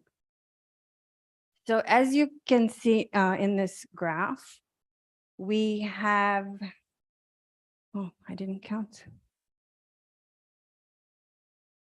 We have 5 active regional recruitment hubs. Papua New Guinea also consists of 4 regions, and I'm really, really happy that each of these active hubs falls in one of those 4 regions. So we have Medang district, which is in Morobe, this one. Motukoita, Central Province, which is in the southern region. We have Damatanai district, which is in New Ireland. And we have Enga province, which is a provincial government. So we've got a few provincial governments as well as district administrations, which kind of adds to the political economy of trying to understand the implementation of a decentralized recruitment model in Papua New Guinea. Now, remember, I said the reason why we had to decentralize labor mobility is because we want to send 8,000 workers to Australia and New Zealand by 2025. Whatever system was working before obviously wasn't good enough. So we're going to try decentralization. We'll give power back to the people on the ground, let them decide how you're going to pick, select, and fund these workers. And we should see some results from this intervention.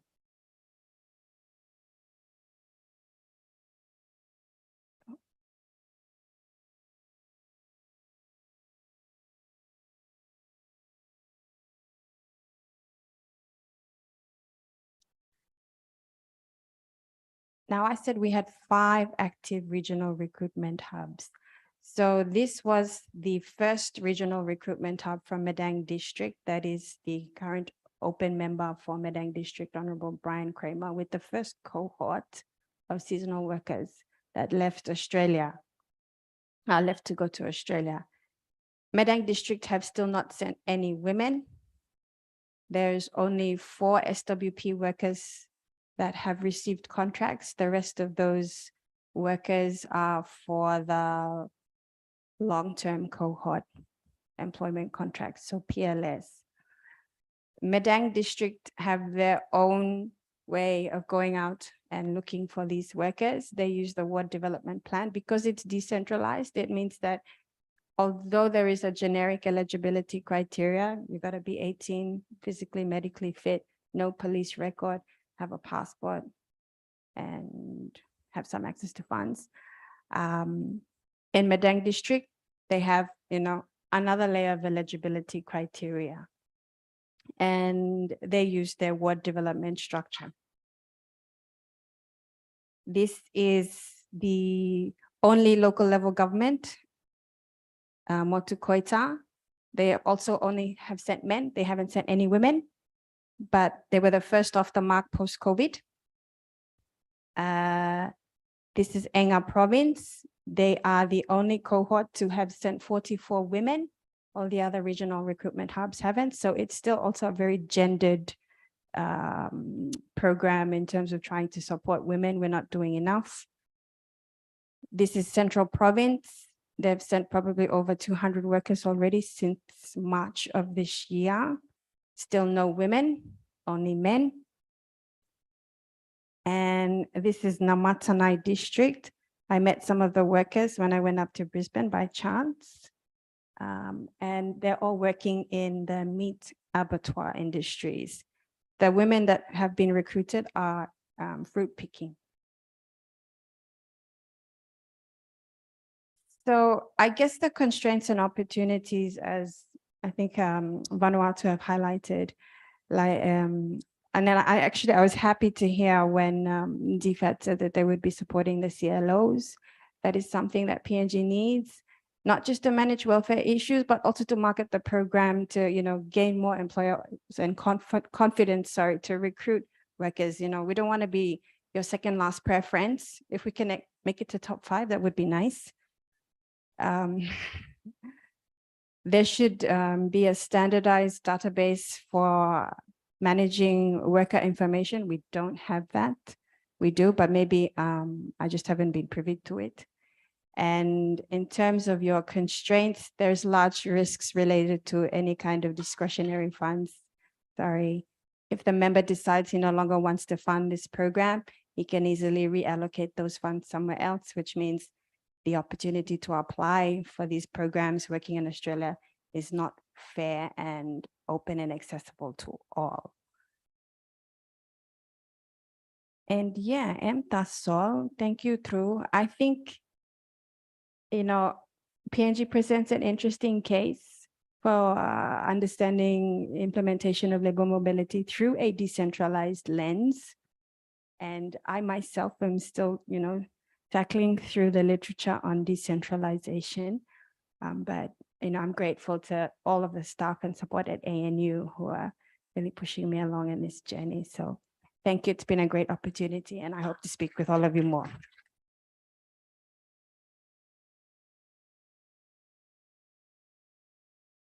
Thanks, Natasha. And we've got time for questions. We've got 10 minutes.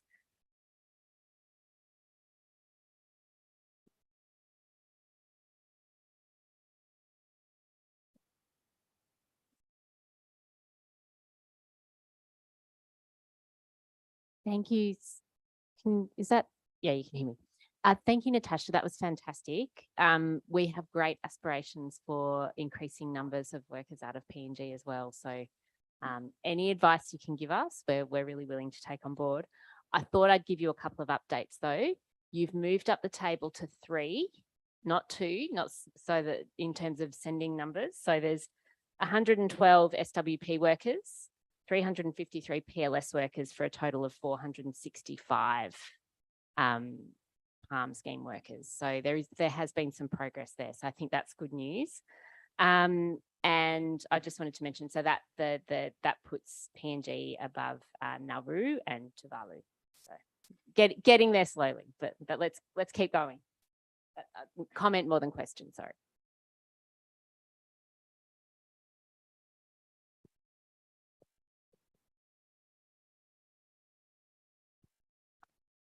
Yeah, I had a.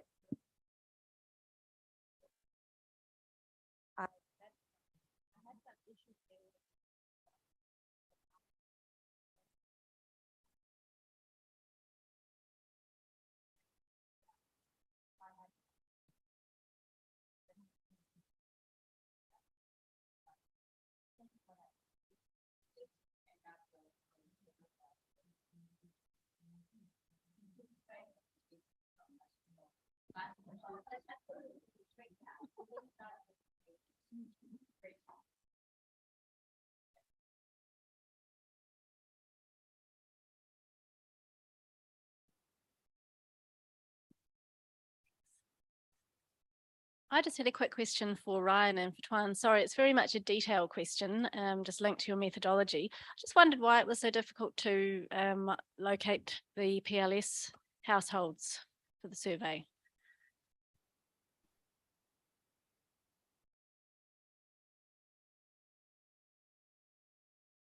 Can you hear me? Yep. I guess I'll jump in since it was the bank that was running the survey. Data quality is the short answer. The data kept in terms of contact details and numbers is not particularly great. Is a short answer compared to the other ones. And yeah, that's the short answer. So a lot of the numbers weren't working, were disconnected. People weren't answering, and that was disproportionately the case for the PLS compared to the other 2 schemes. And then there was naturally a smaller number anyway from Tonga anyway. So we were working with a smaller frame to start with, but then the recontacting and contacting within that frame was much more challenging than it was for the other ones, which had a much bigger pool to start with anyway, is a short answer. So yeah, for the other countries, we're really doubling down on the PLS numbers to make sure this doesn't happen again in future ones. But we ended up using a booster sample to try and increase the numbers further twice. And yeah, it was quite challenging. Thanks. Okay, we had 3 fantastic papers. So anyone else?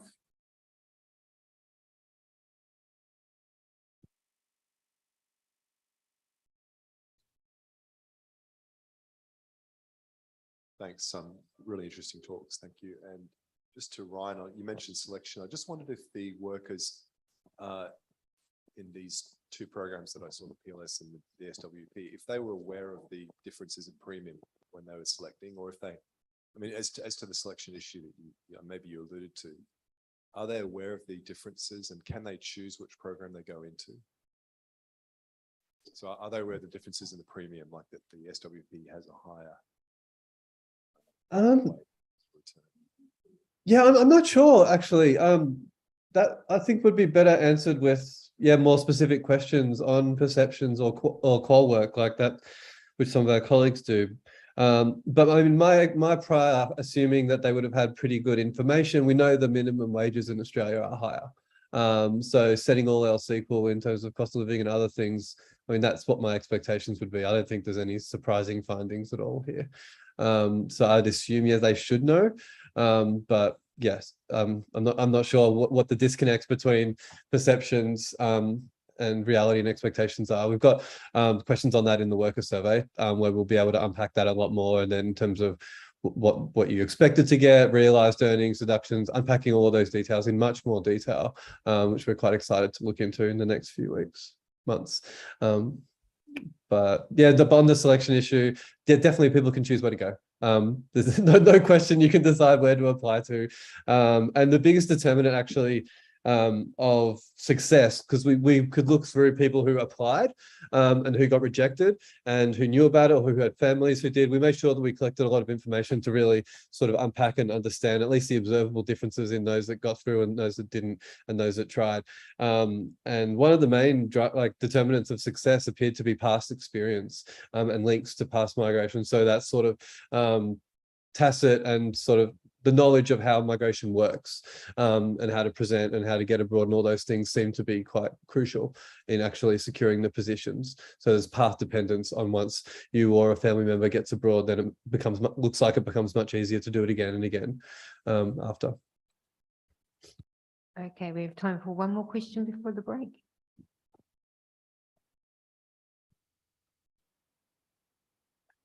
Bad luck, I already have the microphone.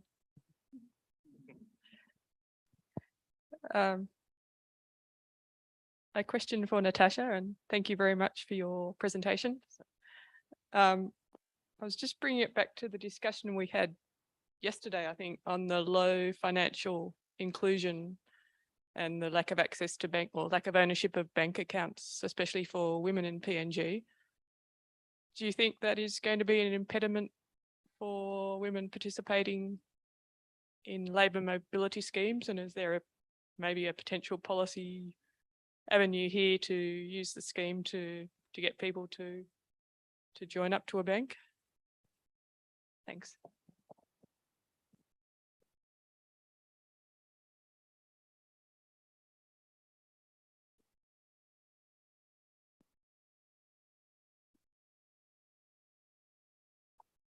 Thank you for your question. I think financial inclusion, yes, will go a long way in enabling or supporting more women to access the program. I know that the World Bank is working on something with our labor mobility unit to look at how we can co-finance with commercial banks. Now, it's very difficult just to open up a bank account in Papua New Guinea because you need a form of ID. And it's very hard for an average Papua New Guinean to get a birth certificate, let alone a passport. So the same challenges that the men face, the women will face. And if the local level governments, whether that be your provincial government or district administration, is able to enter into, a very good arrangement with one of the commercial banks, which can happen, then, this opportunity to get more women to sign up and open up bank accounts will present itself. There is a big movement now in Papua New Guinea for financial inclusions. A lot of banks are getting on board. They've got lots of outreach activities that happen to sign people up to open up bank accounts.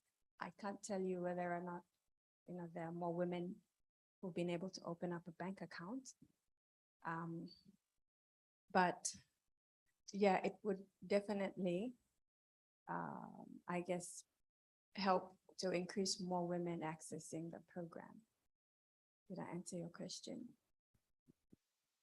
Okay, everyone, can you all join me in thanking the 4 panelists for their amazing papers today? And now we're going to break for afternoon tea for the next half hour.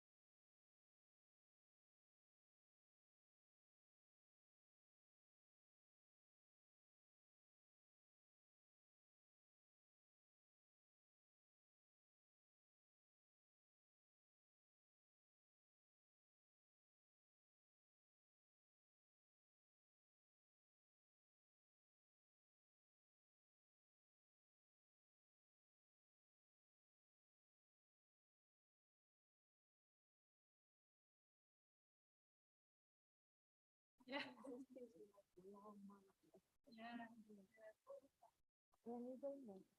Tomorrow morning on that really early flight,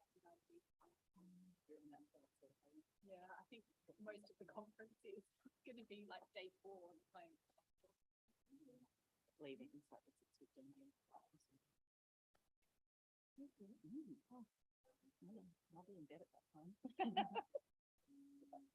Thank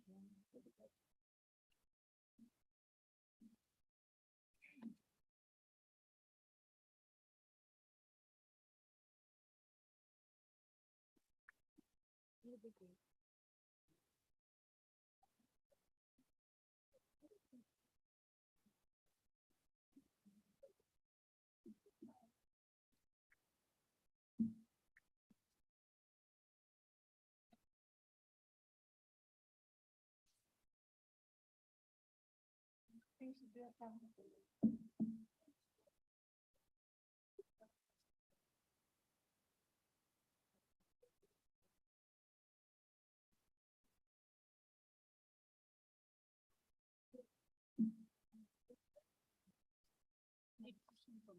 Yeah.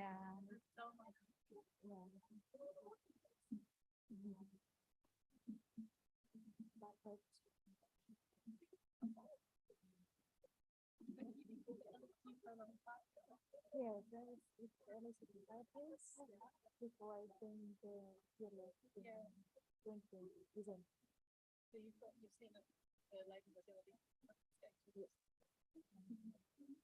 So I'm really looking forward to this session from the admin.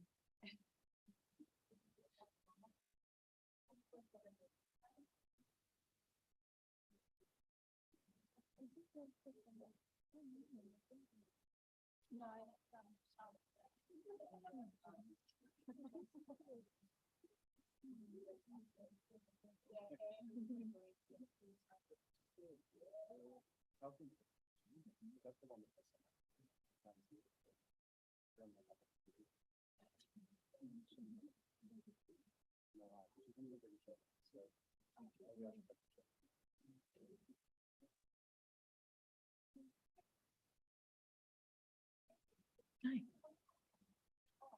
non kuning.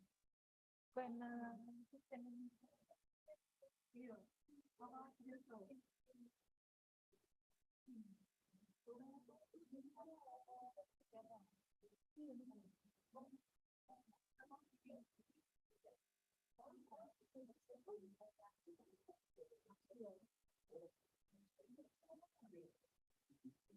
Is it just the PDF?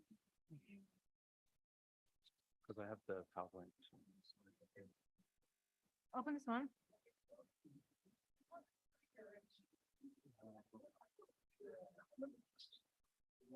Yeah, not this one.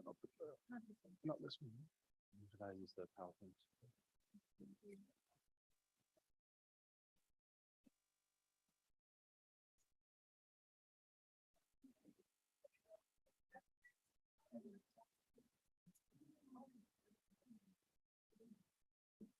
Yeah,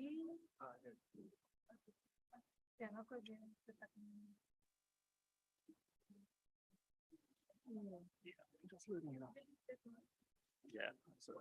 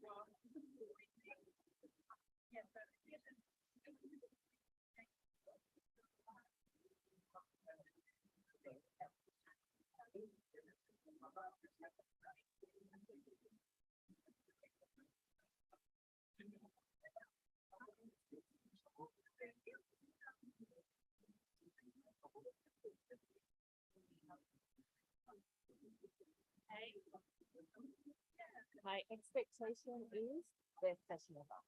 Okay, and no time restriction, right? Yeah, we can just go and go and go. That's good. No. Best session ever means content and time. Yes. One of the students. Yeah. You still got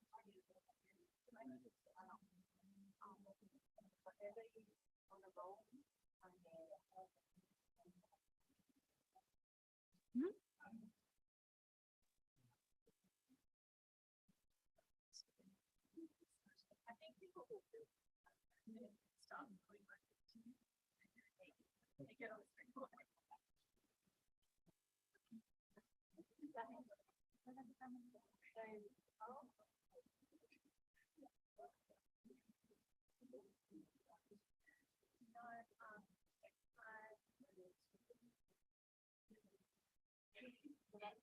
Yeah.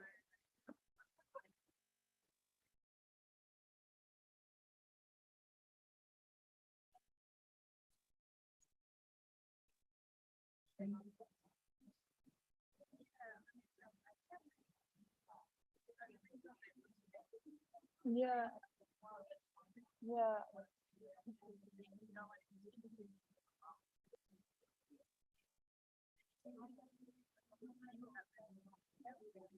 Yeah. Sometimes just click on the screen. Let's have a look. Sorry, I'll just move this out of the way. Some.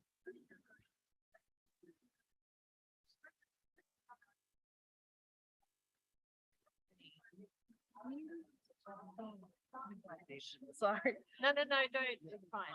So, Yeah. what's happening? What happened here? Like it's frozen on.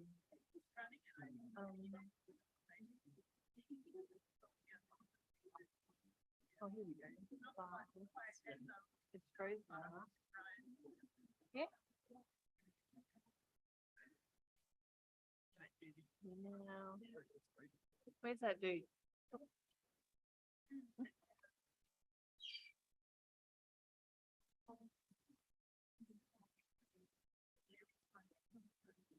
It looks like it's frozen. We need to shut this one down.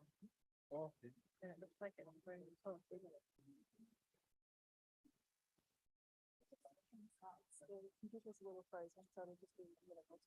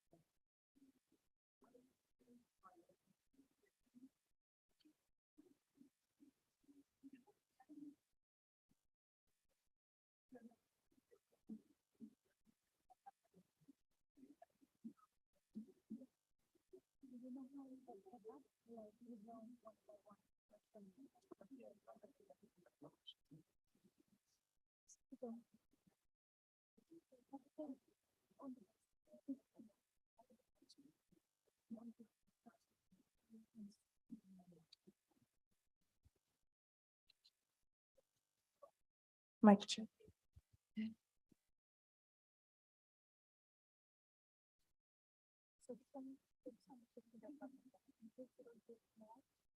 Right.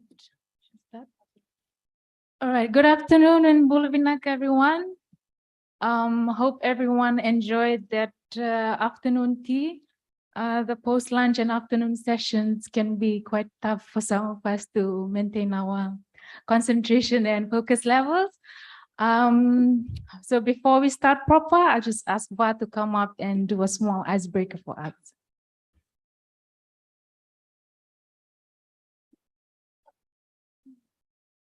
Bula, everyone. Oh, Bula, everyone. So we're just gonna do a small icebreaker before the actual panel. And just a little game, I'm sure everyone knows it. Simon Says, just to test that the food didn't get to you yet and that no one's nodding off during the panel. So let's get right to it. Simon Says, stand up. I can hear groans. Ugh. Okay, Simon Says, sit down. Simon Says, rub your stomach and say, I'm so full. Say, I'm so tired. Hey, I didn't say Simon Says. Who's tired? You can't be tired. Last panel. Okay, Simon Says, put your hands up. Okay, okay. Simon Says, put your hands down. Put your hands up. Hey, I didn't say Simon Says. All right. Simon Says, turn to the person next to you and say, Bula. Okay, say mother. Who said mother? Okay, Simon Says to stand up real quick. Put your hands up in the air and say Vinaka. Right, round of applause for everyone. Thank you all.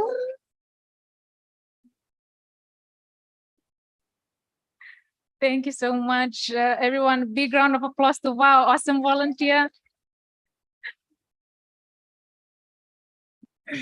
All right. My name is Mersin Dawaru. I work for the Pacific Labour Facility. I'm based here in Suva with the National Employment Center under the Ministry of Employment. I'm pleased and very honored to be chairing this session, the last session of the Pacific Update 2022, particularly on this significant topic, the social impacts of labor mobility. In the PLF, that is the abbreviated form of Pacific Labour Facility, we regularly acknowledge the traditional custodians of the land we meet on. But today, since we're not physically meeting in Australia, I would like to acknowledge the Pacific Labour Mobility. Acknowledge that the Pacific Labour Mobility involves the migration of Pacifica people to the traditional lands of Aboriginal, Torres Strait Islander, and Maori people in Australia and New Zealand. I would like to acknowledge their history and cultures as well as their ongoing role and support in Pacific Labour Mobility. I also want to acknowledge all the countries represented at this conference and honored guests. I recognize the inseparable link between our ocean, seas, and Pacific Island peoples, their values, traditional practices, and spiritual connections. We have 3 interesting studies that will be presented by our panelists with the common theme of social impacts of labor mobility programs, as mentioned. We can all agree that the economic impacts of labor mobility program is widely recognized and acknowledged by the Pacific governments, our communities, and our families.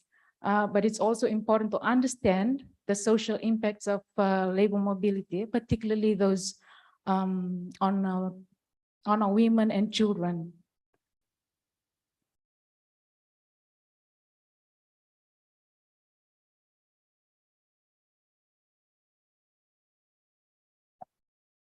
Sorry.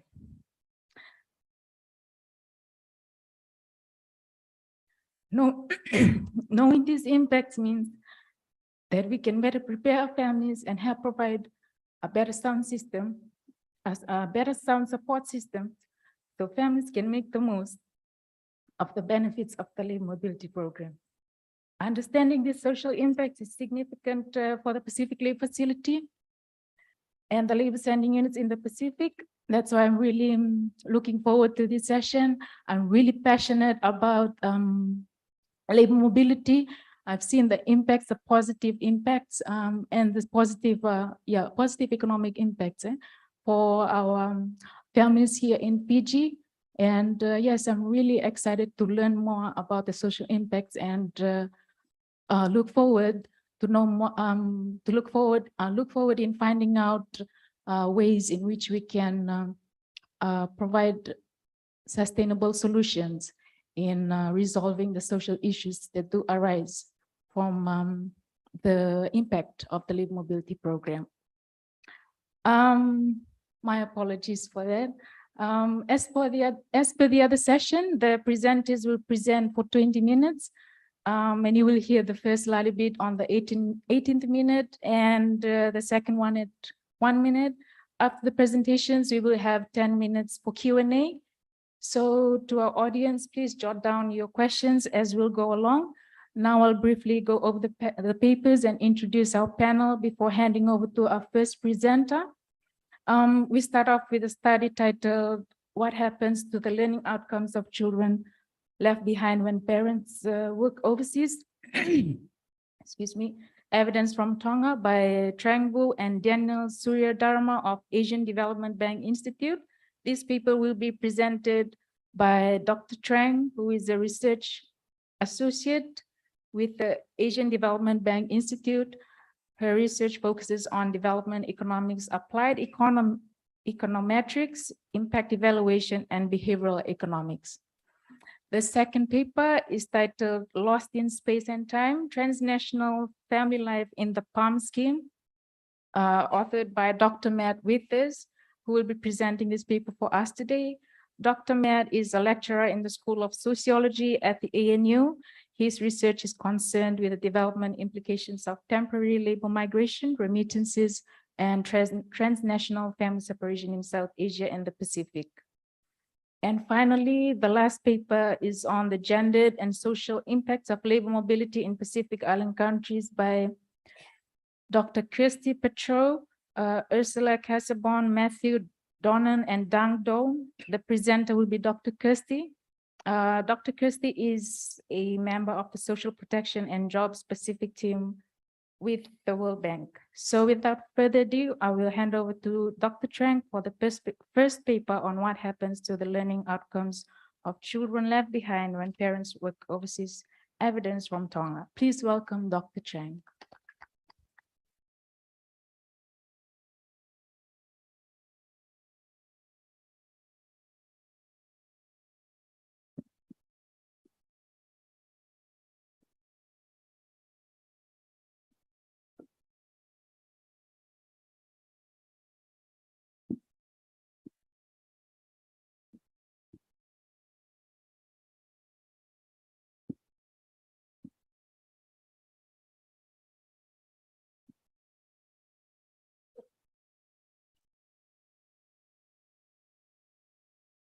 Thank you, Mere, for introducing me.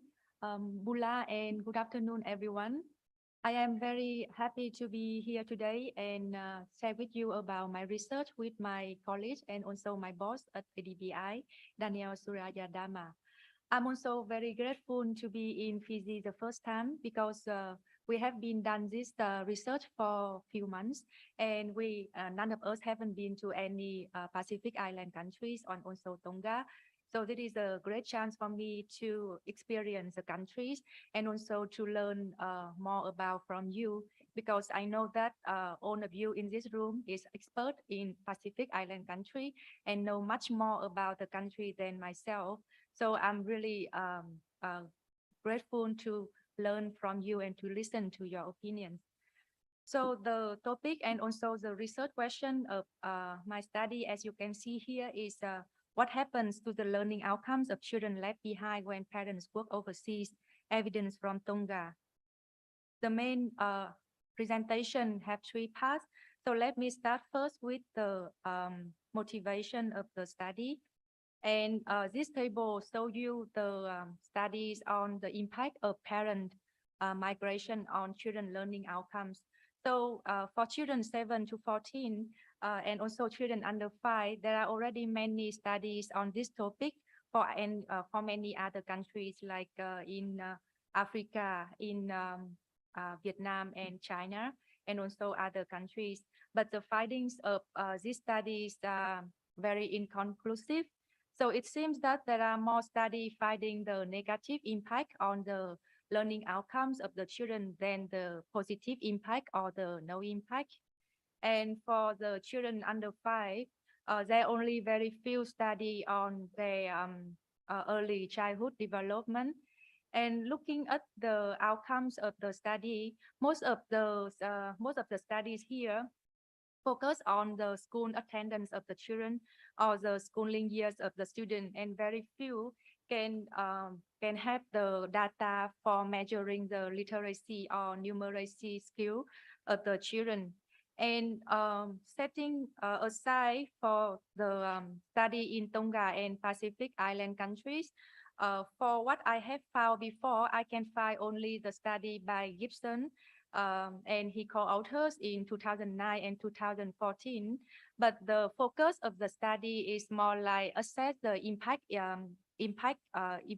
assess the impact of some labor mobility programs in Australia and also in New Zealand. And also one of the outcomes he looked at it is a school attendance. And he find that there is a positive impact on the school attendance for the children in Tonga and no effect for the children in Vanuatu. So what can be the channel that there is a positive impact when parents work abroad on the children learning outcome? One of the positive impact here is that they can send the income or the remittances home. And as you can see from the presentation by Ryan and Tuan, and also from the study by Gibson and the co-author, when they interview the migrant, how do they use the remittances that they send home, and they send home to pay the schooling fee for the children, or also they contribute for the funding of the village to build the school or to build the infrastructure. So that's why it can have a positive impact on increasing the school attendance of the children. However, look at the other side of the coin, it can have the negative impact, because when the parents are away from home, that they may have not a good connection with the family at home, especially for the children. And I believe that my colleague here will talk more about it later, about like how it can affect the relationship with the children.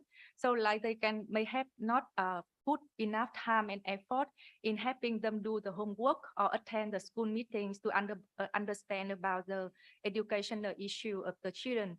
So then the children may not have the support from parents, and it can affect their educational outcome. Another way is that if the father or the mother work abroad, the children also may need to do more housework, and also they may need to do some farming work to support for the income of the family. And so it also can affect their learning outcomes. So because of this gap in the studies, and also because there's no data available, like on measuring the learning outcomes, like I think Alison mentioned on the first presentation on the first day, that we don't have enough data for this country. So that we try to provide the first empirical evidence in Tonga as well as in Pacific Island countries on exploring the impact of parental immigration on children's foundational skills. So basically, we compare two groups of children aged from 7 to 14. Group 1, that the children who has at least one parent abroad, and group 2 is that the children who live with their parents. And we utilize a data set from UNICEF. The name is Multiple Indicators Cluster Survey Data, MICS.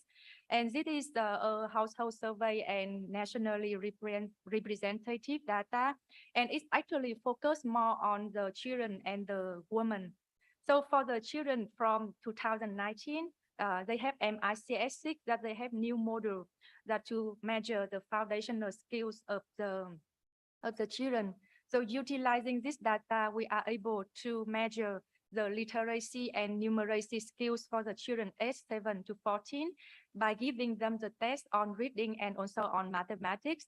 Also, we are able to construct the early childhood development index for children under 5 across 4 domains on physical domain, social and emotions domain, literacy and numeracy domain, and the learning domain. However, for children under 5, the questions are more subjective because they ask the mother or the caretaker, so it can have some bias on the result. And so on the time limitation of this presentation, I will focus more on the measure of literacy skill and numeracy skills for the children aged 7 to 14. So why do we choose Tonga? As I think all of you can know that Tonga is among top 5 countries with high proportion of immigration in the world in 2019. And because of that, Tonga has heavily depend on the remittances, and 4 out of every 5 households receive remittances. And so I think I will skip this slide because it's all like, I think you all know it very well in the past 2 days, and many of you already talked in detail about it, that many migrants from Tonga go to work at Australia and New Zealand, and mostly join the Pacific mobility, labor mobility program, and usually for temporary like 7 to 10 months. And the characteristic of these migrants are mostly unskilled or low-skilled worker from low-income family and rural, and mostly male, good at English, and they are young, have more than 10 years of school, and mostly come from the 3 largest islands in Tonga, and they consider as honest and hardworking by community leaders. So this is a characteristic of the migrant from Tonga. So here, this table showing the characteristic of the sample children in MICS 6 that we are using for children aged 7 to 14. So as you can see here, the table for the whole sample, and we compare between the children who have at least one parent abroad and who are living with their parents. So more than half of the sample children are male, and the children who has at least one parent abroad account for about 12% of the children in the sample, and mostly the father is the one who live abroad. And when we look at the 3 main outcomes for the learning outcomes, the attendance, there are no difference in the school attendance between the 2 groups, and almost children in the sample attend the school. I think part of the reason is because the primary school for children 7 to 14 are compulsory and free in Tonga. And look at the, also there is no difference between the 2 groups for the foundational numeracy skill. But for the foundational literacy skill, the children who has at least parent abroad, more children who has at least one parent abroad get the foundational literacy skill than the children who live with the parents. But when we check it, there is a big, significant difference between the group. There are like almost no significant difference. So here is how the way MICS 6 measure the literacy of the literacy skill of the children. The children will be given a short story, usually in 70 words, and they will read this story, and we will check if they are able to read more than 90% of the story. After they finish the story, they will be asked 5 questions with the increasing difficulty. The first 3 questions is like literal question, is kind of easy. And the last 2 questions is like inferential question. So it's more difficult, that makes the children need to think or look at the text. And so these 4 graphs showing the literacy skill of the children. The first one showing the proportion of children who can read more than 90% of the text. The second and the third one is the proportion of children who get the correct response to the literal questions and for the inferential question. And the last one showing the literacy skill. So you can see here there are two lines, the dashed line showing the group of children who live with their parents, and the black line is the children who has at least one parent abroad. So in general, the four graphs showing that the children can get more correct answer when they reach higher grade. And you can see some intertwine between the two lines, and it also can show that at different grade, the result also is different. So if we look at the literacy skill graph for grade 4 and 5, it seems that the children who has at least one parent abroad do better than the children who live with their parents. So that is the picture and the overview, just to see how what can be the difference between the two groups. For the numeracy question, the children are asked 4 types of questions. The first one is what is a number? And the second one is they need to identify which number is bigger between the two numbers. The third one is how much is one number plus one number. And the last one is I think the most difficult one for the children when they need to find the number and the pattern to fill in the space. And here this 4 graphs showing the numeracy skill for each of the question, and also the last one showing the numeracy skill that the share of the children who acquire the numeracy skill when they reach higher grade. So overall, seems that the children in the sample doing quite well when they reach higher grade, with higher proportion of them got the correct answer for each of the tests. And also there's some difference between the two groups, like at grade 6 and grade 7. It seems that also the children who has at least one parent abroad do better than the children who, the children who live with their parents seem to do better than the children who has at least one parent abroad. So those graphs and also the discrete statistic is more like we look at the comparison between two groups before taking into consideration other factors. So, okay, this equation is a bit technical, but basically it's showing on the left side is the learning outcome of the children. That the learning outcome here can be the school attendance or the literacy skill or the numeracy skill of the children. And on the right side, the A here is mean that if the children is live with the parent, or the children has at least one parent abroad. And we need also to control for another characteristic of the parents and also of the household. And also, but even if we have the data, we cannot include all the information we want. Some information we cannot collect, or it may be impossible to collect.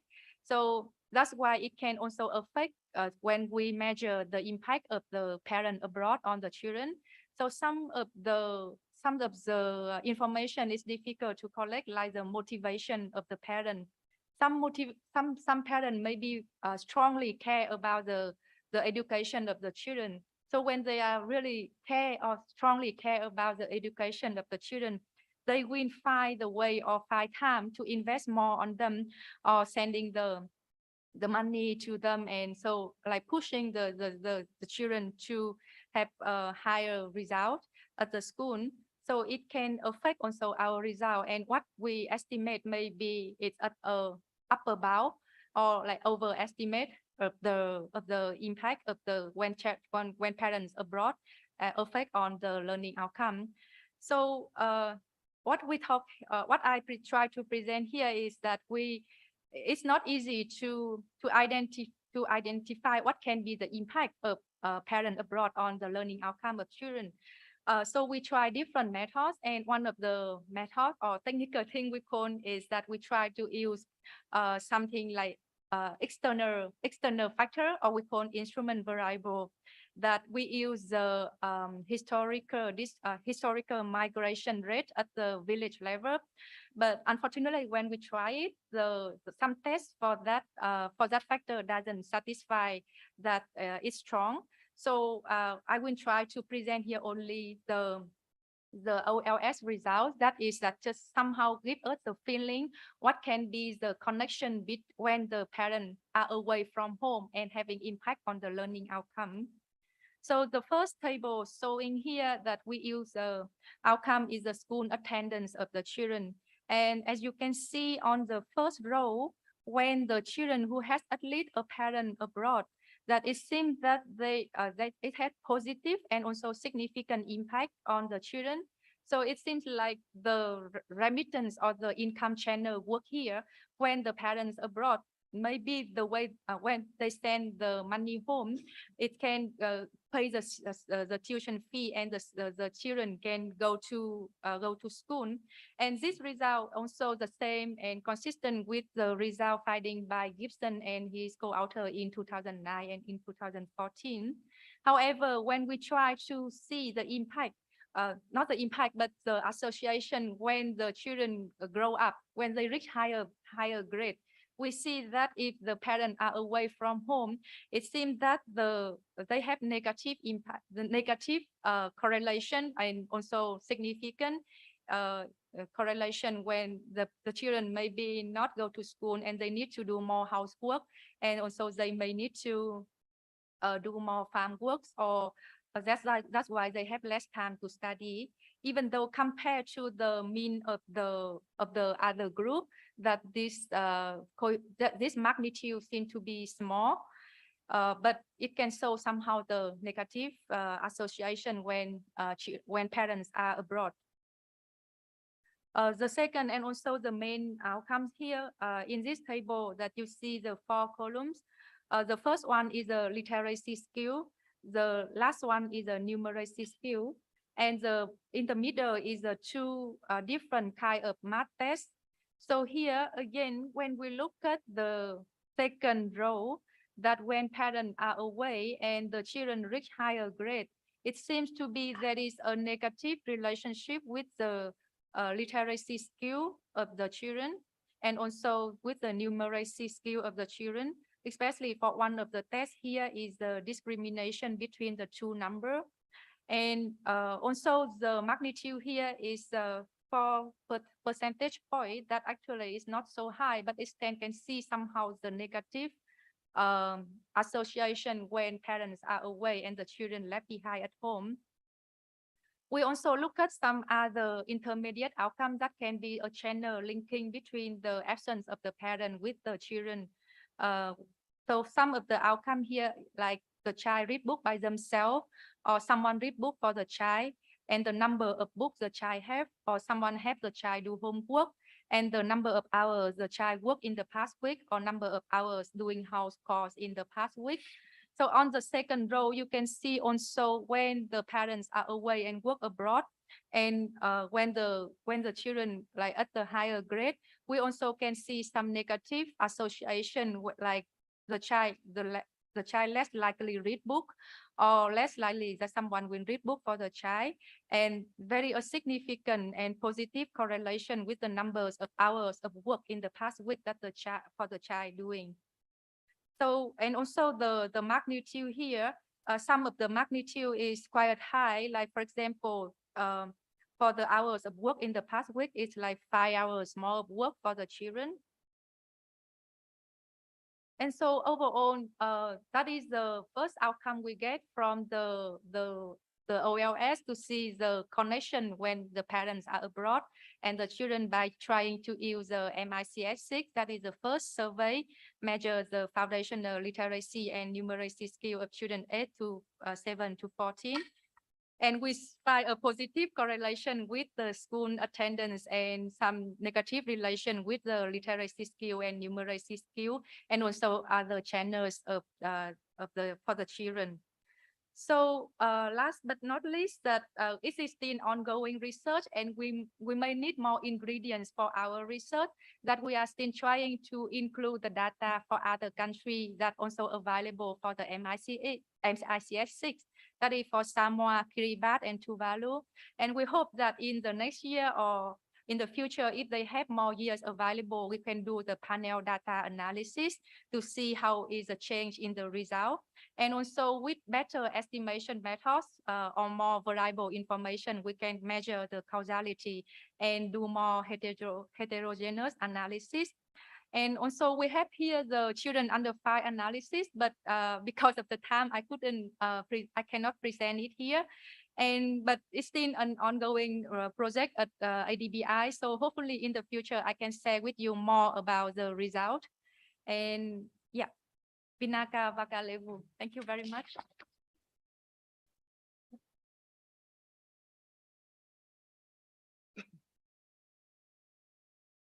It's a nice photo.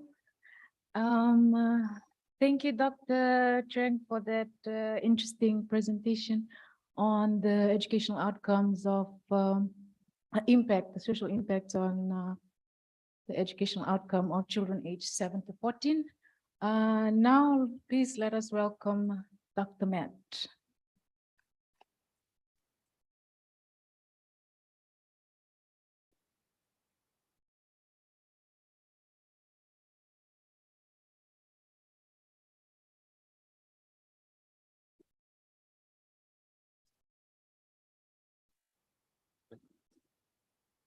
All right, well, Bula, and good afternoon to everyone. My name is Matt Withers. I'm from sociology at ANU, and I'm going to be presenting on my paper, which is entitled Lost in Space and Time, which is to do with transnational family life within the PALM scheme. I'm going to give a very brief overview of family separation within the confines of the PALM scheme before talking about implications for migrant households, implications for the administration of the scheme in Pacific Island countries, and then talk a little bit about the conclusions which can be drawn from this study and future policy and research considerations. I'm not going to spend a whole lot of time talking about PALM because this has already been talked about substantially today. We know that it encompasses the SWP and the PLS. We know the countries open to. It involves individual employer-tied visas, either for 9 months in the SWP or 4 years in the PLS. We know the skill profile of those workers, and we know that it's subject to labour market testing, but not industry specific, with the exception of the SWP, which must prove seasonal labour needs.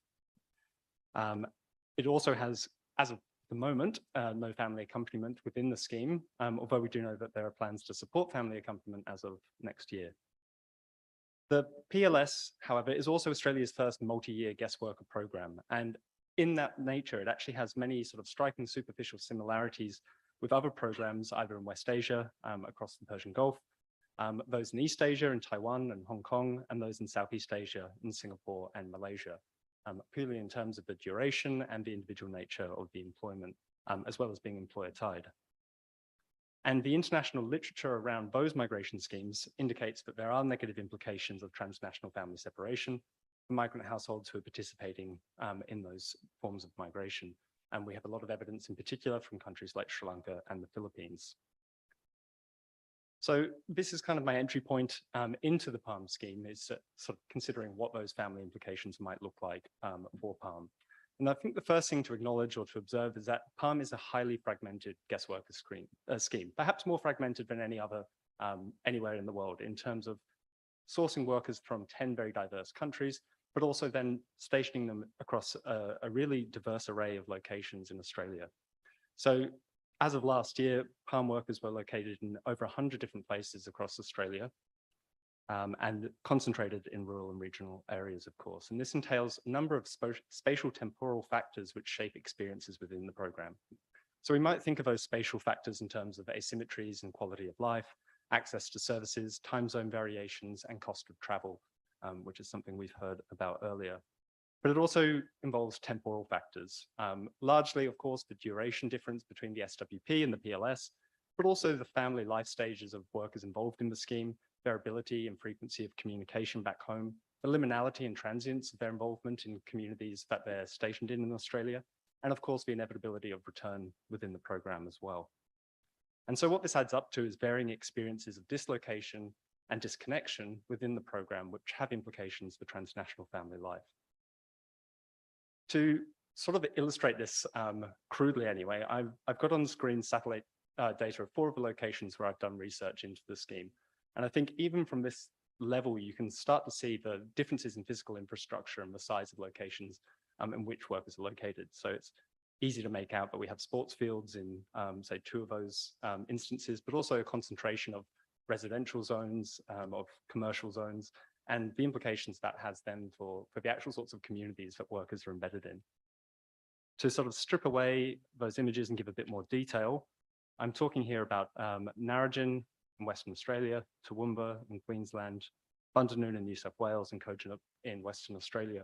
And just pulling some census data here to illustrate some of the differences in the characteristics of these locations, we can see there is some variation in, say, the Australian-born population, which could be used as a proxy for relative multiculturalism in those locations, but also the cost of rent, the sort of amount of time it takes to access the nearest city, the cost of flights back home. I'm using Tonga here as an example, but those would also vary substantially depending on where workers are sourced from.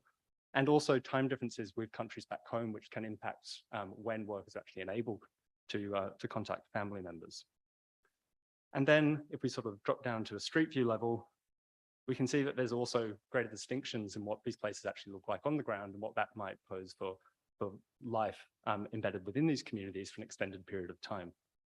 I'll draw attention only to the fact that Kojonup basically has a supermarket, a pharmacy, a cafe, and a pub, whereas Toowoomba, on the other hand, which is a much larger town, has a really rich array of life and a community in which workers can be embedded within.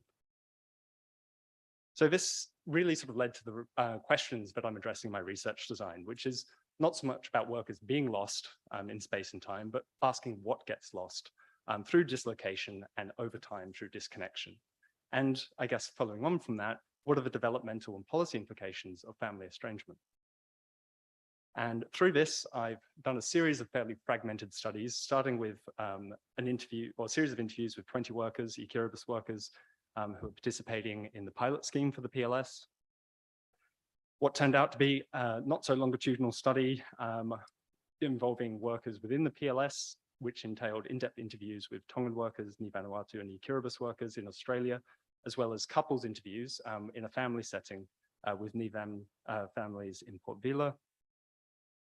And lastly, a series of interviews, which were semi-structured with labour sending unit staff across 4 countries in Fiji, Samoa, Tonga, and Vanuatu. And what this has enabled me to do, in a sense, while it hasn't been the longitudinal study that I was hoping for, is get a sort of perspective of the entire scheme in terms of LSU interviews covering issues that range for the entire duration of the program, the PLS interviews involving the experiences of workers at pre-departure, as well as their families and expectations around these issues, including shortly after deployment, and the pilot interviews involving the reflections of workers who'd been within the scheme for 2 or 3 years at that stage. So I have something of a sort of fractured gaze of the entire program through these different studies. And so my entry point then into thinking about the implications for migrant households is this question of transnational care practices and how this gets lost during migration.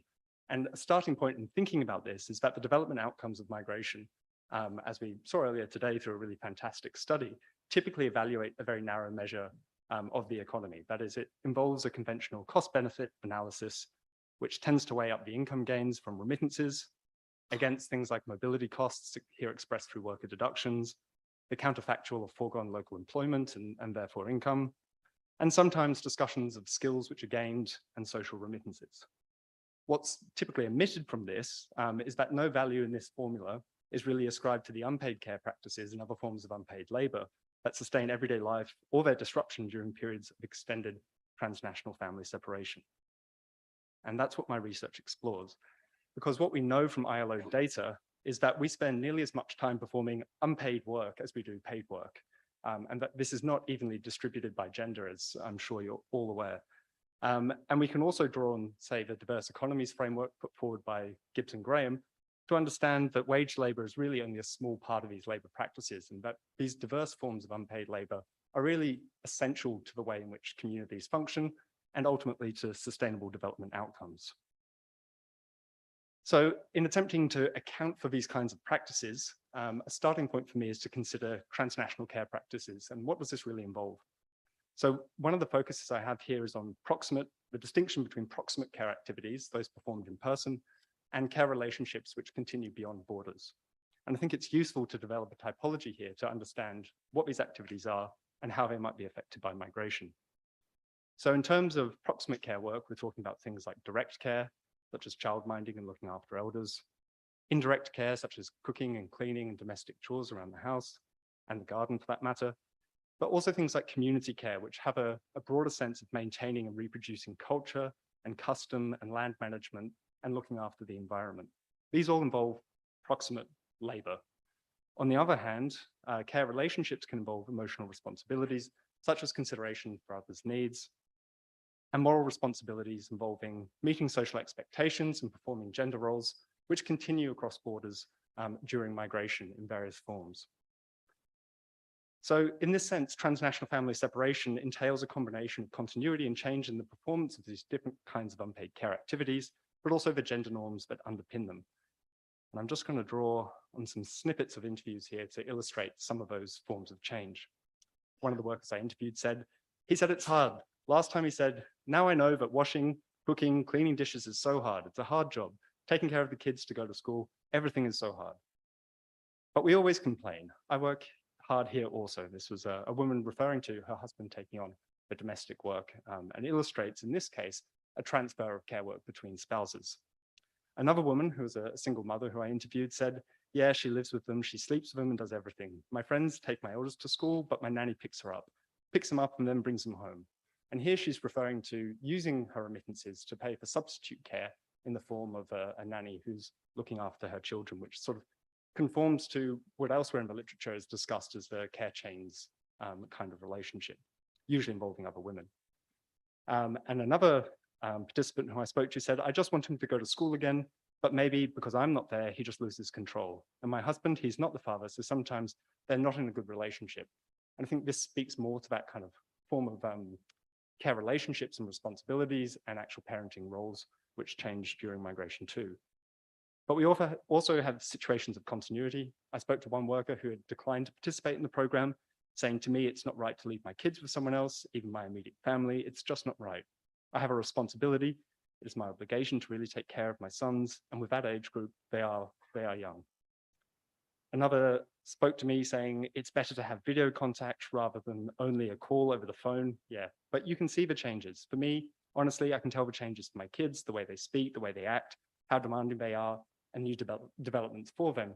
And in this case, they're speaking about being able to use video phone calls at a distance to sort of maintain some of those parenting roles, which I was talking about on the previous slide. But I think here, one of the important things to reflect on is that there's a plurality of care practices within the scheme, and they vary substantially from household to household, but also by location within the program. Personal relationships was the other focus of the study, asking the question of how do workers and their families of varying life stages negotiate and maintain personal relationships while separated. And I'm focusing here on relationships that were maintained, those which encountered limitations, and some that broke down. So in terms of those who are able to maintain their relationships, common features were regular distance communication, being able to plan or act on return or partner visits, and generally having cooperation, trust, and shared goals, which I guess is fairly intuitive. Again, some quotes to support this. The truth is, it's very hard for me and her. For us to separate like this for 3 years, but when we're thinking about getting 1 month's leave, it's good for us. We're thinking for her to come and visit me with a tourist visa, but with the technology, everything is easy and we video chat every night. It's good. And this was a recently deployed worker who didn't have children and was trying to maintain relationship with his spouse. Another worker told me, yeah, so the story goes like this. Second week here, my wife, she found out she was pregnant. I said, all right, I'll come home at the end of Jan. So I went back home to Kiribati. This was 1 week with her. When she went to hospital, that's when she delivered the baby. So 1 week after that with my baby, then I came back here. So in this case, he was able to return home to be there for that pivotal moment, but it's also tinged, of course, with the fact that he's not there in person to oversee the early development of his child. In terms of limitations, a lot of these related to location, cost, and family size, as well as policy constraints on accompaniment. One worker said, it's a sad story. 3 of my boys are back home. We're trying to work things out so they can come and see me, or I can come and see them. Sometimes when you're working, you're worried about the kids. It means that you aren't working properly. You can get in accidents and stuff. You're not in a good mind to work. You're worried. And this has real implications for workers, particularly those undertaking dangerous jobs. Another said yes, and why not us? That's what we're all still asking. We keep asking, but it's not like the other workmates. They're here with their family, and they're happy because they're together with their family, not like us, we are far away from them, referring to other migrant workers whose visa conditions did permit family accompaniment. And lastly, in terms of relationship breakdowns, one worker told me that we talk all the time, but sometimes we kill each other, because when I tell him I must go to work, he says, "You're a liar." He doesn't trust me. So I have to say to him, "Oh, don't worry, I have no one else here with me." Another said, "It's a cruel scheme. One partner goes and the other stays. Maybe they find some other relationship. So when they come back, there is chaos. And now who's affected? It's the kids. Young couples where they have no kids and whatnot, it's fine. Maybe they can do that, but not for families." And a lot of these interviews and the follow-up interviews I have with the LSUs linked these to misunderstanding and distrust, which is deeply interlinked with financial issues, but also social media as a way of propagating these underlying suspicions, and do result in either suspected or real extramarital affairs. So in terms of the LSU study, which followed on from these direct empirical ones, every LSU that I spoke to identified extramarital affairs and relationship breakdown as a major social issue associated with Palm, closely linked to those financial issues, but also culture shock of workers suddenly being uprooted from the Pacific and finding themselves somewhere in rural Australia. For every deployment that we undertake, we encounter those issues on a regular basis. Issues are relating to extramarital affairs, not sending enough money to support the people back at home, also issues with people back home having affairs and our workers on the other side finding out through social media platforms. It's not an isolated case, but nearly every deployment there will be a family separation issue. At the end of the day, you'll have seasonal workers who become seasonal parents or seasonal spouses at this end. And I thought that was another illustrative quote there. With the broader interviews, I coded them thematically and tried to sort of illustrate where cross-coding in those interviews illustrated the overlap between social issues and family issues. And looking at these, we can see that there are sort of 5 nodes which really stand out, where, for example, EMAs or extramarital affairs overlap with culture and behavior and financial issues, whereas children in caring might be more associated with extended separation, again, financial issues, and also gender norms underlying those care practices. LSUs also all face significant capacity constraints in being able to respond to issues associated with family separation. The staff are not trained to respond to situations of acute stress. Handling social and family issues was identified as redirecting time and resources away from LSU duties and core business, particularly when deployments are ramping up. To be honest, most of us are not trained to handle these kinds of situations, and I'm conscious of the fact that if a situation escalates and we say something wrong, it could lead down a more destructive path, like people trying to take their own lives. Participants from the LSUs also identified the need to better support families and communities in pre-departure stages, but also throughout the duration of labour mobility in general. We want to see more and more groups from communities, all from one community. You'll have a group of young men and women all go to work overseas. So you have not just one family, but a lot of families within that community who are experiencing the stress of having that family member away. So that's something that we are considering, but again, it just requires a lot of resources, I think, and working together and sharing resources. So in terms of drawing limited conclusions from what is a bit of a fragmented study, I think the research demonstrated that much can be lost across space and over time, whether it's to do with care practices, personal relationships, or also LSU resources that are spent in trying to deal with issues of family separation. But I would like to emphasize the point that transnational family separation is not just a social issue, and we often tend to talk about it just as a social issue, but it's also a matter of economics and of sustainable development. Unpaid care practices are essential in sustaining everyday life, and they are labor practices. Relationship breakdowns can have far-reaching consequences for families, which often overlap and extend to financial implications. And LSUs do not have capacity to manage family issues alongside scheme administration. We also know that these outcomes are not experienced evenly across the PALM scheme, and they vary significantly by the spatial temporal factors and household differences that I mentioned earlier. In particular, the duration of separation, which we see between the 2 sub-schemes, the location of workers in Australia and their families in the Pacific, and the composition, life stages, and personal circumstances of migrant families, which will, of course, vary. So all of these considerations make the recent commitment to include family company within the scheme a very welcome policy measure, But I think it's important that this needs to be done right and in such a way that doesn't exacerbate existing disparities within the scheme. In concluding, I'm going to end with a slightly provocative quote from the Swiss playwright Max Frisch, who was writing in the context of Europe's post-war guest worker programs, where he said, we wanted workers, but we got people instead. And I think it's a nice quote because what it does is also speak to the fact that life is messy, but people will start relationships, they'll end relationships, they'll fall pregnant, they'll have children, they'll get sick. And we actually need labor policies, labor migration policies that see people as people and not just as units of labor. The uneven outcomes of family life within the scheme therefore requires greater research and policy attention for PALM to actually align with sustainable and gender equitable development. I'm just going to give a few examples here of where I think attention needs to be focused. In particular, on outcomes that may worsen gender inequalities in the performance of unpaid care and domestic work, which aligns with SDG 5.4 on inequalities in the performance of unpaid care and domestic work. On displacement of labor that supports sustainable land management and climate adaptation, and also cultural practices and tradition that keep communities together and creates a sense of solidarity in the Pacific. Curbing repeat long-term migration to reduce the sorts of harms that we see to families and children, which is reflected by SDGs 3 and 4 to do with well-being and education. And lastly, development policies that could invest in industries and skills that actually support locally available decent work in the Pacific as an alternative and a complement to migration, which addresses a number of different SDGs to do with decent work. And I will leave my presentation there. Thank you.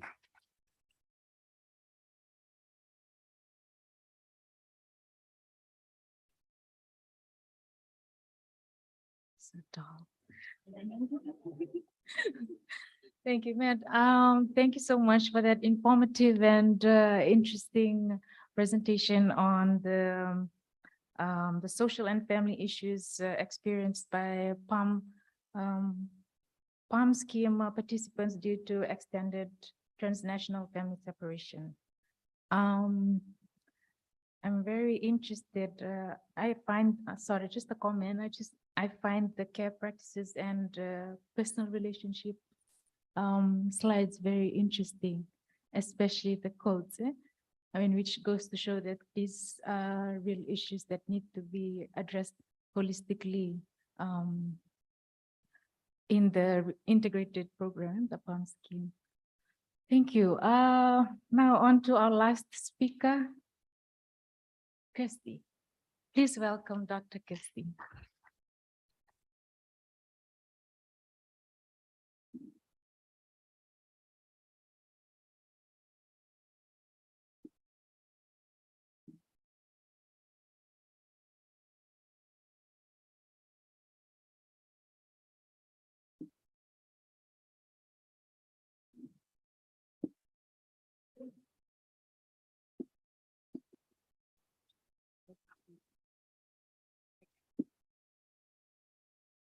Last presentation for the Pacific Update. Thank you for sticking around. My name's Kirsty. I'm going to be presenting on some of the early findings from some research I've been doing with colleagues at the World Bank on the gendered and social impacts of labour mobility in the Pacific Island countries. So I'll begin by giving a little bit of background to the research, then I'll talk about what we actually did, run through some of the high-level findings, and then discuss some of the emerging policy themes. And I can't get the slide to move. Oh no, it worked, thank you.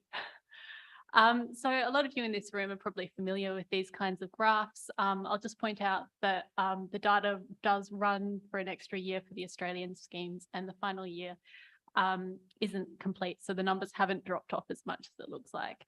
But this is really just to illustrate the fact that women have accounted for a much lower proportion of seasonal worker visa grants than men. And of course, this has varied a little bit over time and between countries, but they really have been a much smaller number of participants than men. If we look at participation since 2012 up until when we have the most recent data, With the SWP, women's participation is at about 17%, RAC it's at about 11%, and the PLS it's at about 20%. And there's been, and we've heard today as well, there's been a bit of a push from many of the participating governments to have women participating at a greater rate in these schemes. So it's worth asking why. Why should women, Pacific women, participate in labour mobility? So we know that in the Pacific, and again, this has been something that's been discussed quite a bit over the last 3 days, gender inequality is generally high, and women tend to have lower labour force participation than men.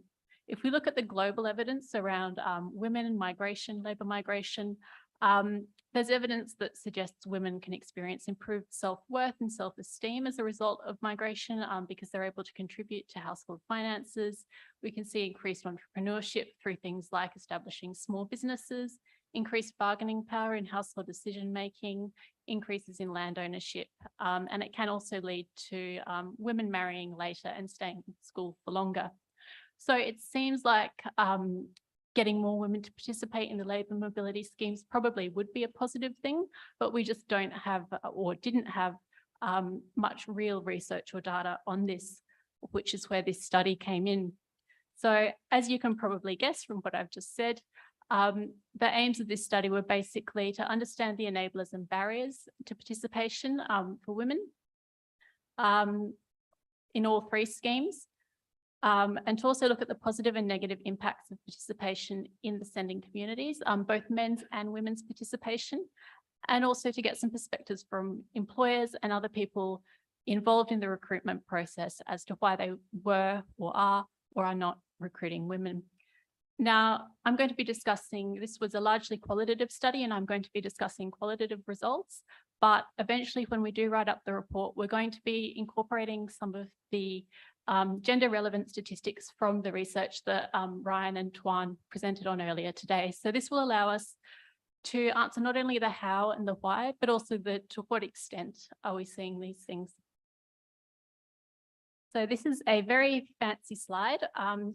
Just to give you a bit of an idea as to the framework we used for this study. So we used a gender-centered ecological framework. And basically what this is saying, is that we wanted to understand the demand and supply side factors, and also recognize the fact that if someone decides to participate in labour mobility or the impacts of their participation, they are influenced by personal characteristics, but there's also an interaction of a lot of other factors as well. So household level, community level, macro level, and also how is the recruitment process set up? What are the institutional factors as well?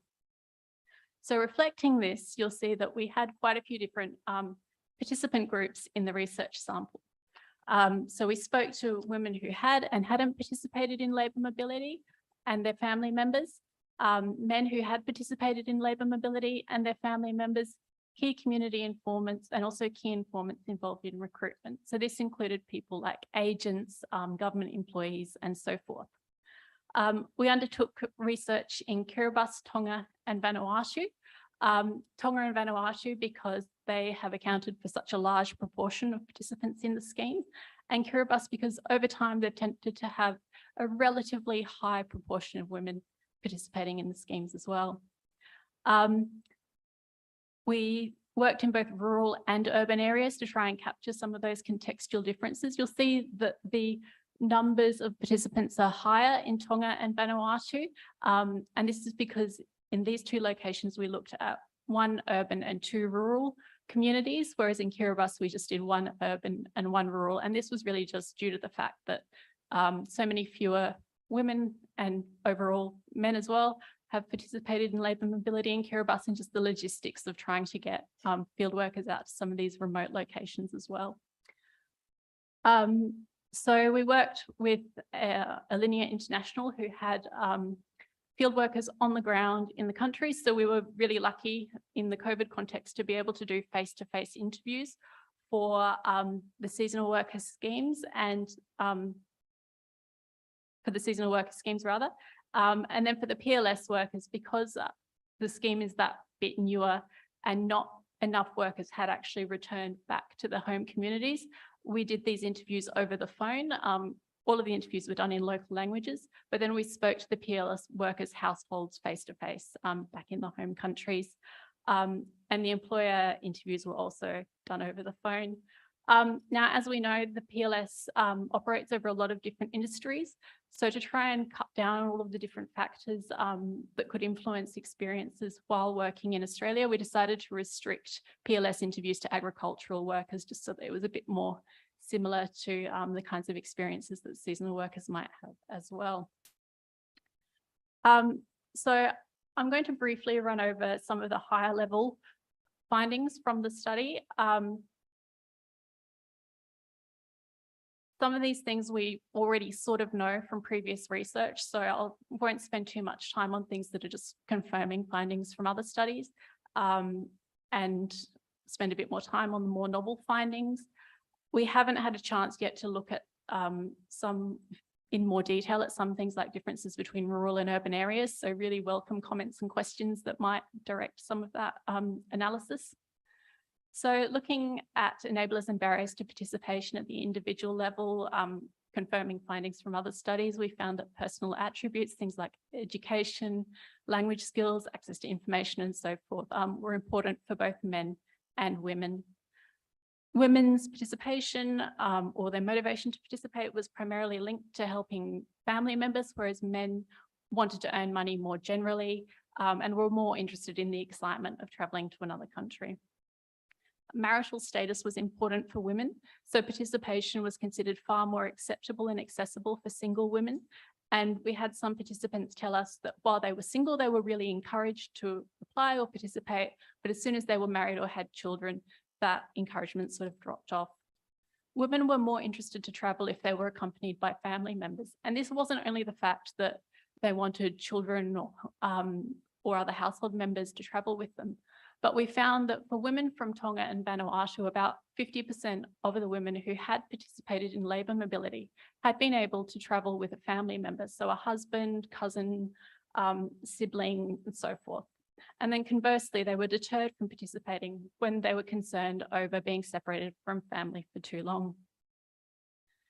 At the household and community level, encouragement and support of immediate household members was really critical to women's participation. So husbands and parents were important, but children could also play an important role here. So for example, we spoke to one new Vanuatu PLS worker who had a really strong interest in participating in the scheme, really wanted to do it, but she consulted her son before she participated, and she actually ended up putting off participation for a few years until he felt that he was ready for her to be away for that period. Support from community leaders is also important, and the wider social and cultural norms about the role of women in society could discourage them from participation. So things like the belief that they should be the ones doing the domestic work and the care work. At the institutional level, access to information was important. Social media and word of mouth in particular. Many participants felt that men and women had similar access to information about how to participate in the scheme, but where they got this information from was quite different. So men were more likely to get information from more formal community meetings, community forums, and so forth, whereas for women, it was more important for them to speak with other women who had participated in the past. Men and women found the pre-departure process to be timely and expensive. And a lot of participants reported gender bias favouring the recruitment of men. So things like physical fitness tests, the perception that the recruiters only wanted men, and also physical attributes. So for example, if you're berry picking, you need to be above a certain height so that you can reach the berries. If you're picking watermelons, you need to be strong enough to be able to carry them. But also a lot of women felt that the physical fitness tests didn't actually fit the kind of work that they were doing when they were in Australia. So they were having to prove that they were physically able to do jobs in the field, the kinds of jobs that men normally do, when in reality, when they were in Australia, most of them were employed in the packing sheds. And so that's a lot more standing, a lot less physicality.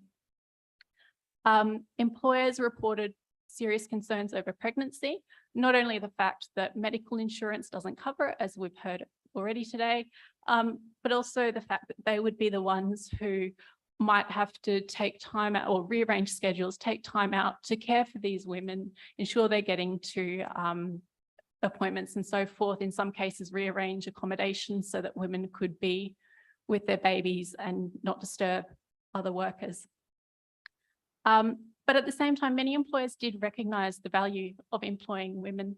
And for example, one employer said that they were really keen to use women in supervisory roles and so forth because they found that they had greater attention to detail and could be a bit more focused than men in some cases.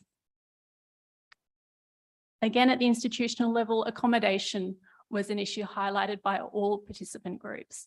So employers found it difficult to provide separate accommodation for men and women in many cases, and they felt that when they couldn't do this, they couldn't recruit women.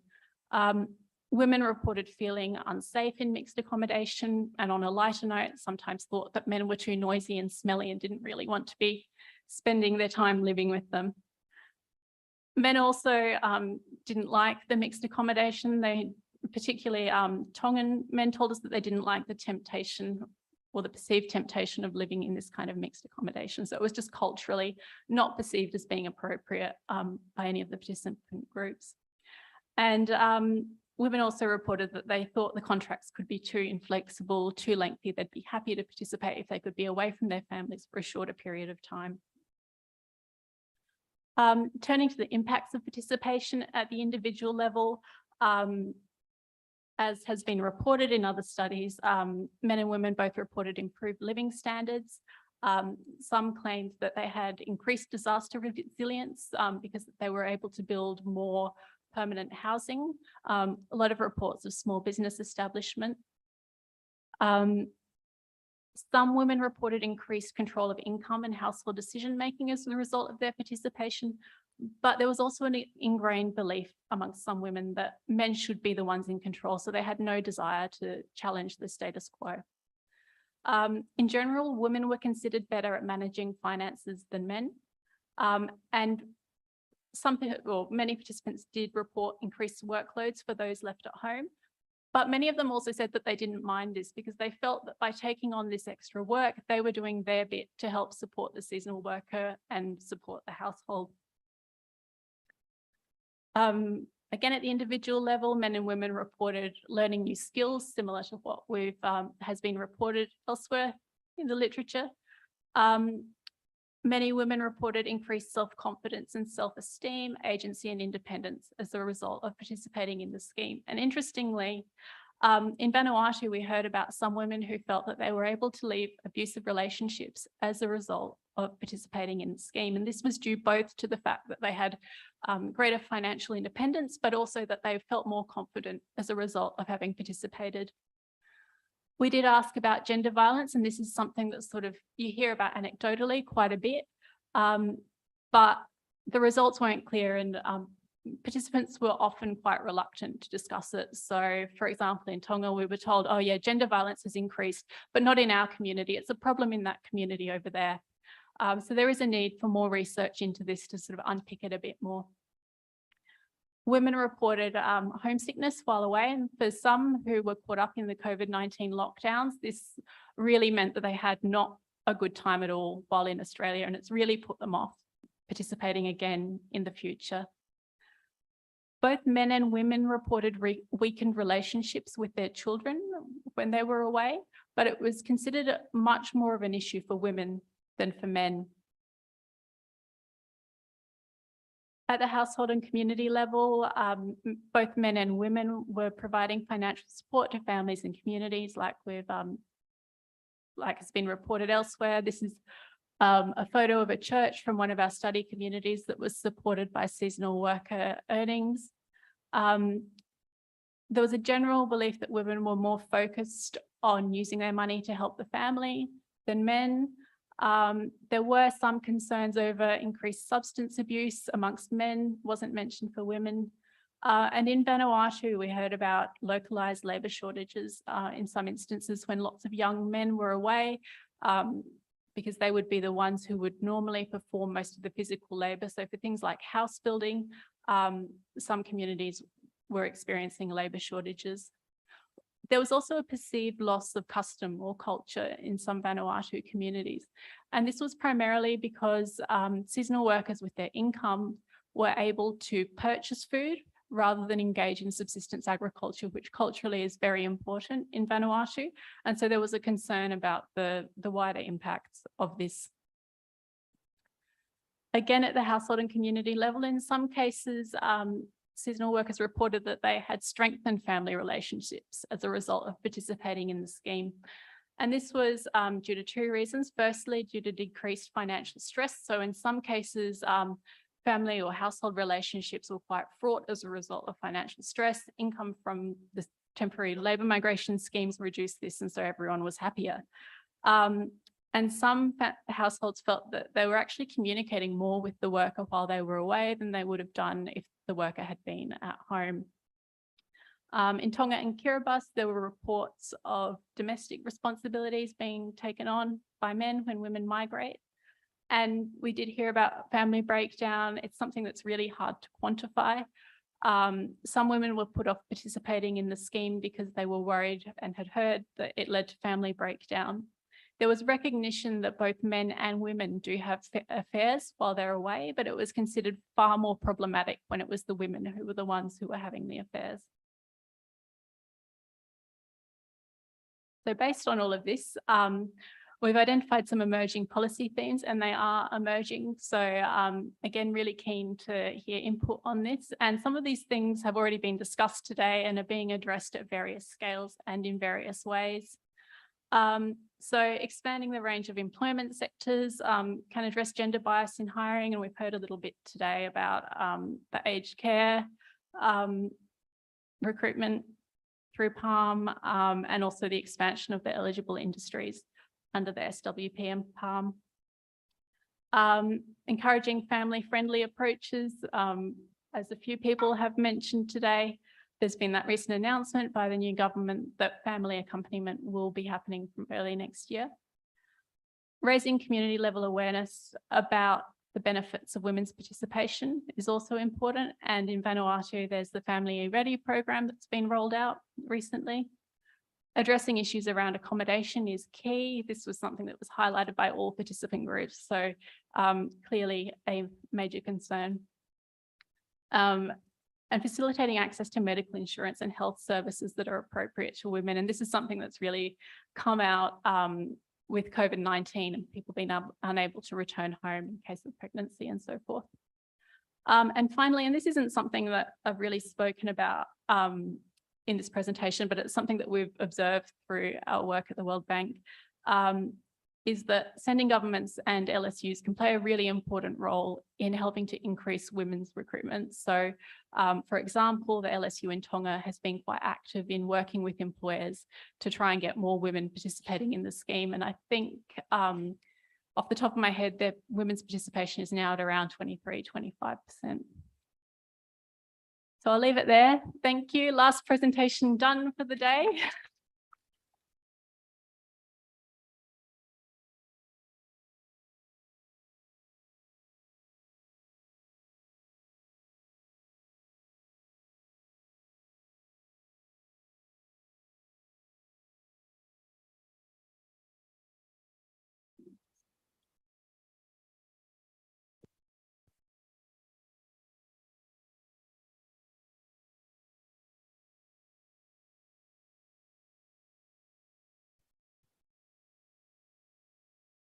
All right, thank you, Dr. Kirsty, for that enlightening presentation.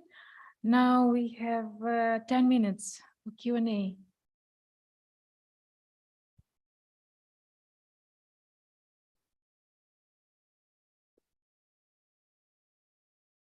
We have a question up there.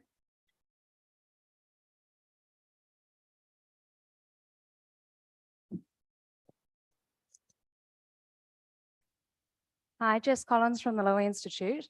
This is a question for Matt. I was just wondering about your view of what transnational care practices is.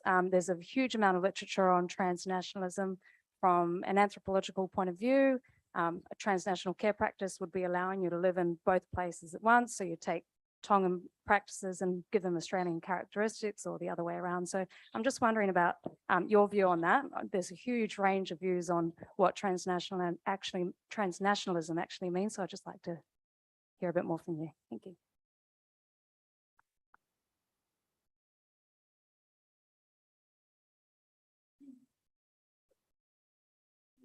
Oh, no, okay, there we go. Yeah, thank you very much for the question. That's right. There's all sorts of discussion around transnationalism. Here, I'm really trying to sort of look at it more from a labour perspective in terms of transnational fragmentation of practices, hence the distinction between proximate care activities and those which are sort of more aspatial and can be continued across borders.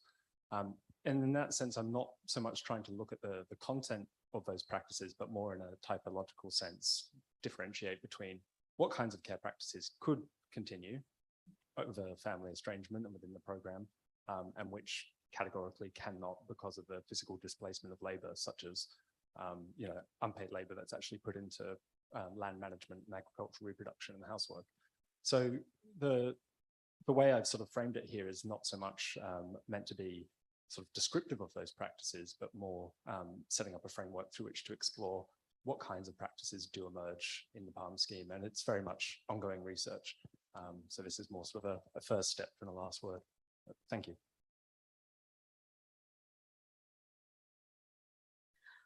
I'm sorry, this is just to point out a gap that I see coming up with these new schemes that are going to take families as opposed to single persons.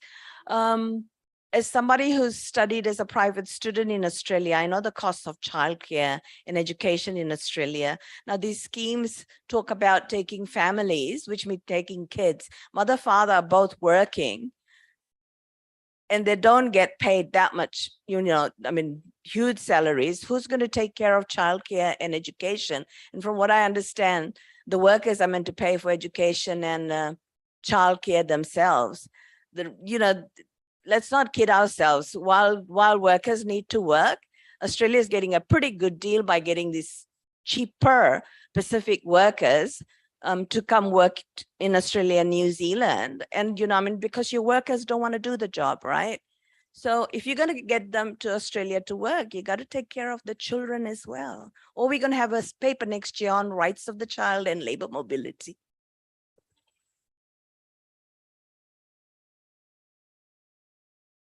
And that you can take it up as a research topic already.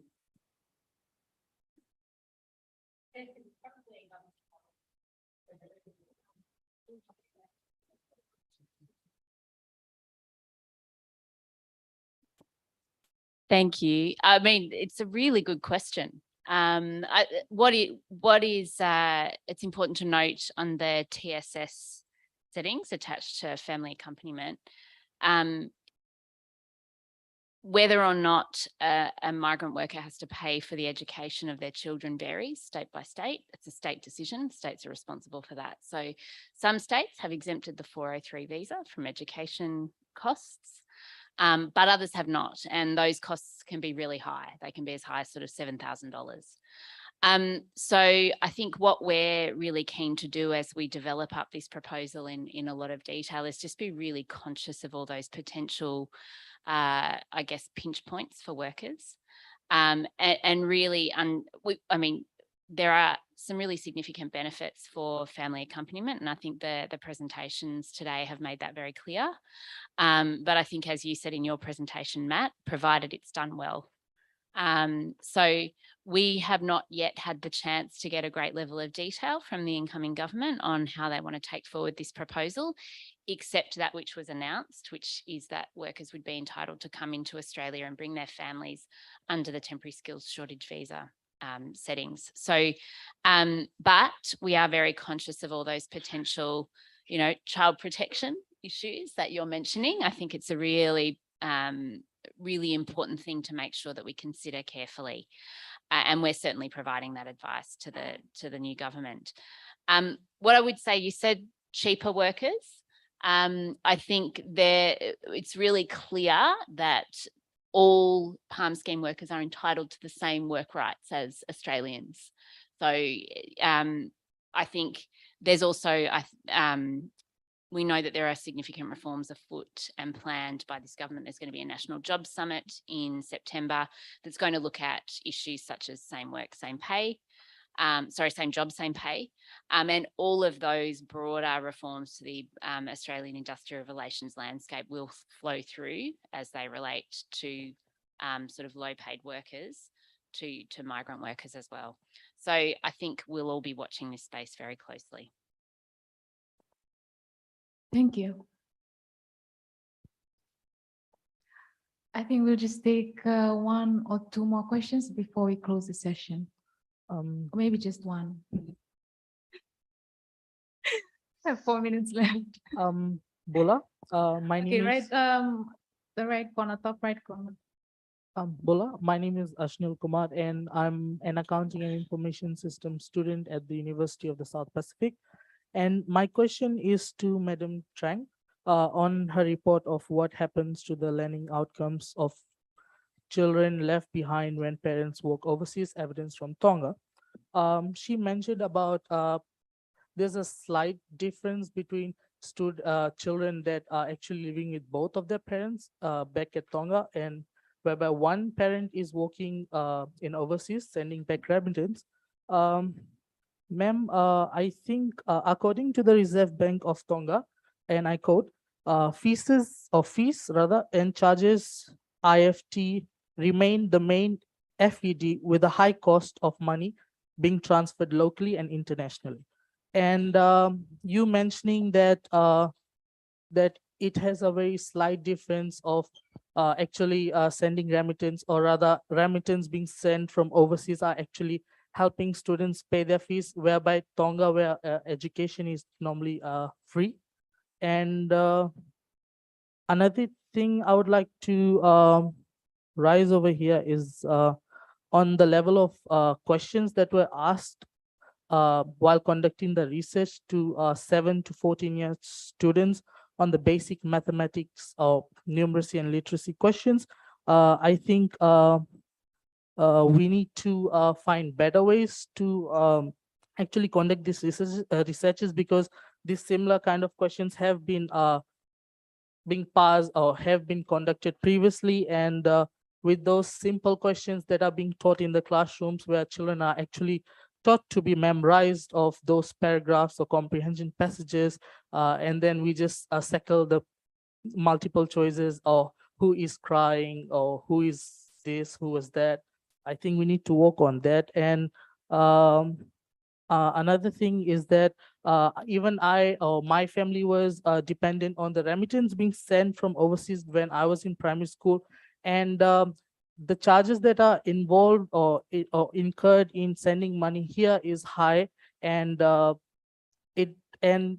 considering the fact that the parent have to pay the rent back where they are staying in overseas country, about rent allowances and other expenses, and they may not be able to send a decent amount way back home. And considering that Tonga is a Pacific island country, and common occurrences like natural disasters and other things happening, and the one parent that is receiving the remittance from the other spouse from overseas have to somehow cater for all other aspects of household expenses, and then to manage the child's education expenses. And yes, I would like to hear your comment on that, ma'am.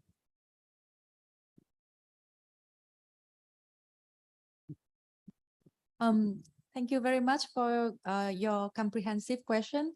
That also give me a lot of like information, and also thoughts about the Tonga, because as I said, that it is my first time to come to like one of the Pacific island countries. And when I do the research to understand more about Tonga, all I do is that I just read the papers, the previous studies, and also looking at the YouTube or read some books about Tonga. So it's quite difficult for me to understand deeply about the country and the situation. And also, as I said, that the data we have here is just 1 year. It's just a cross section. So it's we cannot have the other information or like fully information to deal with some like information you said, like to have to deal with the cost of sending money home, or the like natural disaster at Tonga. So I think maybe hopefully in the future we have more information about that, so to can clearly estimate the impact of when the parents are away from home. And also for the test, the mathematics test and the reading test, actually when I read the test, I also feel like it's quite difficult for the children, because to construct the to see like if they really get the literacy skill or the numeracy skill, that they need to get the correct answer for all of the question. And I think it's quite strict. But this is just only the data available we have from the UNICEF, and I think they follow some of the standard, and they also check for the reliability of the questionnaire in some way. So that's why we follow it. But at the same time, ADBI also may do some other survey by ourselves, and by using this result, we also have some sense that how accurate and how reliable the data is, so we can try different ways. But thank you very much for your information. Yeah. Thank you. Thank you. We've gone past our allocated time for Q&A. So I won't summarize the session. I believe it was a very informative and engaging session. So as well as the earlier sessions today and also since Tuesday. So thank you so much to our panelists for your presentation today. Thank you so much to our audience for your patience and for engaging with the panel. Thank you, Pacific Update 2022, for these opportunity for our presenters to present on their research. Yeah, so with those few words, please let us close this session and Pacific Update 2022 with the big round of applause.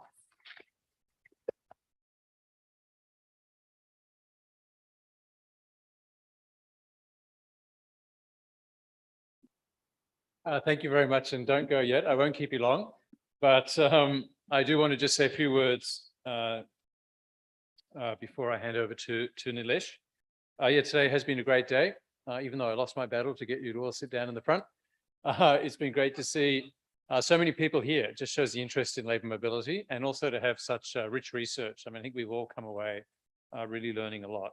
So thank you, everyone. Thank you to all presenters and authors. I just want to again thank our sponsors, the Konrad Adenauer Foundation, the Asia Foundation, and I do want to single out Department of Foreign Affairs and Trade for their support through the Pacific Research Program, because they not only help cover the costs of this update, but also a lot of that research, in particular that omnibus survey, the qualitative survey, the work done by Mana Pacifica, that really wouldn't have happened without the financial support of Department of Foreign Affairs through the Pacific Research Program and their support for the World Bank. So thank you very much, and I hope you're happy with the return you're getting, the research return you're getting on that funding.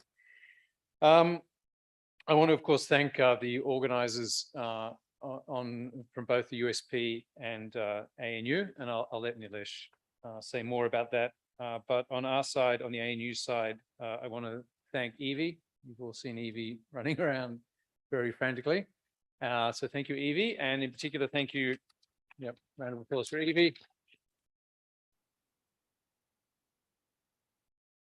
And in particular, I want to thank Beth, Centre Manager. I think you could say a successful conference is a series of averted disasters. And Beth's averted a lot of disasters in the last 3 days. So thank you very much, Beth. But I really want to thank USP and Nilesh. Of course, it's a great partnership. It goes back a long time now. And it's great to be back in person. I hope we do it again next year. But now over to you, Nilesh, to finally close this specific update. Thank you.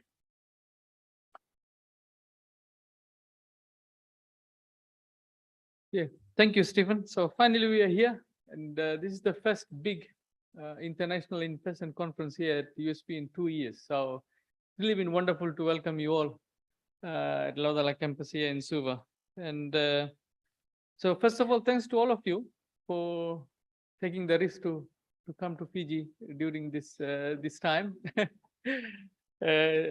And thanks to all our student volunteers as well, who have been running up and down the 3 days. They're the ones who have helped us to manage this conference well and so smoothly. And I'd like to also once again thank our colleagues from ANU, Beth, Stephen, Evie, and Ryan, who couldn't be here. If you're watching this online, Ryan, thank you so much for your input in the pre-conference preparations. And from our side, USP, I want to thank especially Josephine, Ronald, and Kashmir for their input and their support during the conference. And we look forward to your participation in the 2023 Pacific Update. So once again, thank you very much for being here this year, 2022 Pacific Update. And may you have a safe trip back home. Naka.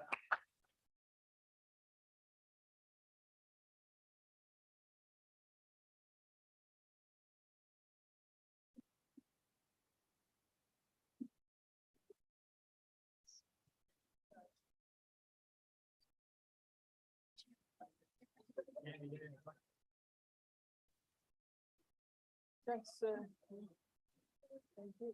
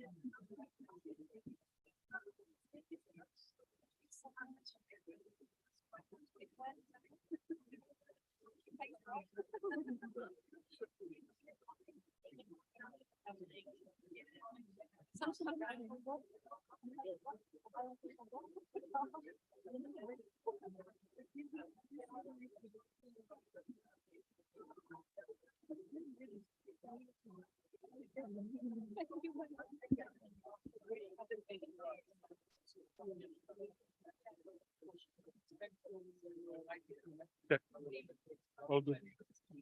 Thank you.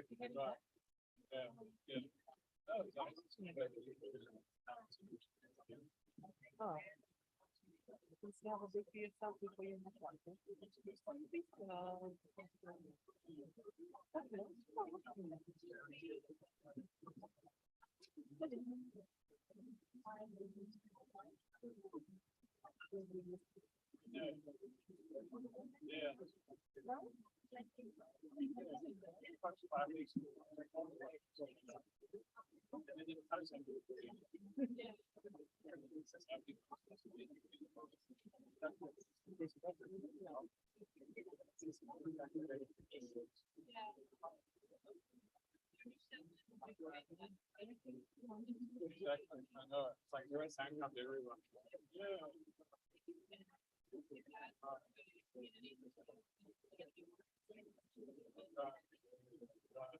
Yeah.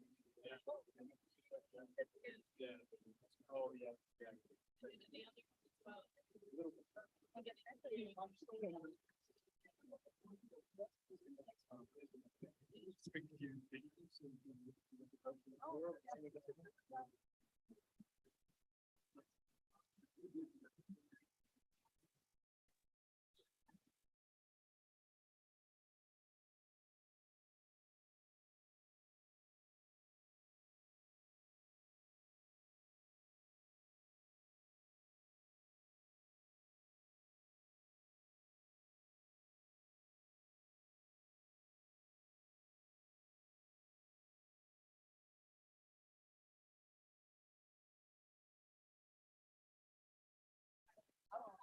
My phone's holding, Spencer. No.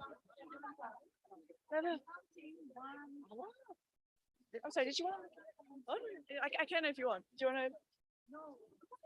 Yeah. Do you want? Oh, I'm not sure if the mic is. Oh, there's. Yeah. If anyone would like to take a quick group photo, please come to the front with the banners if you would like a group photo. Thank you.